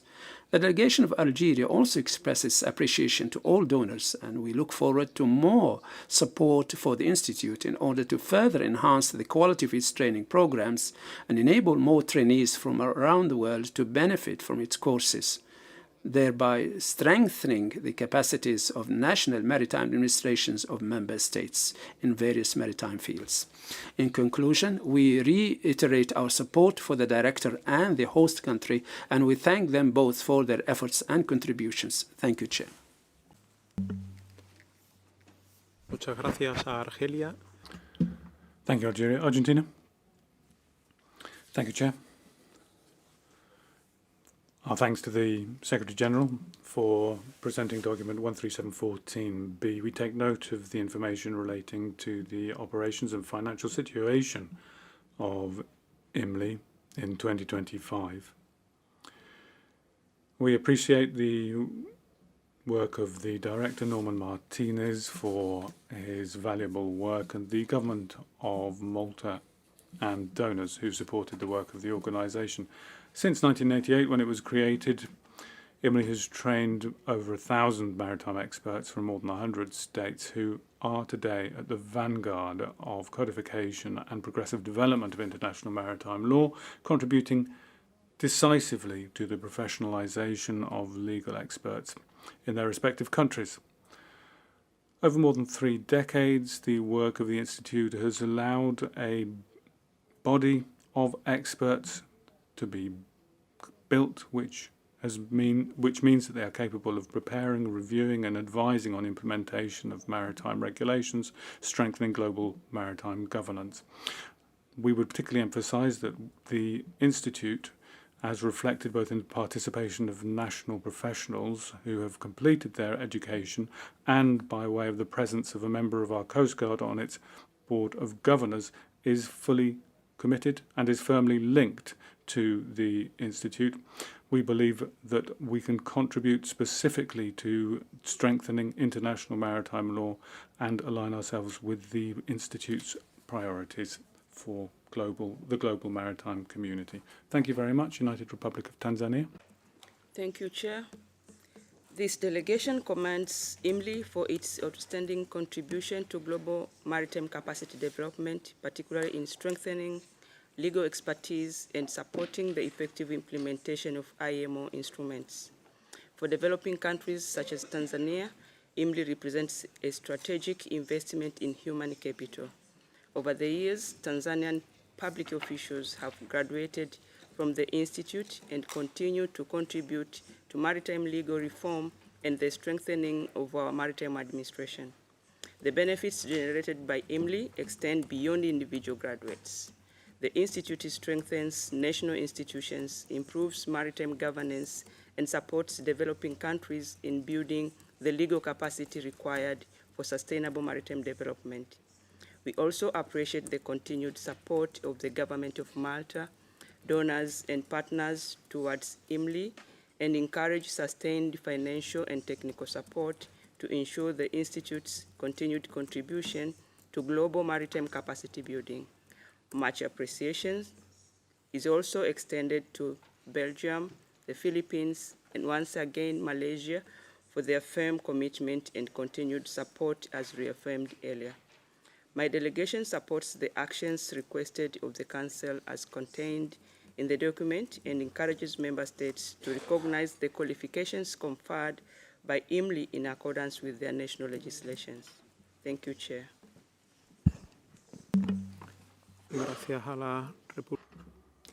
Thank you, United Republic of Tanzania.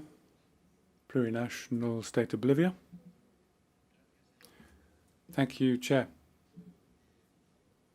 And a warm and special welcome to Professor Norman Martinez Gutierrez, Director of IMLI. On behalf of the State of Bolivia, our thanks for hosting an official whose background in international maritime law and education bodes well for the future, alongside with a whole host of potential officials from our country. And we are grateful to donors who allow for the possibility of giving specialist training to our officials. After a number of years of having been isolated, we look forward to continuing on this path and maybe warmly wish Argentina a happy Independence Day, and thanks to Peru as well for having treated us with its wonderful cuisine at lunchtime. So warm greetings to you all. Thank you. Thank you, Bolivia.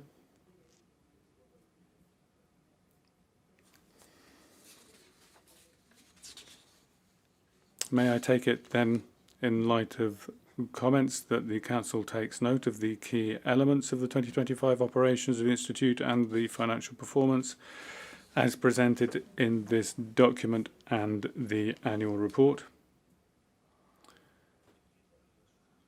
May I also take it that the Council expresses its appreciation to the Government of Malta and all of the donors who've contributed through financial and in-kind support to the Institute. The Council urges once more Member States to take action so as to enable recognition under their national legislation of the degrees conferred by the Institute, and to that end keep the organisation and the Institute informed of developments. And I take it that the Council strongly urges Member States, intergovernmental and non-governmental organisations and industry to continue to support the Institute either by direct contributions to its operating budget, scholarship financing, equipment donation, or through any other assistance pursuant to Resolution A934/22 on sustainable financial support for the IMO, International Maritime Law Institute. And finally, that we note with gratitude the generous offer made by Belgium and Malaysia to finance scholarships in the next academic term of the Institute. And we now move to C13714B1 on the IMO, on the IMLI statute. I invite the Secretary General to introduce document C13714B1.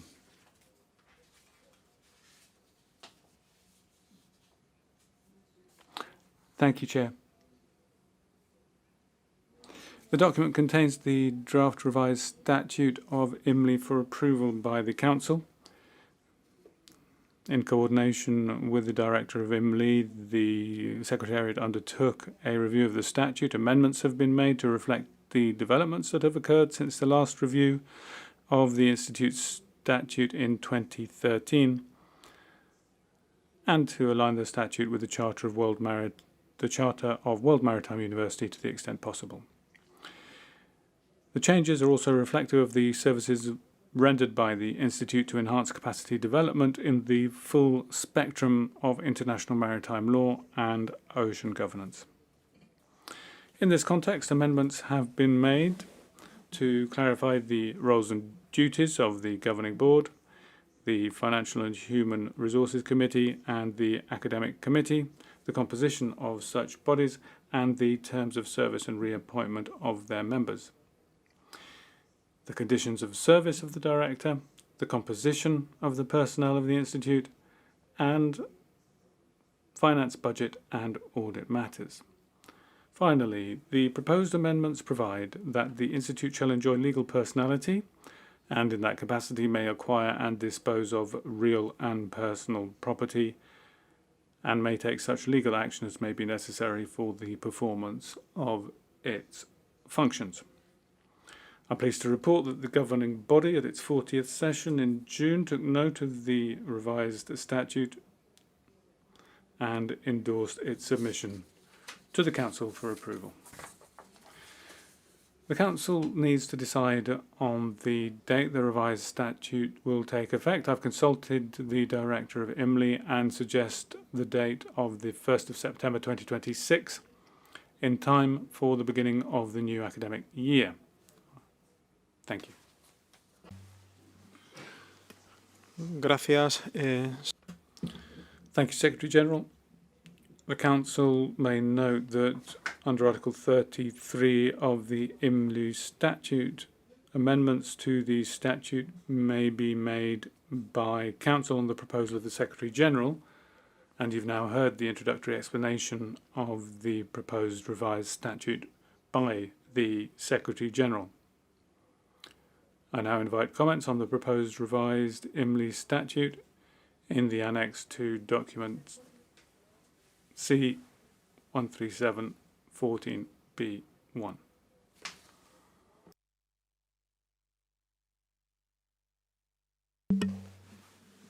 Entiendo que de no. I take it, in the absence of any comments, that I can thank the Director of the Institute and the Secretariat for this review and the Secretary General for his explanation.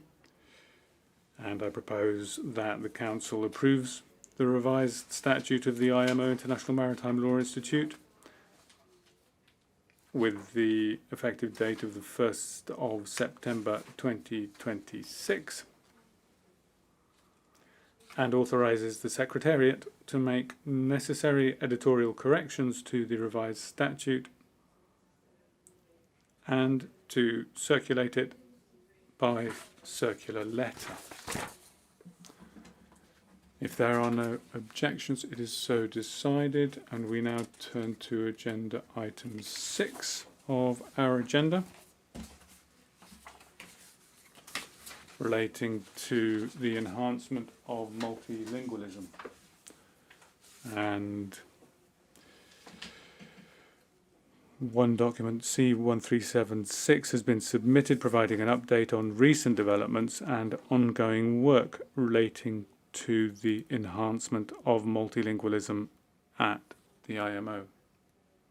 I invite the Secretary General to introduce the document.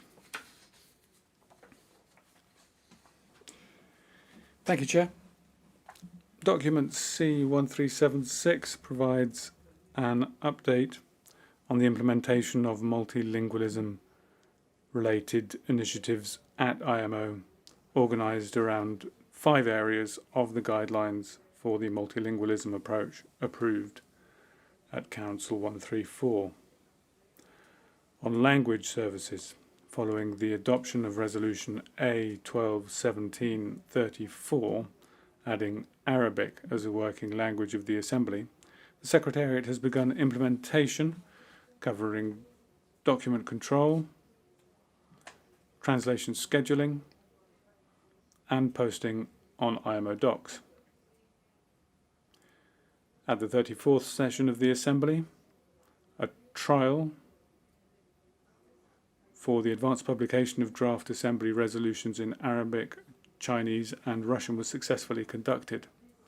Recruitment-related circular letters and vacancy notices are now also being translated into Arabic, Chinese, and Russian, and work is being undertaken to modernize recording and speech-to-text arrangements, supporting live captions, transcripts and recordings in the 6 official languages, 4 meetings held in the main hall and committee room 9. On publications, the e-publications portal continues to grow, drawing on over 170,000 titles. I'd repeat it. With regard to publications, there are available more than 250,000 titles and more than 250 titles and 600 language versions now available, with English, French, and Spanish still predominant. But we see demand for Arabic, Chinese, and Russian rising.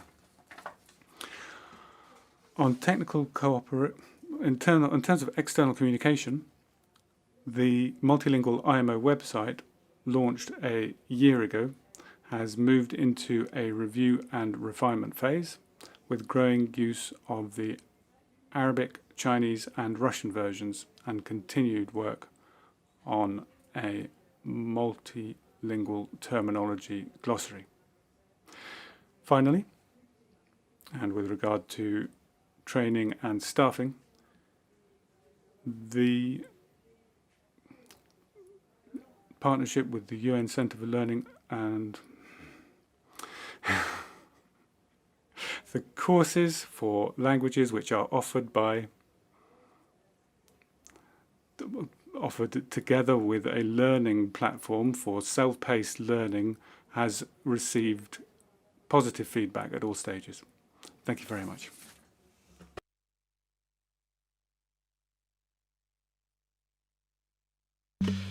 Gracias, Secretario General.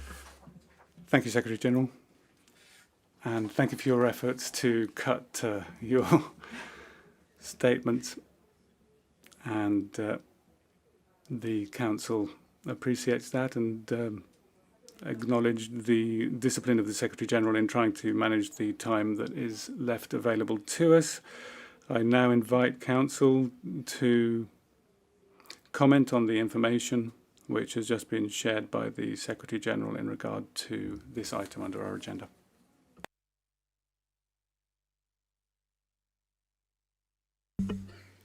Francia. France, you have the floor. Merci, Monsieur le Président. Thank you, Chair. I will be very brief, following the example of the Secretary General. First of all, we would like to thank Peru for lunch, the UAE for coffee this morning, and we also congratulate Argentina on their National Day.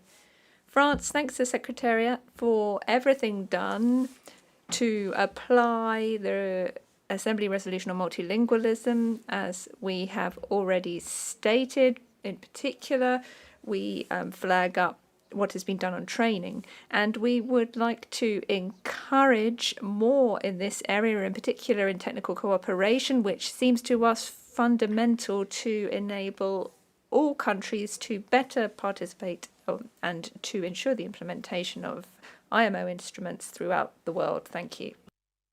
Muchas gracias a Francia. Thank you, France. China? Thank you. Chair, this delegation commends the Secretary General for his efforts to promote multilingualism. Under the leadership of the Secretariat, significant progress has been made in advancing multilingualism within the IMO. My delegation has consistently supported the Secretariat in exploring a phased and incremental approach to further enhancing the use of multiple languages, including gradually extending the use of working languages to Arabic, Russian, and Chinese, accompanied by the necessary human, financial, and training resources. We also realize in doing so, due consideration should be given to the additional workload that the expansion of working languages would place on the Secretariat, as well as the potential implications for Member States' assessed contributions. My delegation notes that document C1376 indicates a notable increase in the proportion of website content and outreach materials available in languages other than English. Nevertheless, their overall share remains relatively limited. In this regard, my delegation encourages the Secretariat to strengthen cooperation with the Member States and invite voluntary translation support for the IMO website, publications, training materials, and outreach content as a useful complement to the Secretariat's official language services. In addition, the Secretariat may wish to consider drawing on the good practices of the United Nations by cooperating with Member States to establish official IMO social media accounts in different languages. This would provide a more direct, accessible, and user-friendly means of communicating the IMO's work, key issues, major achievements, and activities to audiences in different linguistic communities. Thank you, Chair.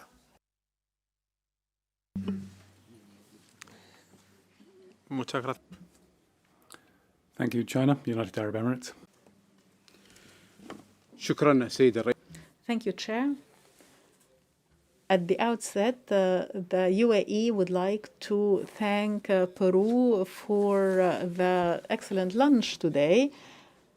And we would also like to express our gratitude to the Secretary General and the Secretariat for the efforts they put into enhancing multilingualism at the IMO. And we totally agree with what the French and Chinese delegates said in this context. Mr. Chair, we just have a comment, and we would like to present this to the Council with regard to the live broadcast of the Council sessions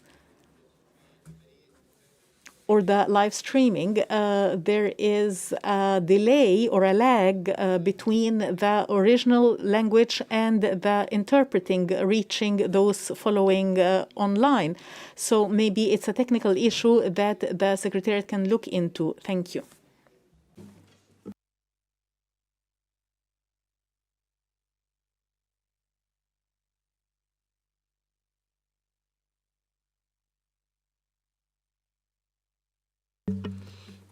Muchas gracias a los Emiratos Árabes. Thank you, United Arab Emirates, delegation of Peru. Thank you, Chair. Thanks to the Secretariat for the document before us, C1376. We support the progress that's been reported upon in the drafting of the issues, the translation of vacant posts, resolutions, and these are a specific reflection of the efforts in multilingualism. We welcome the efforts in the area of technical cooperation, particularly for Spanish-speaking countries like Peru, where material available in Spanish strengthens our own capacity. We support the use of digital tools in terms of the use of terminology, and we urge the Secretariat to continue working on these efforts in its use of digital platforms. Thank you very much, Chair. Muchas gracias a Perú. Thank you, Peru, United States. Thank you, Chair. First, we would like to echo all of the warm congratulations to Argentina on its National Day and to thank the UAE and Peru for their generous hospitality. We also express our thanks to the Secretariat for the information provided in this report. The United States supports enhancing multilingualism to the extent that it can be accomplished within existing resources. We note that several items in this document, including expanded translation services, live captioning, and staff language training, carry real operational costs. We would therefore ask the Secretariat whether these costs are being absorbed within existing budgets or being deferred to future cycles. Given that Resolution A.121734 already requires new budget provisions for Arabic as a working language, the United States requests the Secretariat to provide a clear accounting of anticipated budgetary implications of the broader multilingualism program in future sessions. We note that the Secretariat is also working to modernize the organization's recording live captions, transcripts, and recordings, as this has been a recurring challenge in conducting meetings recently. We would greatly appreciate any further details the Secretariat can provide in this modernization effort. Thank you, Chair.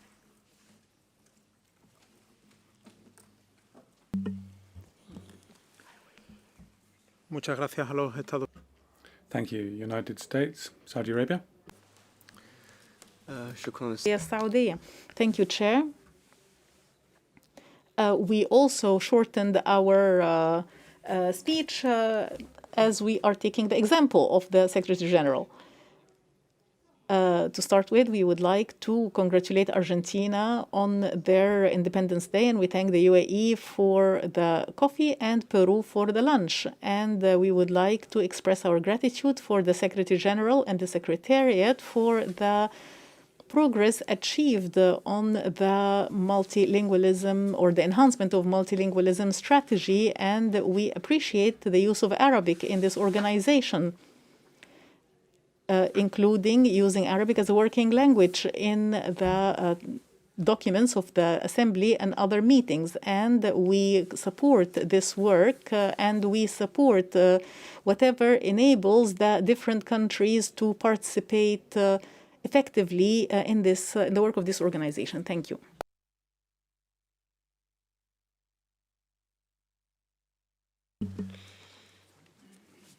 Gracias a Arabia. Thank you, Saudi Arabia. El Salvador.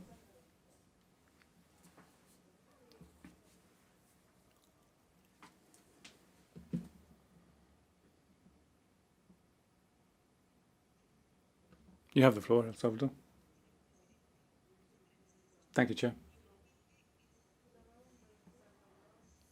Firstly, our solidarity with the people of Venezuela after the earthquakes which took place in the country. With regard to the issue before us, we thank and recognize the efforts of the Secretary General to strengthen multilingualism in the organization, taking actions such as translating the website to the 6 official languages, the strengthening of the transcription, translation and interpretation services, and language training.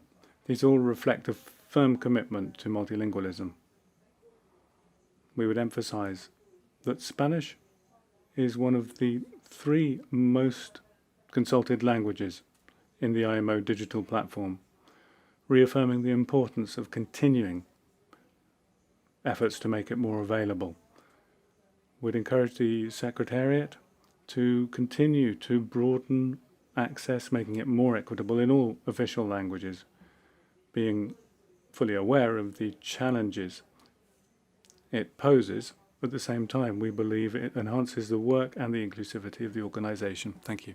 Gracias a El Salvador, la Thank you, El Salvador, Russian Federation. Thank you, Chair. We'll be very brief. We thank the Secretary-General for the document. We fully support the efforts of the Secretary-General and the Secretariat to make progress in enhancing multilingualism in our organisation. According to the statistics in this document, we can see that the demand for information from the website in all six languages. We fully support the Secretary-General's efforts in enhancing multilingualism. Thank you. Muchas gracias. Thank you, Russian Federation. Emily. Thank you, Chair. On behalf of the Institute, I would like to thank the Secretary-General for the information provided. The Institute wishes to note that following the guidance provided by the IMO Assembly and Council in their commitment to multilingualism, the Institute's governing board has just approved for the IMLI students to be able to prepare their maritime legislation drafting projects in either English, French, or Spanish. Such decision aims to enhance legal accuracy by enabling students to draft in national or official languages. In addition, whilst the main language of instruction will remain English, the Institute has already delivered and may continue to offer short courses in the aforesaid languages. The limitation to such languages is owed to the current capacity of the Institute. This initiative will not only strengthen IMLI's commitment to inclusivity in legal education, but also aligns the Institute with IMO's phased multilingualism roadmap, thereby reinforcing institutional coherence. By facilitating more effective implementation on maritime safety treaty obligations at national level and fostering equitable engagement across diverse legal and linguistic traditions, IMLI will continue to play a central role in IMO's global legal training initiatives. I would like to extend my sincere appreciation to the Secretary-General in his capacity as chair of the IMLI Governing Board and to the Director of Legal Affairs and External Relations Division in her capacity as a member of the Institute's Academic Committee for their support in the implementation of this initiative. Thank you, Chair.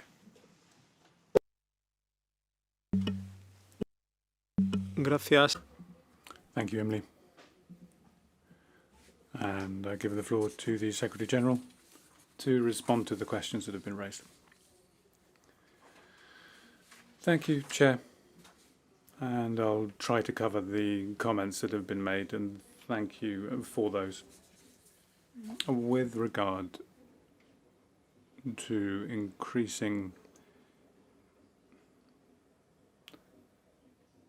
technical cooperation in the 6 languages of the organisation, that is something that we're working on progressively within the programming of the various technical cooperation activities. With regard to the web page and its translation, it's been in effect for a year. On several occasions, I've asked you for input on how you thought it was going. We've received little feedback, but we have continued working on the terminology glossary, which is, of course, available in the 6 languages. With regard to the proposal to work with member states as we establish social media accounts so that we can better retransmit in other IMO languages the news that we have there on social media, we will look into that, and obviously if that is something we can set up, we will work with member states on that. With regard to the delay that exists streaming sessions live,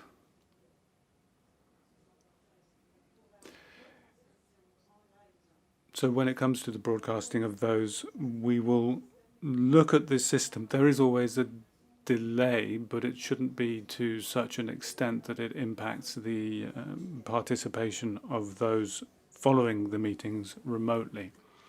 So I can return to report to you on the outcome of that. With regard to the introduction of Arabic as an official working language of the Assembly, that has already been agreed to by Assembly. I have reported on the costs arising from that, which have been approved by the Assembly and for the budget this biennium.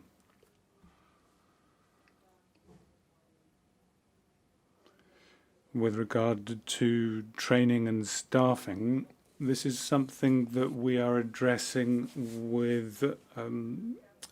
within the category that already exists for the improvement and training of IMO's staff, which is important to be able to continue offering you the support and outcomes you expect from us, so it doesn't have an additional impact.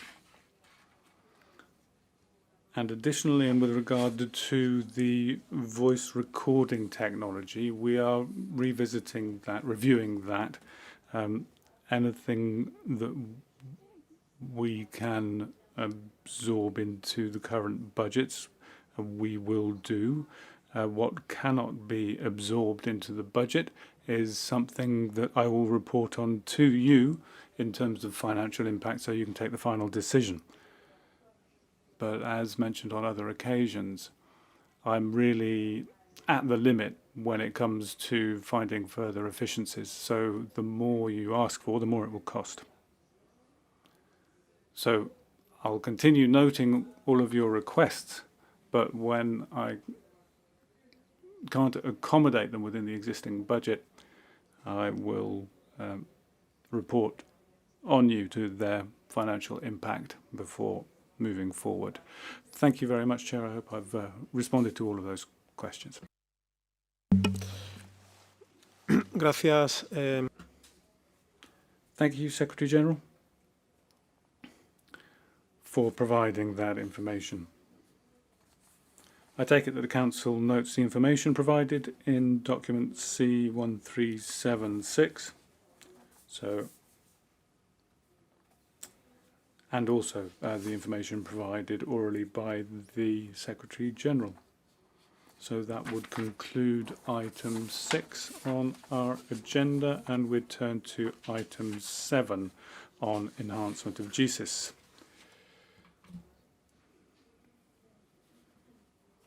Two documents have been submitted, and I'd now invite the Secretary General to introduce the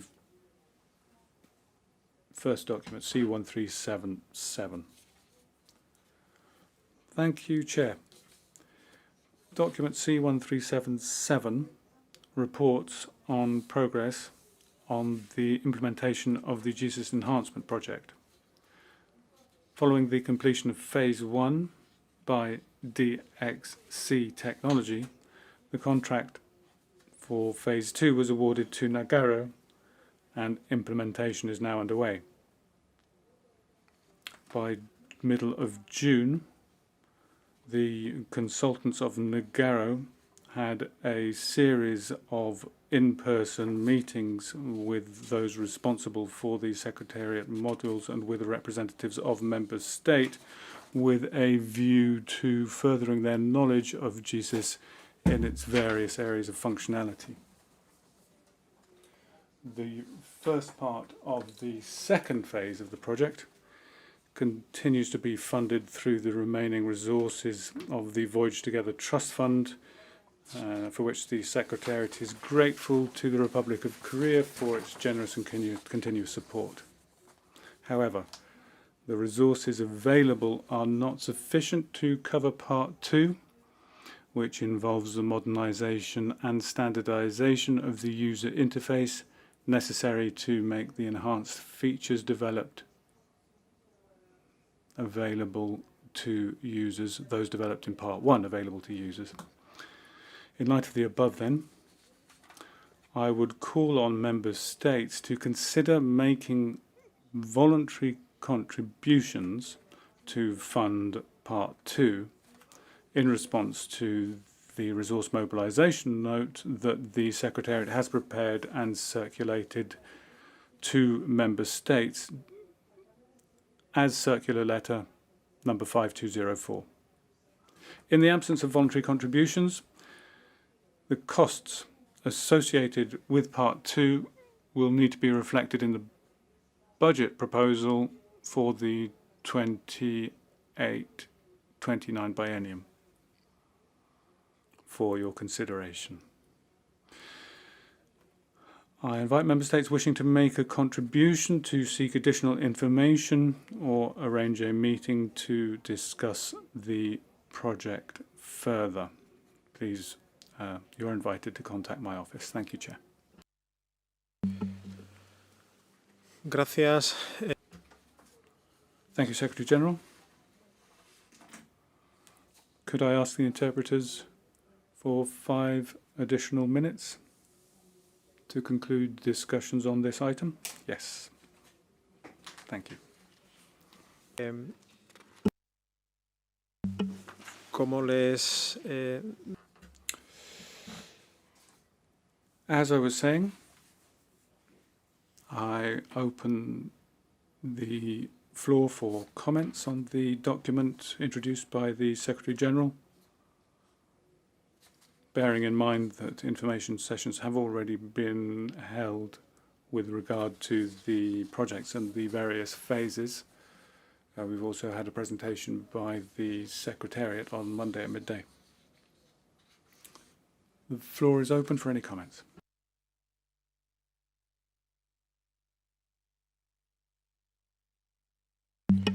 Delegación de Alemania. Germany, you have the floor. Thank you, Chair. Germany thanks the Secretary General for the update on the enhancement of the GSIS. Regarding paragraph 6 and actions requested number 2 and 3 on the costs of phase 2, part 2, noting the information provided in the presentation on Monday, this delegation would be thankful if member states could receive regular information on the level of the funding gap to cover part 2 of the project. Also, if voluntary contributions won't be sufficient, this delegation would be thankful if the potential impact on the regular budget and member states' assessment for the next biennium could also be presented by the Secretariat. Thank you. Gracias a la delegación. Thank you, Germany. Secretary General takes due note of your comments. I propose then that Council take note of the information provided on the status of the GSIS enhancement project, including the progress of Part 1 and the scope of Part 2. Notes that Part 2 of the project, covering modernisation and standardisation of the user interface, has no confirmed funding. And finally, invites member states to consider making voluntary contributions to fund Part 2 in response to the resource mobilisation note that the Secretariat has prepared and circulated to member states for this purpose. If there's no objection, it is so decided. Secretary General, would you like to provide us with additional information? Thank you. Very briefly, in response to the distinguished delegate of Germany, in the presentation which we gave this week, information was provided that it's approximately around £1 million that we need for the second phase. Thank you.